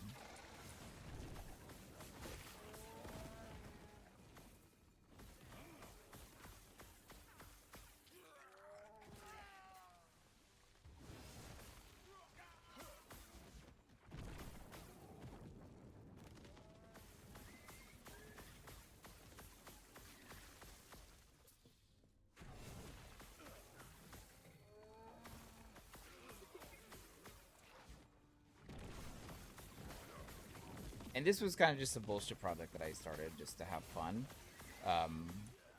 Not that, again, it's not that I don't like meta or anything like that. It's just, I think having fun with the game is more important than like trying to like always be meta. Of course, that's a personal opinion. Not everybody would share that. Some people will say, well, it's fun being the best. I feel like those are the people that are likely not very used to team sports.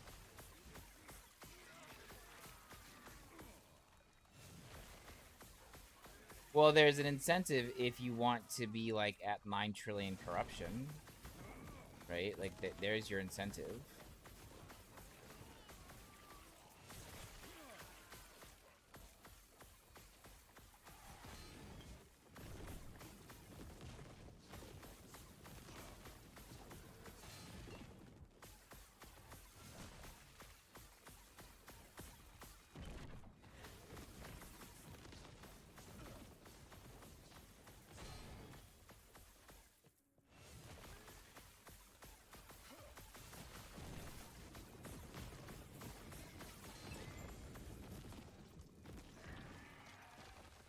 Let's see if I can bug attack speed still in flurry. Yeah, I'd be interested to see if you can find a way to bug that.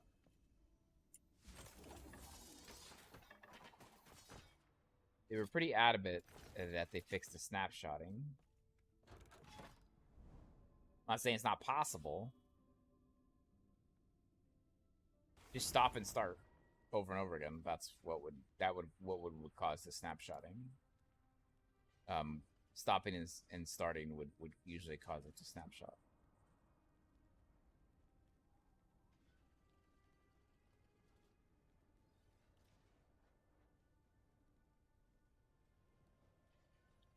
Let's do this.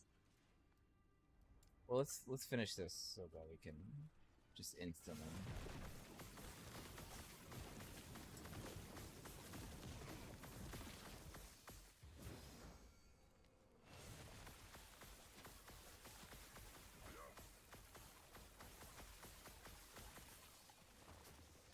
Oh, I got bees, bro. Let's go. Got the homies.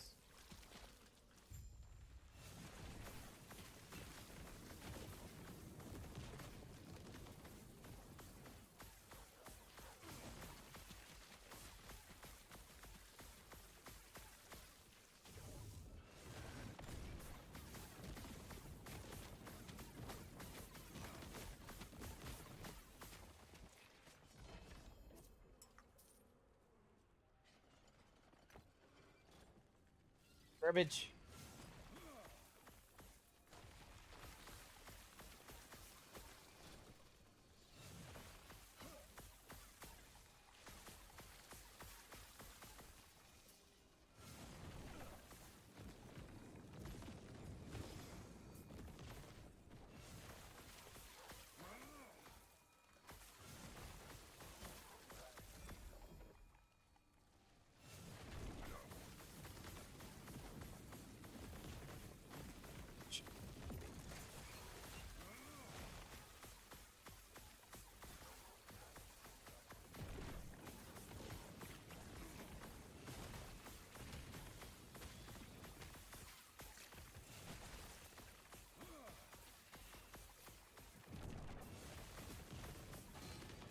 Oh, you actually hit me? What the fuck?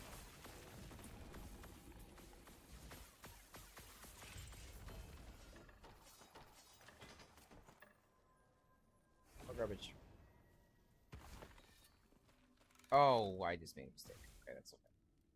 That's okay. That's okay.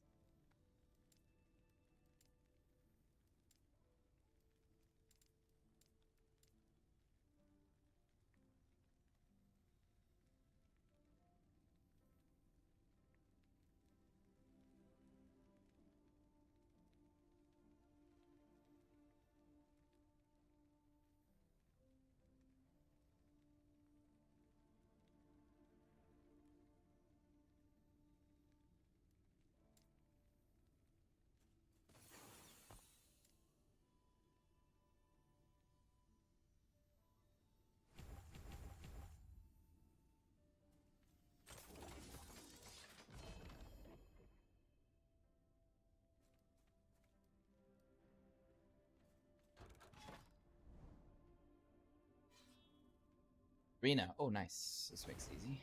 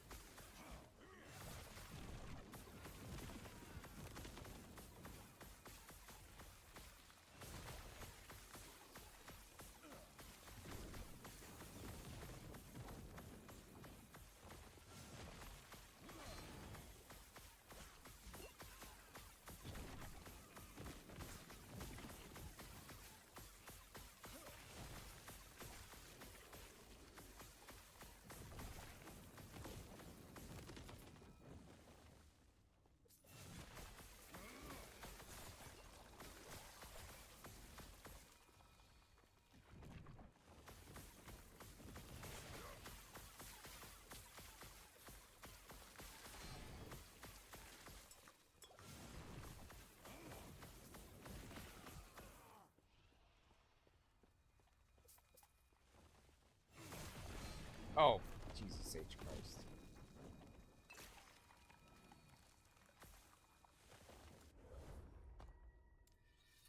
The build is still nuts. That's good.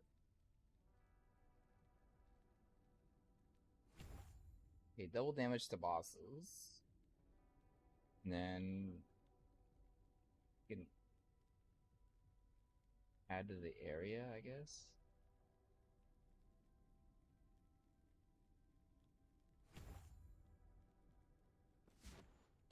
You can do that.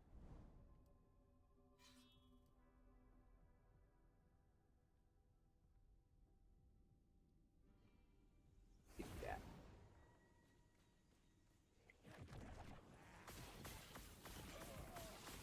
Definitely has a bigger area of effect, but I thought that was just the full area. I didn't think that was actually the area, like, of its effect.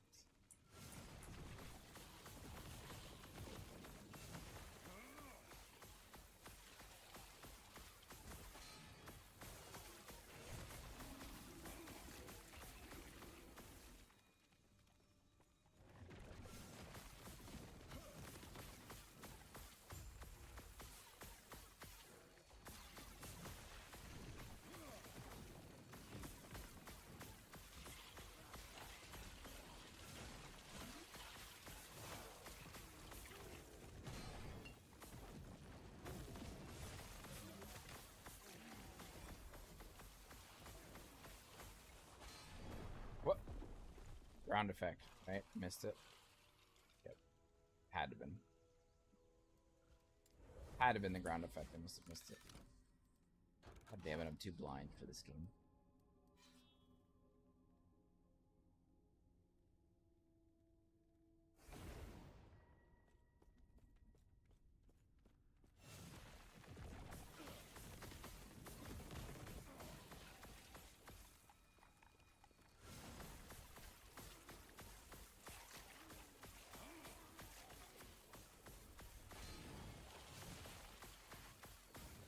Just got hit really hard.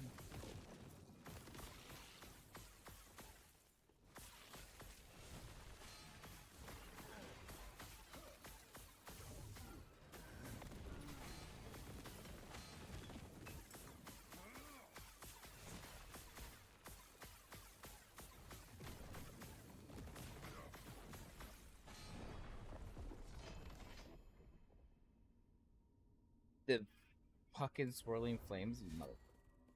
Let me change this actually.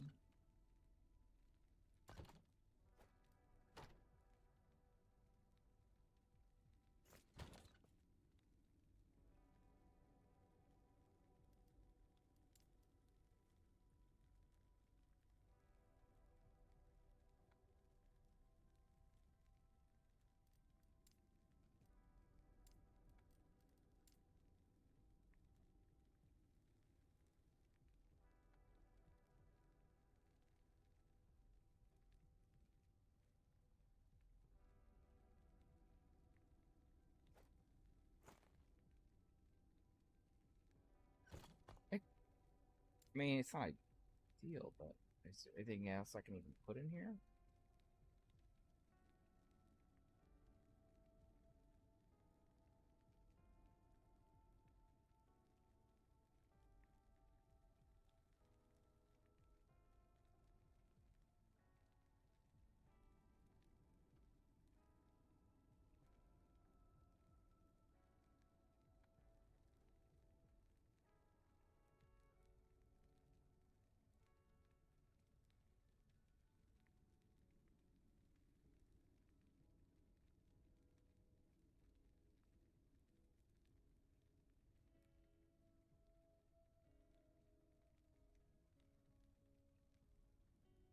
I guess.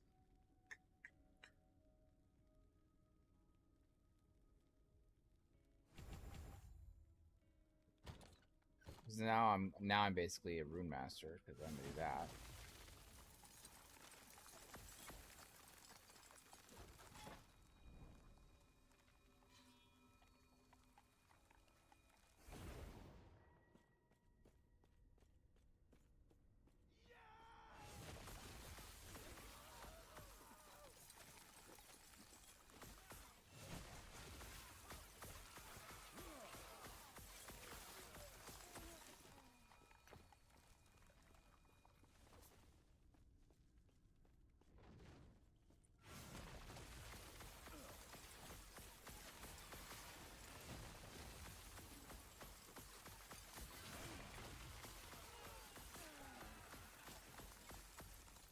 The movement is interesting. So.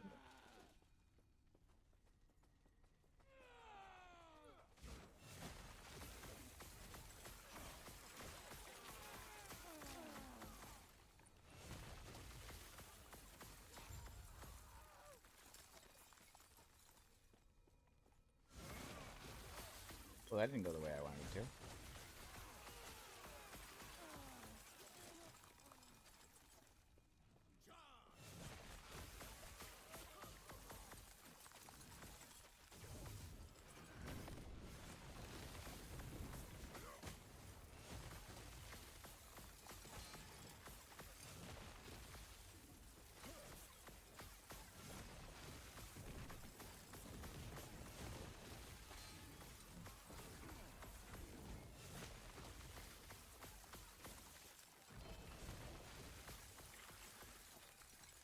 Seeing them freeze mid-air, it's kind of funny.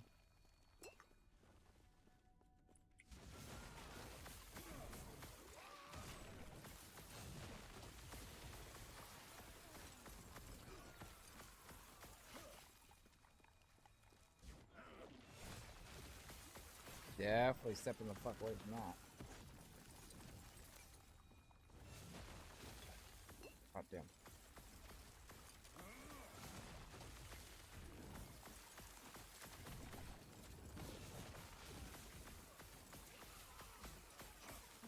Oh, that's a ton of damage when he's frozen. Sheesh.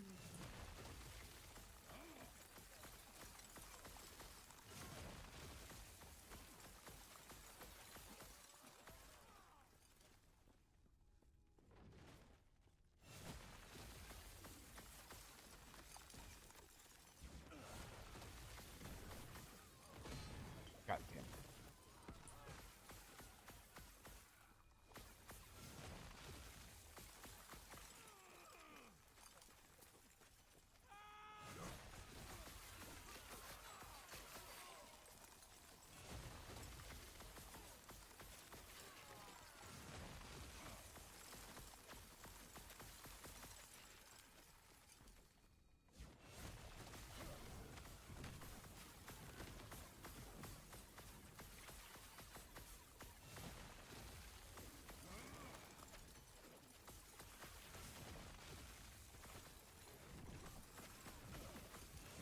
didn't even fucking know this was the boss here, bro. What the fuck? God damn it. You're not the first or the last. You're not the first or the last. Oh, actually, I need to check. Did I? Bro, where are these fucking people?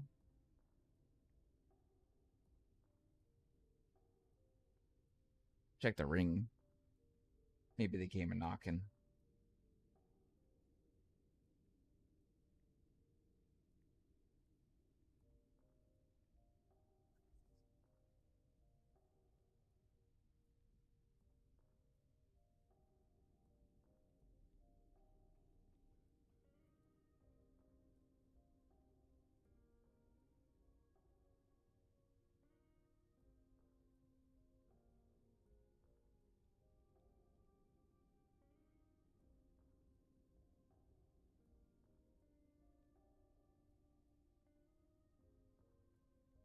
Trying to see if anybody came to the door.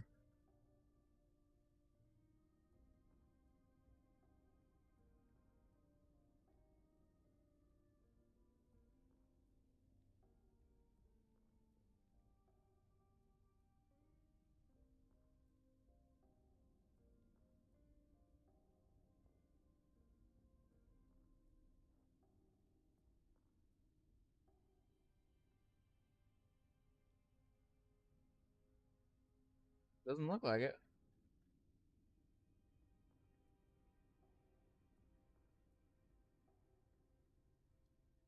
No bug people yet.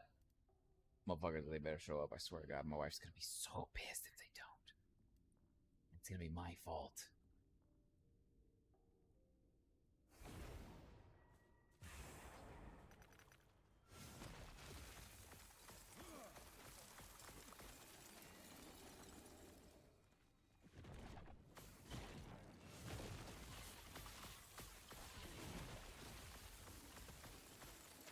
I can just cast this over and over again and keep jumping on.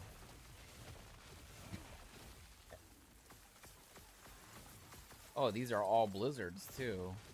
The blizzard lingers, it looks like.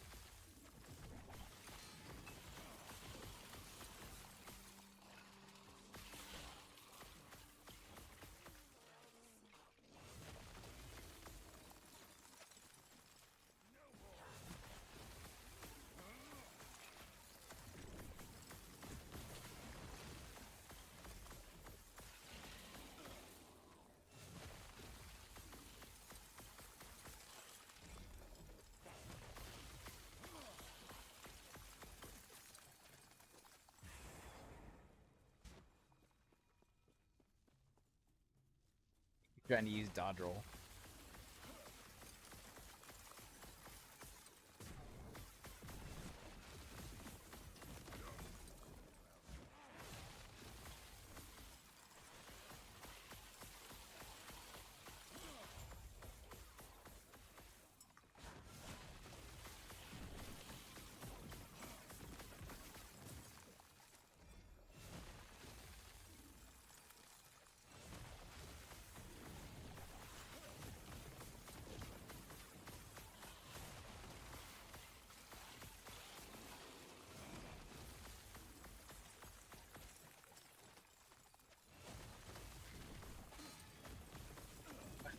What just hit me?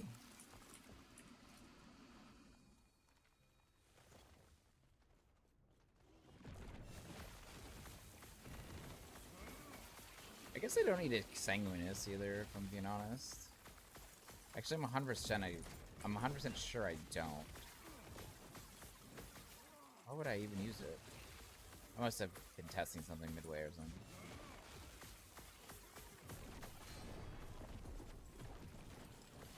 Fuck. actually get rid of this exsanguinous. I don't. Why am I using this? Why would I want to use this? Why would I elect to use that?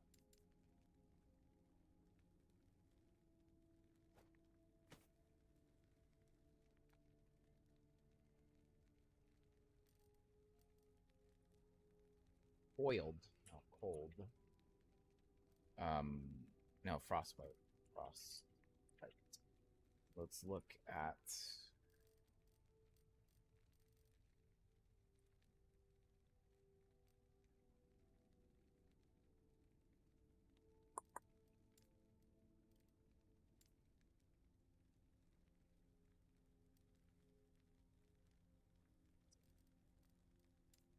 That's why I'm using a terrible base.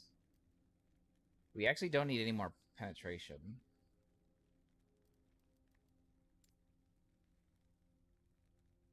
Apply frostbite there. Yeah.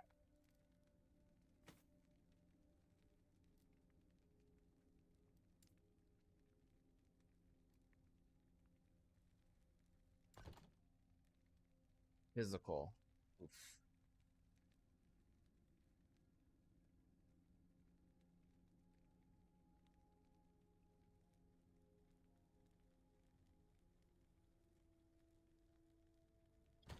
Shred armor is also good. Shred armor.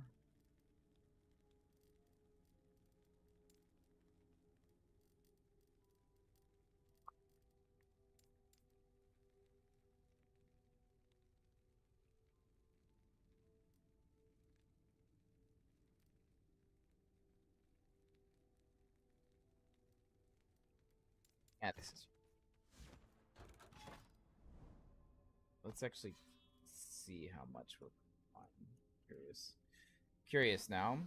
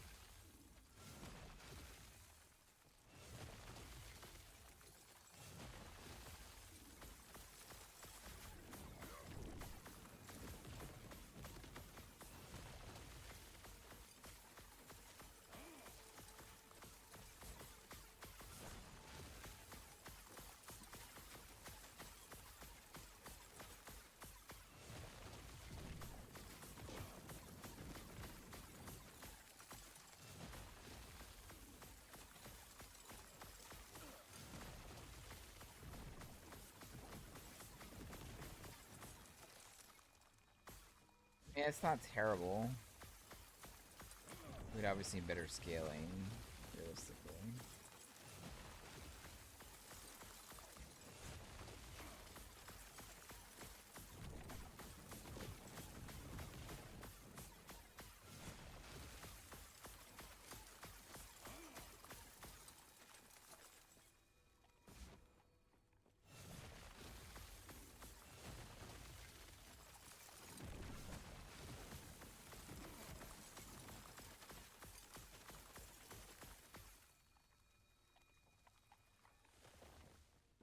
It's not terrible. I guess we'd have to min-max.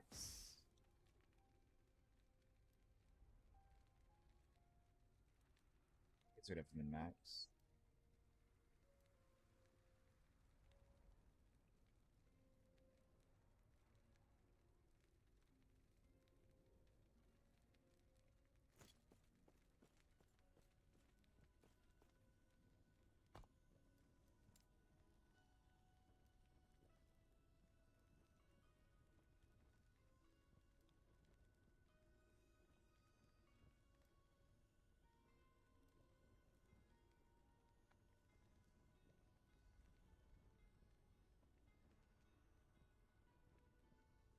Red fire resistance on hit. Oh, we don't need that.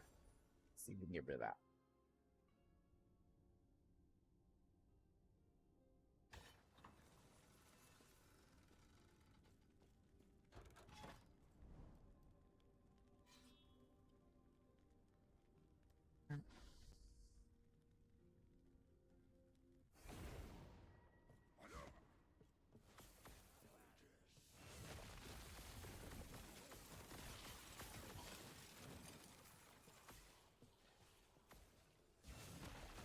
Okay, you jumped the wrong way, Chief. Not the way I expected you to jump there, bud.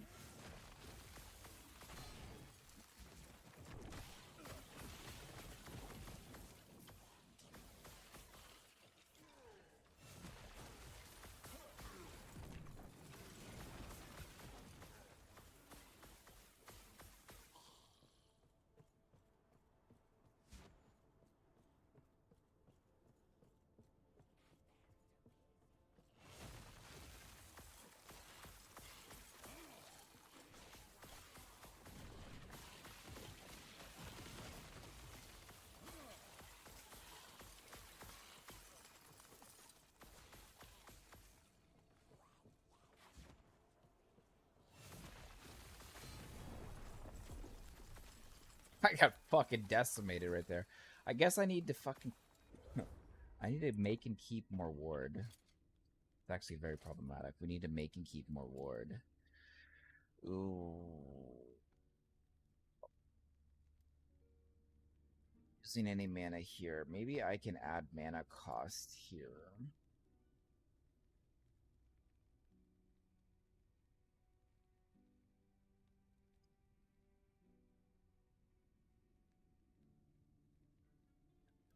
Why did I do that? I don't care about that. I don't care about that either. We need to increase the chain cast speed.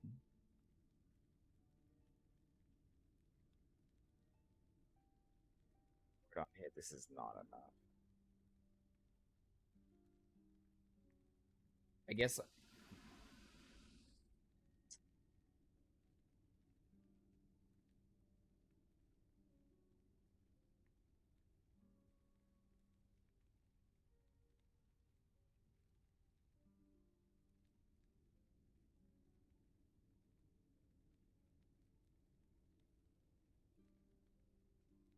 Don't care about this. Oh, I can't get rid of that yet. I got it.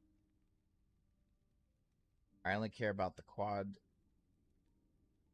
casting and the double casting chance. I don't care about this.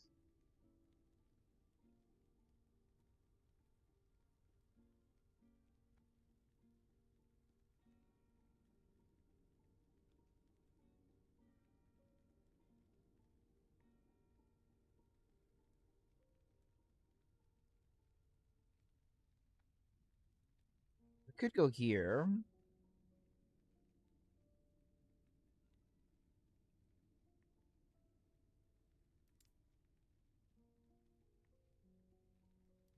Not gonna give me. Gonna give me 3. 1, 2, 3. You do that.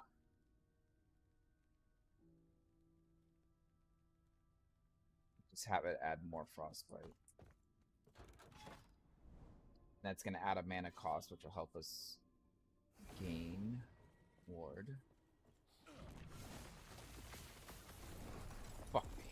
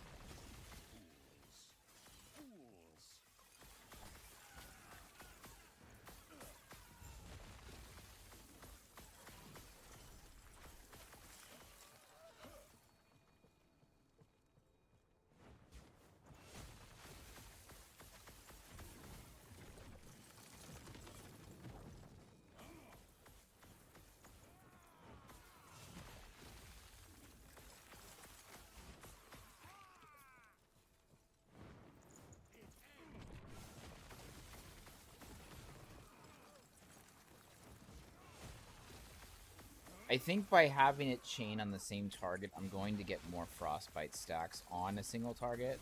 Because I think I jumped into it. Are you fucking serious? I think that's the way that's going to work. I'm not sure, but I think that's the way that's going to work.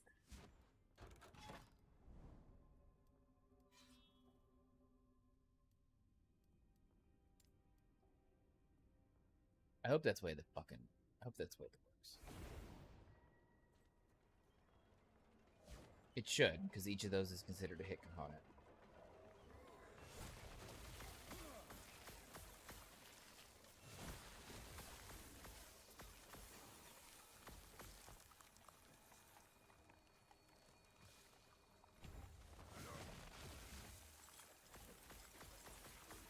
You know what I think I gotta do?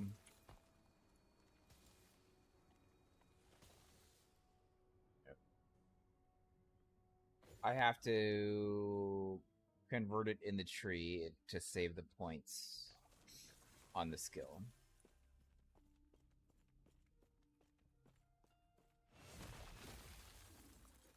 Hello, traveler.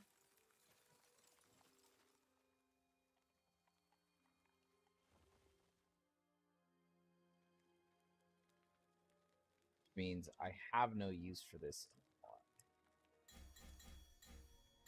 Only have use for this.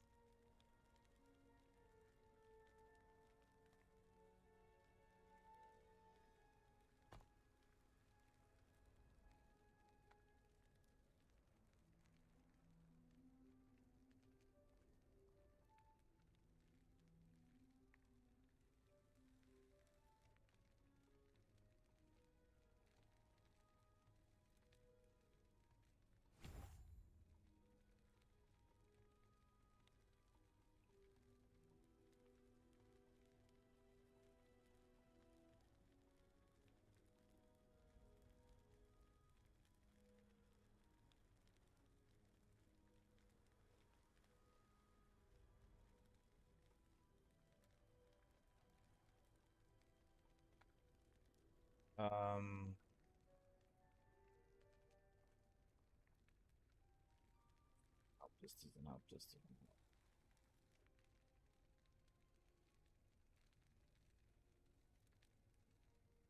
Hello, traveler.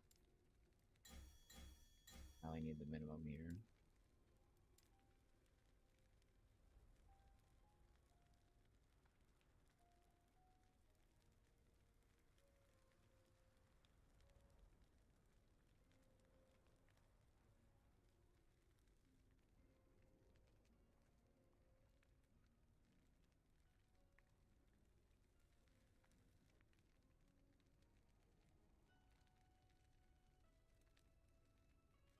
We're not doing any crits, so we don't care about that. Why would I put points there? That's really stupid. Hello, I must have traveler. just been fucking around. Oh, that I have to. Ah. See why I did it.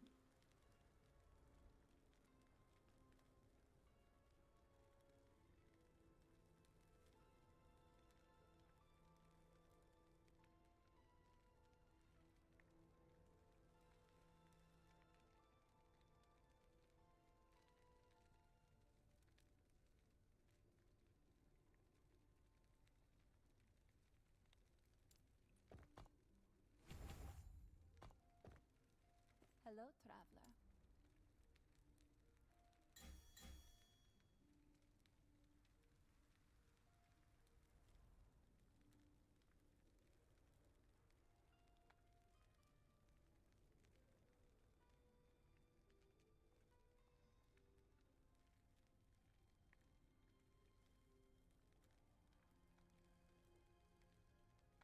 Seven points. So we can...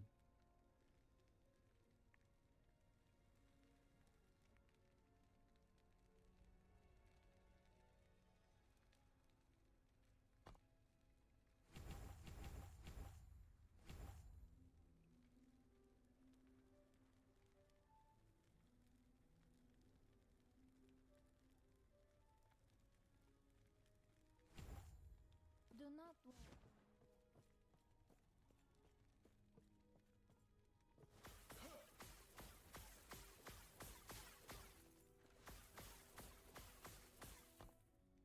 Okay, so we can kill this now. It's still cold.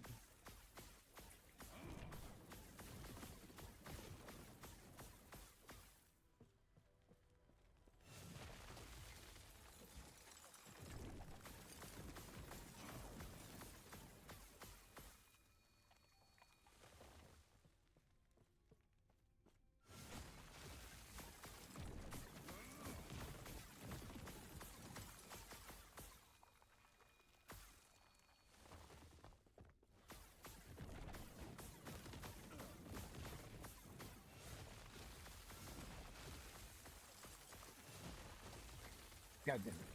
Give me the wrong button.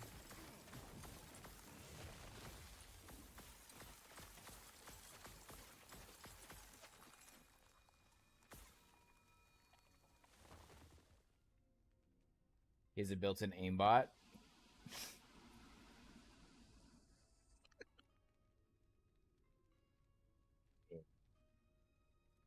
Yeah. I can see that. Unfair advantage.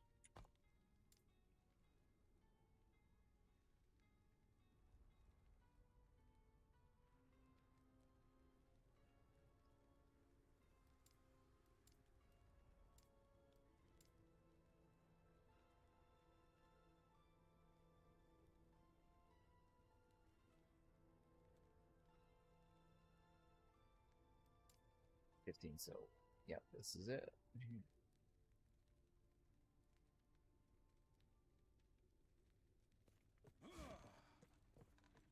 He says it's not fair. He shoots where he thinks. That's fucking wild, bro. Are you serious with that? Because that's fucking wild. You're like, shoot him in the head. Bam, done. That's pretty wild, not gonna lie. He was on Rogan? That's fucking crazy.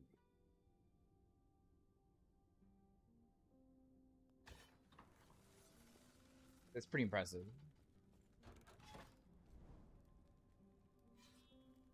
Did he ever get the links fixed? Because I know there was a couple that kind of went like loose or whatever.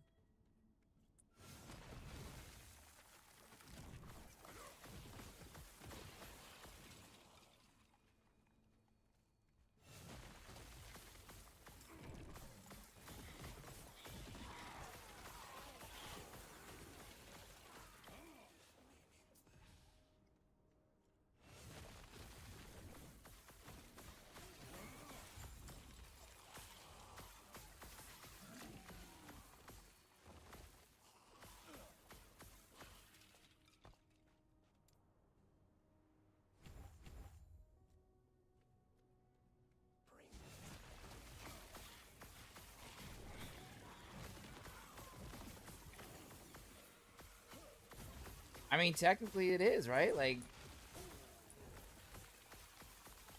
yeah, the US, yeah, exactly. I knew some Marines that I was like, bro, I don't know how you became a Marine, dude, but you're terrible at shooting a weapon. I guess that's why you work in admin logistics.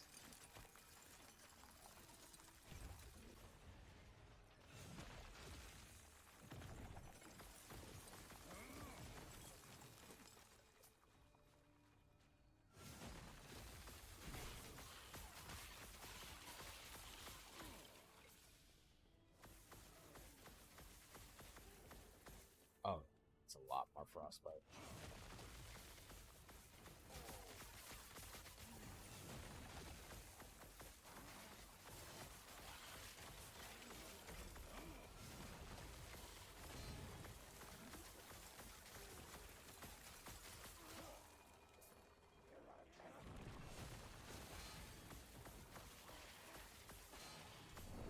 Fuck.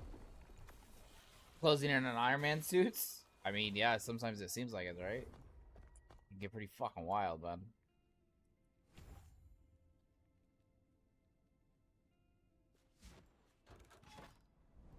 Bro, I want to get this last level in here. I'm gonna see what happens. Oh, wait, is there any point for this last level here? Hang on, there might not be a point. So, 4, 7. Yeah, I need one more. Okay.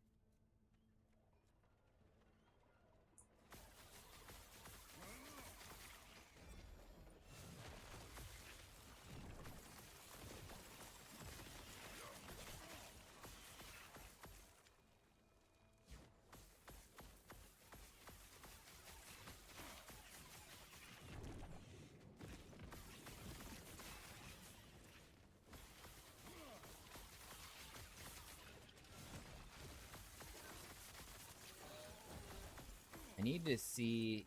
Oh man, is there a way to have the effects propagate? Oh, too busted. Well, I guess. Fuck, bitch. Let's see. I guess maybe, but this is just gonna do Spark Nova. That's just gonna do Spark Nova. That won't do anything.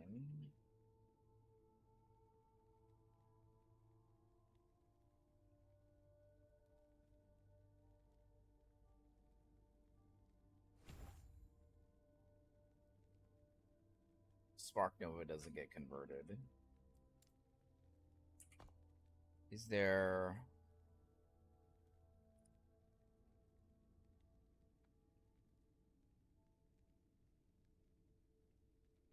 it's just fucking Spark Nova again.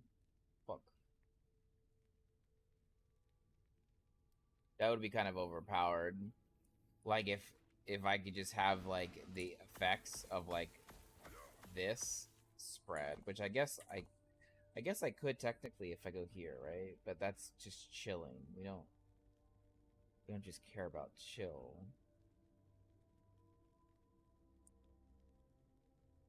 And it has a fucking CD. We're blasting a lot faster than that CD would let us.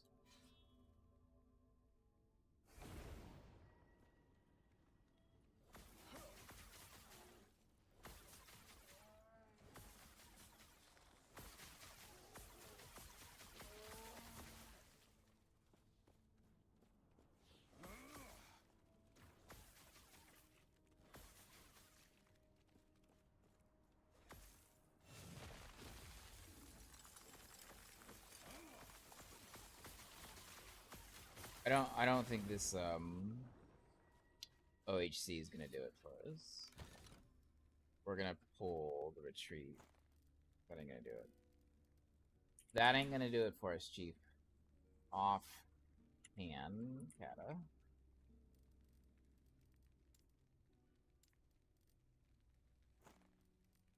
Oh, my wife's home. They didn't come yet. She's gonna be pissed.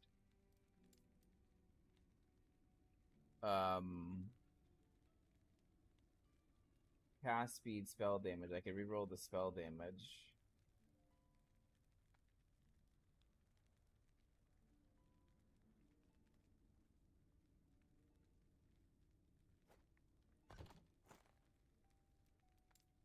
Or I can try to seal it and not... Oh, it has 0 forging potential? You motherfucker.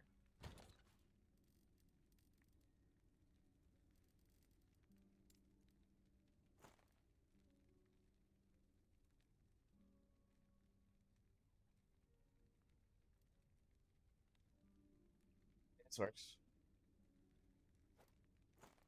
There's no cast speed. Fuck. Minion health and spell damage. Wow. Thank you for that.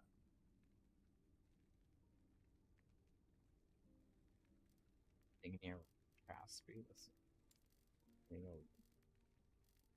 Let's have offhand cannon.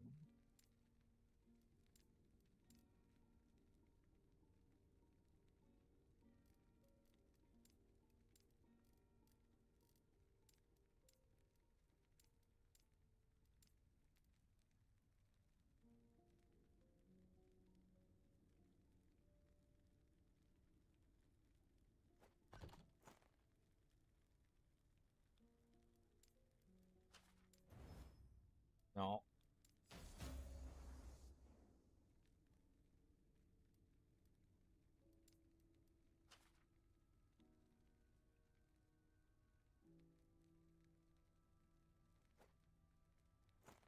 Guess it was worth a look. Bitch. Well, did we fix anything? Our physical's still fucked. Our void is absolutely fucked. Okay. Checks out. That's fine. Fine. It was in a void area. That's fine, though.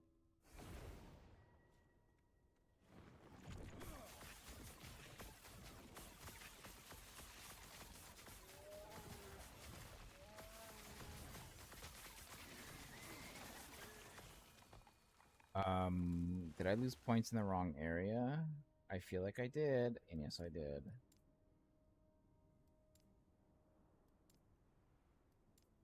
God damn it, I hate it when it does that.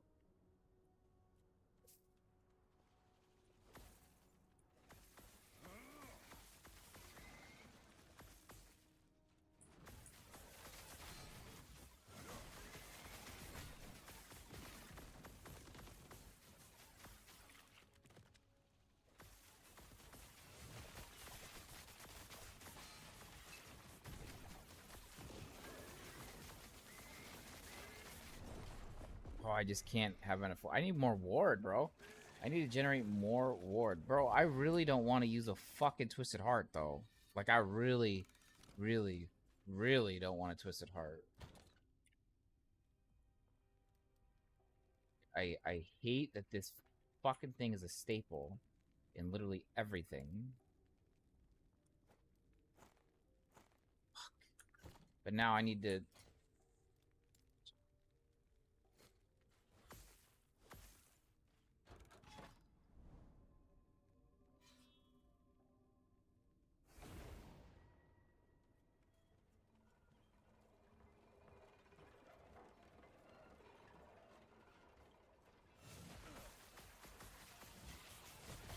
Oh, my cast speed went in the gutter.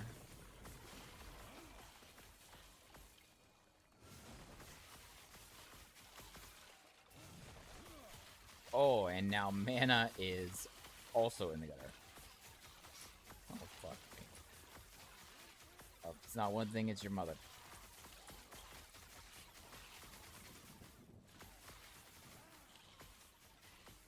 Technically, you all just need one cast, and then you'll die. You guys probably need more.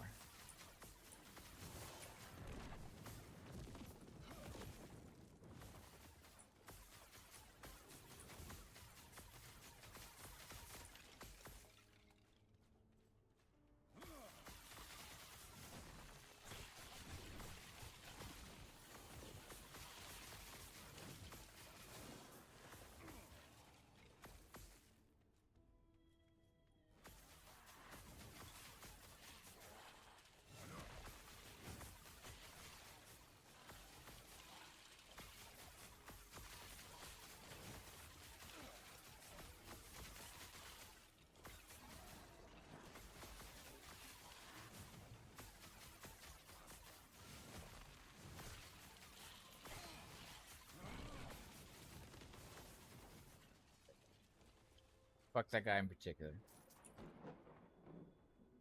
Oh, of course, I get +1 to all these fucking skills now. Uh,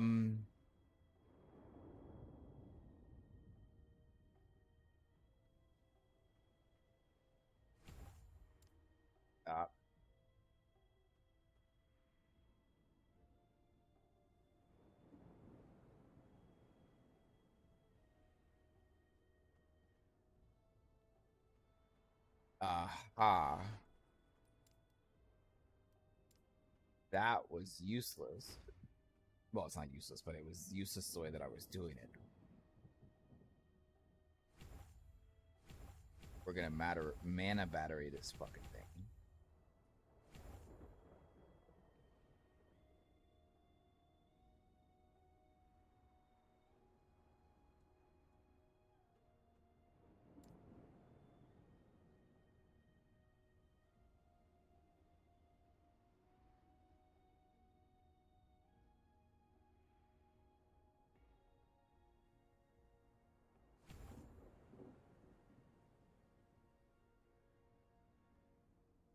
You don't need the 2 points here, actually. I'm doing enough frostbite. I don't need the wall to do it too.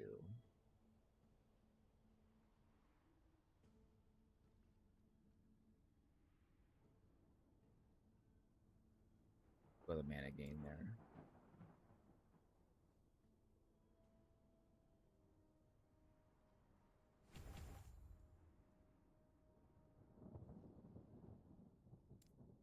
And then,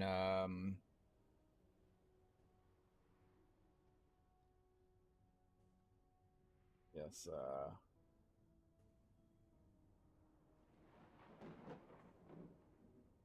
guess we'll just go lightning ages for the protection.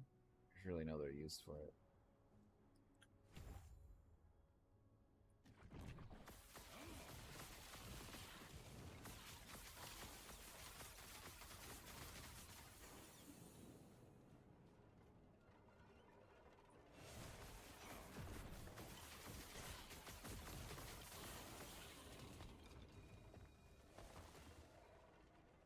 Okay, mana battery.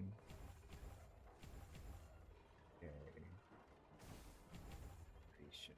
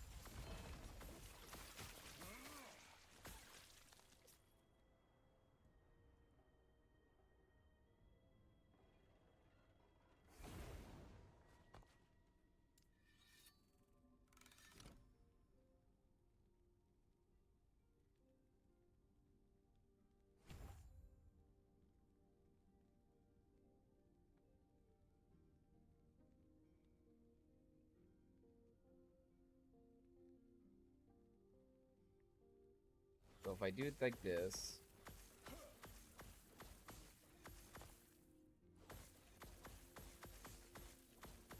here's my mana going away very quickly. Right, and then I do this, get it back double speed. As long as that's active. Now it's half speed again. Double speed.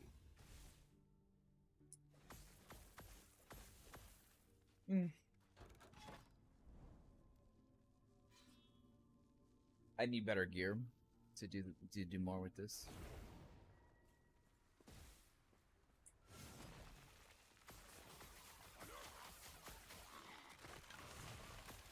I mean, inherently I could just run around and let my wall do the damage, because it shoots the same thing, and it does it very quickly.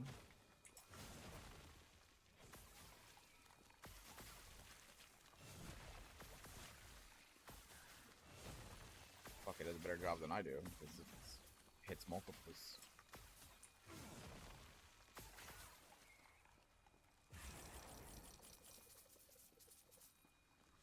Probably the way to do it, to be honest. Just let the wall do the fucking work.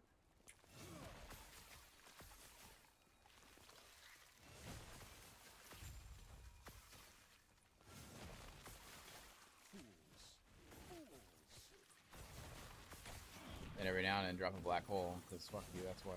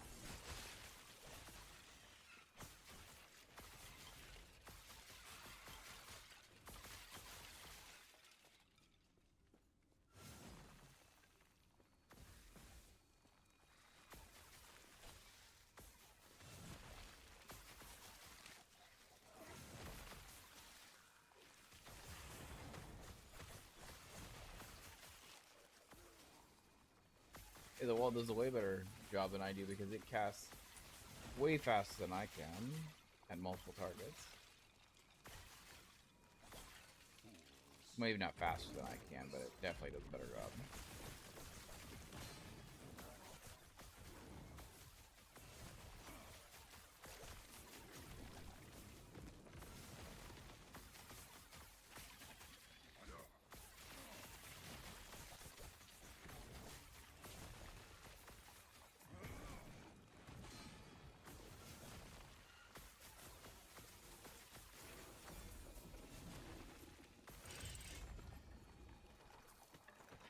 I guess if I play like a bitch, it works. Fuck it.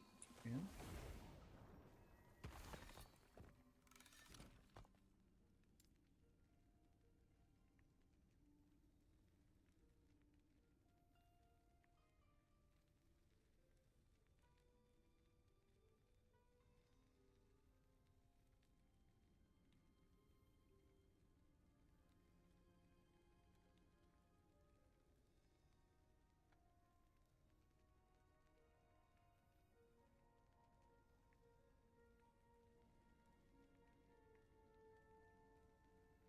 I mean, we should probably make it cleanse us. To be honest, probably make it cleanse.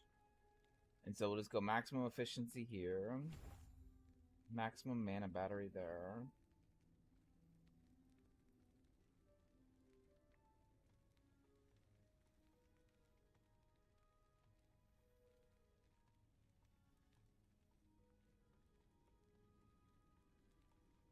This still counts as a hit, so we'll still just use it as a hit, even though we'd have to be up and close and personal. But we'll still use it as the hit, so it's fine.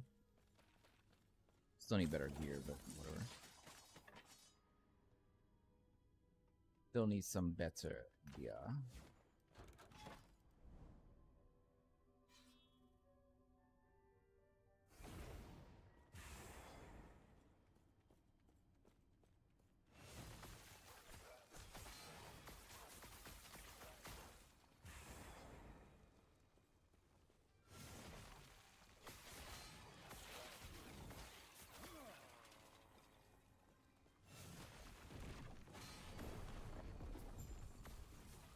Getting one shot shit fucking sucks.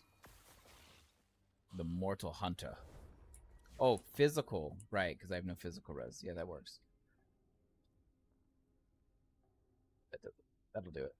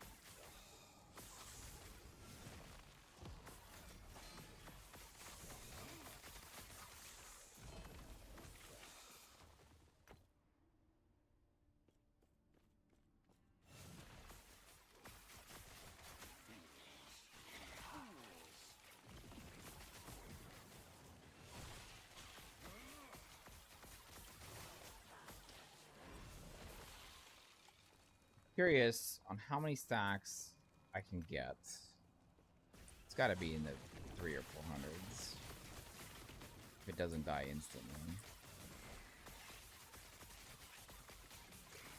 This guy should tell me right here, actually.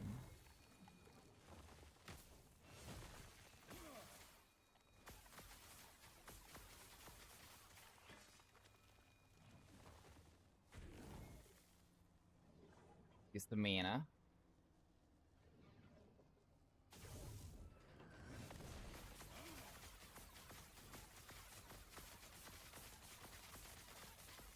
It'll get it'll fuck it'll go up there. It'll go to like the 600s.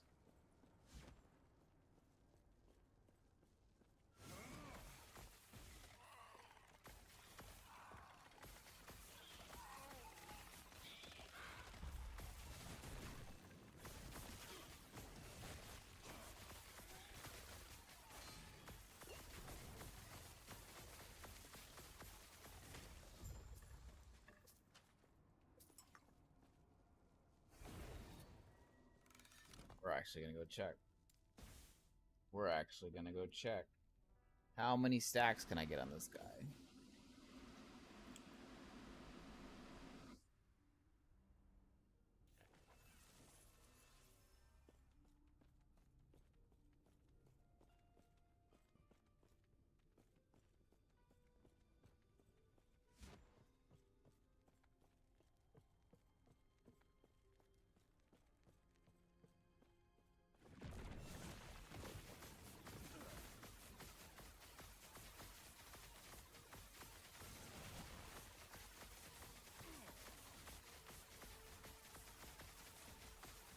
Stop running out of mana.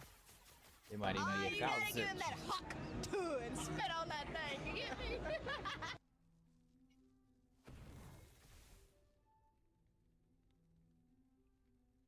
Probably close to 1,000 plus.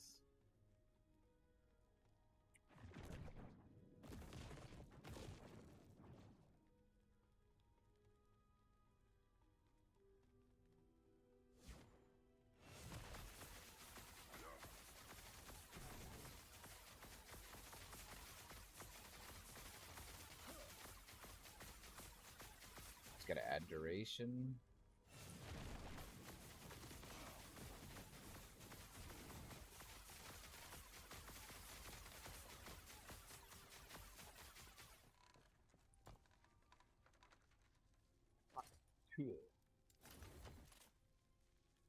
Somebody like last week said like, yo, something called Hawktua is trending on social media, and I don't really follow social media very much, but I was curious, so I looked it up. I was fucking dumb.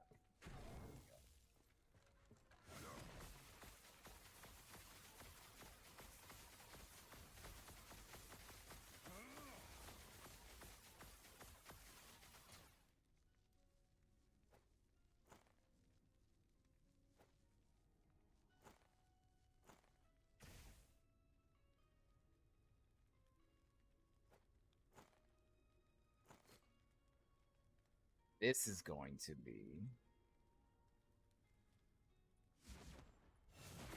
in the thousands. No shot it's not. Yeah. But we don't really know how many stacks we get after this.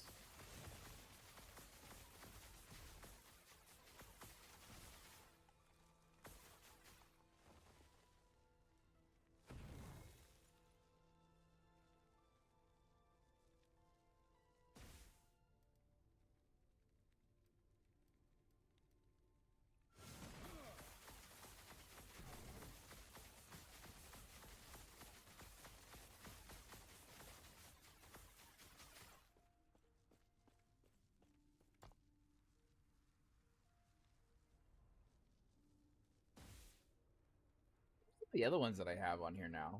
I totally forgot what I added. Let's see what we got. We still have the classic.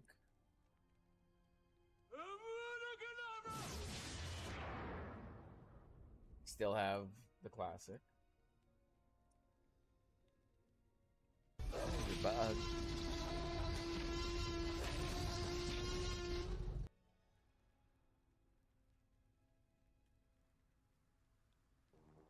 Surely you can't be serious. I am serious. And don't call me Shirley.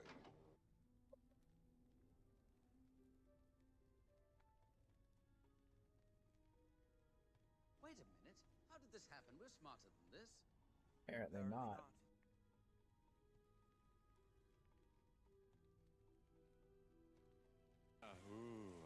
That's how it always starts. But then later there's running and screaming. This is one of my favorites right here. Apes! Together!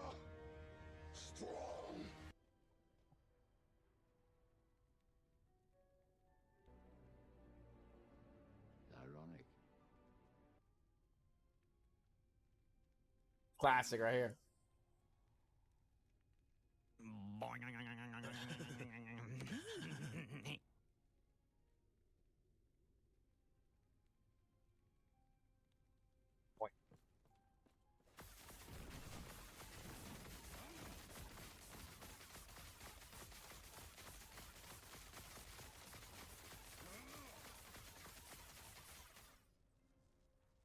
I mean, we're almost 500,000 dot damage.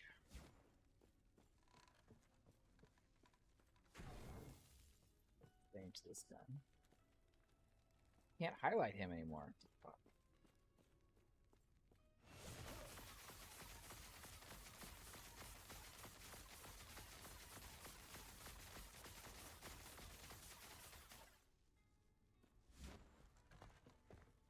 I mean, I guess it could be a thing, right?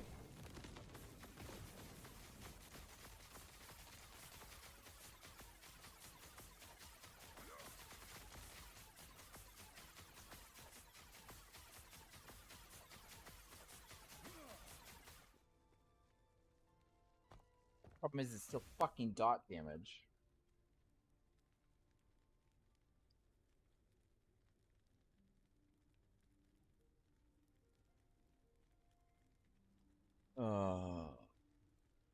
It's still fucking dot damage. That's the problem.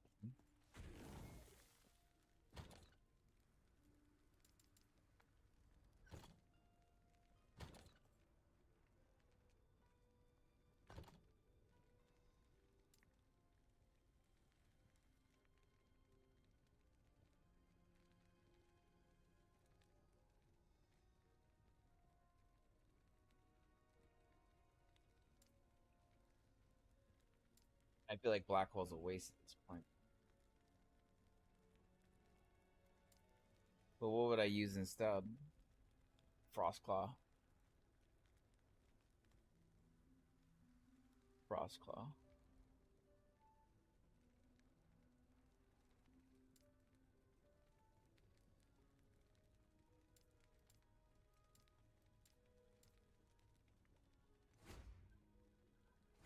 Because I can gain mana back from that.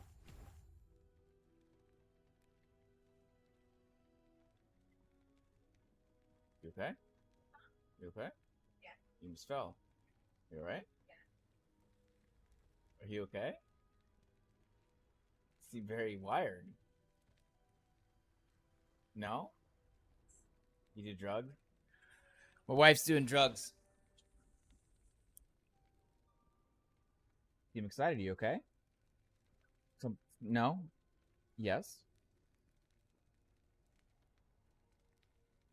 Why would you say that? Why would you say that? They called? And? Said probably about an hour or so. We fixed it. Give me a sec. I'll come down.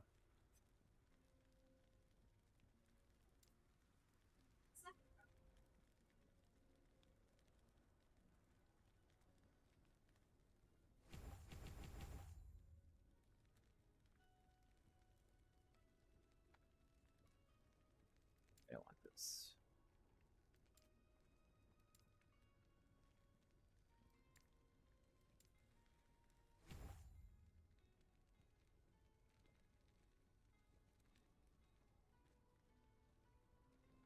I can't get here unless I fucking bitch.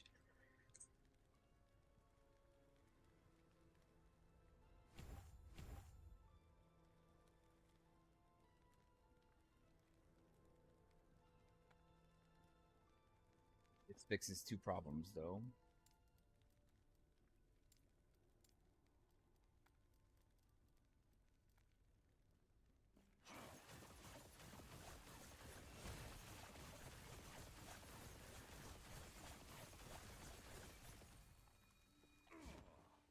The first speed mana.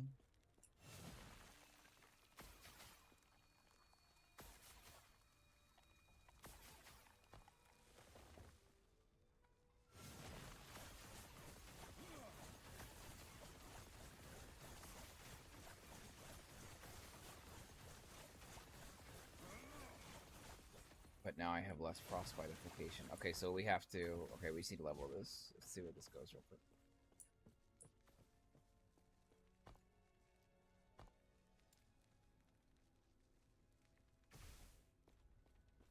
Let's level this really quick.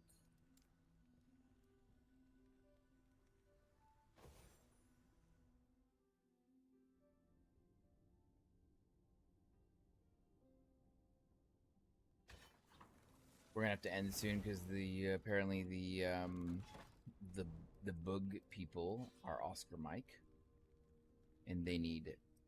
My wife needs aid moving all the stuff.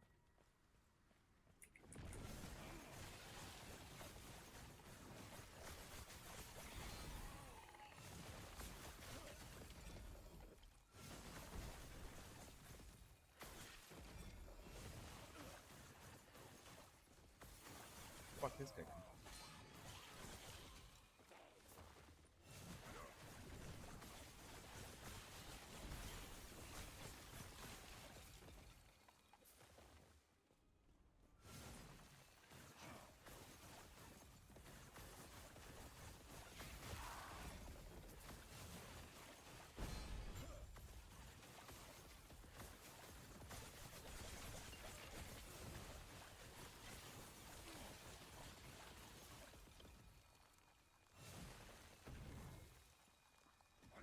I don't know if I need the mana battery anymore though from Fire Shield. I don't think, or Flame Ward. I don't think I need the mana battery anymore. Cuz Frostclaw should fix that issue.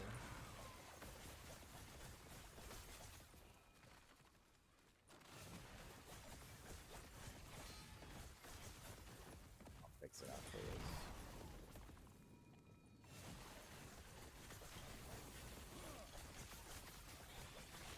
Be able to fix that.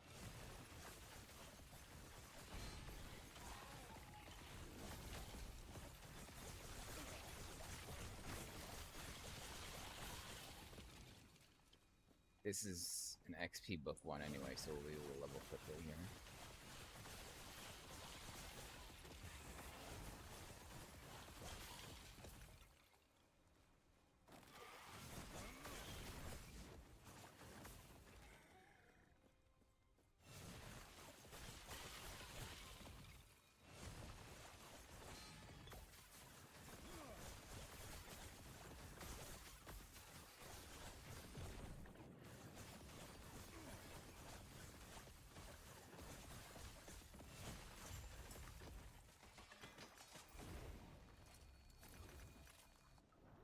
Alright, so let's unscale this, because we will have to redo that. Let's unscale that, and then pick it up again. Okay, so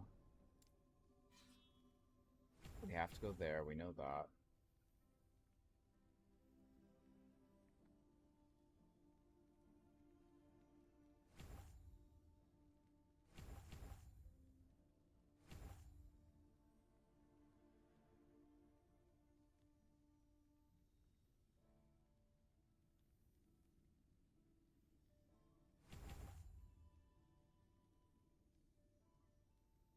This should give us a ton of fucking ward.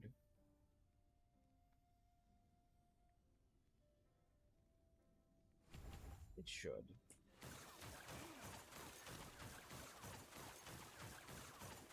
Yes, it does.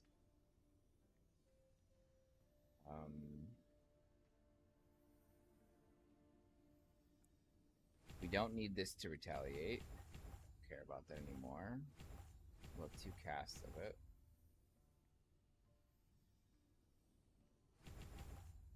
Duration and efficiency.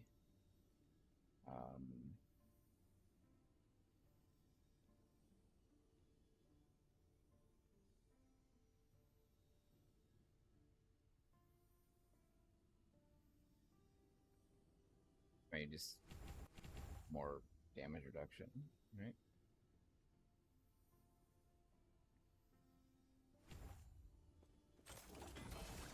So this should, let's see here. Let's go.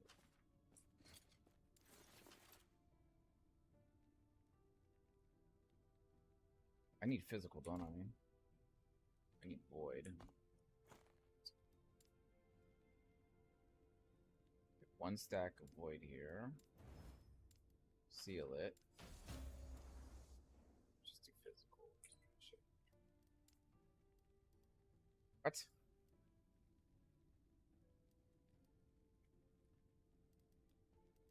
I can't get physical here. I'm gonna do it.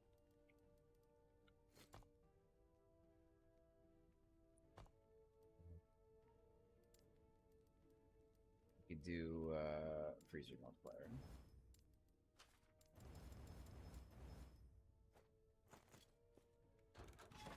Okay. So the frost wall shoots our lightning blast, and we shoot this. Could have a lot of our ward problems fixed here. What's this, baby? Did you get me? Did you get me something?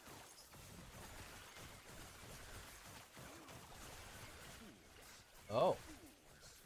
Oh. It's spicy. That's why you're so uppity.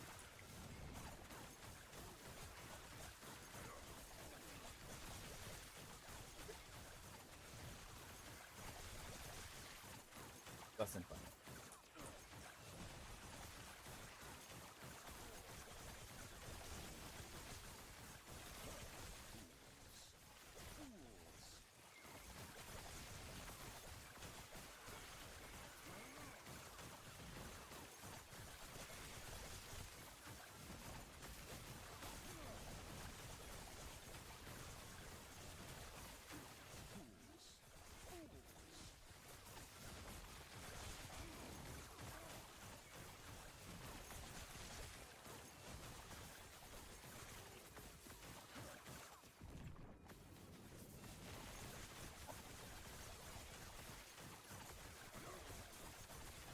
The wall has my back. I take the front.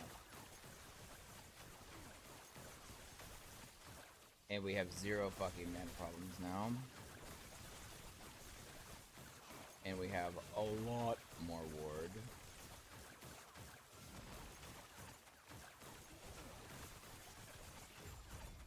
Easy GG.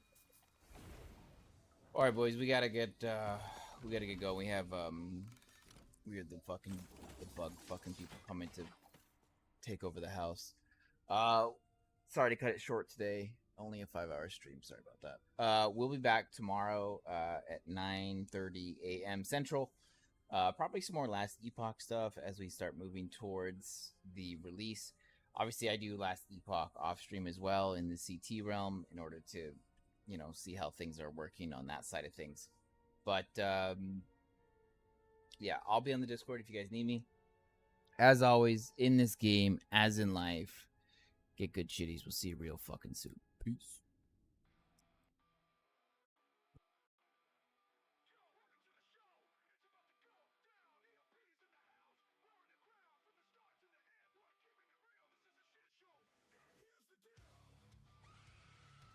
Fuck. Oh my. Okay.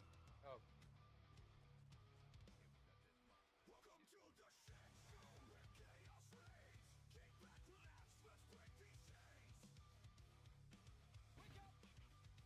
Fuck, bitch. Master. I'm fucking working here.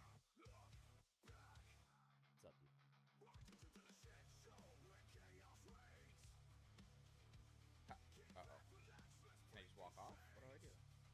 Why am I stuck?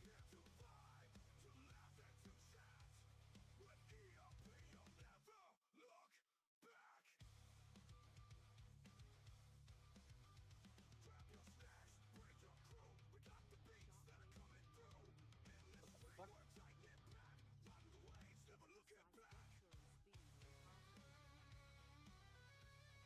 I just poked myself in the eye. I was trying to scratch my eyebrow. Oh my god.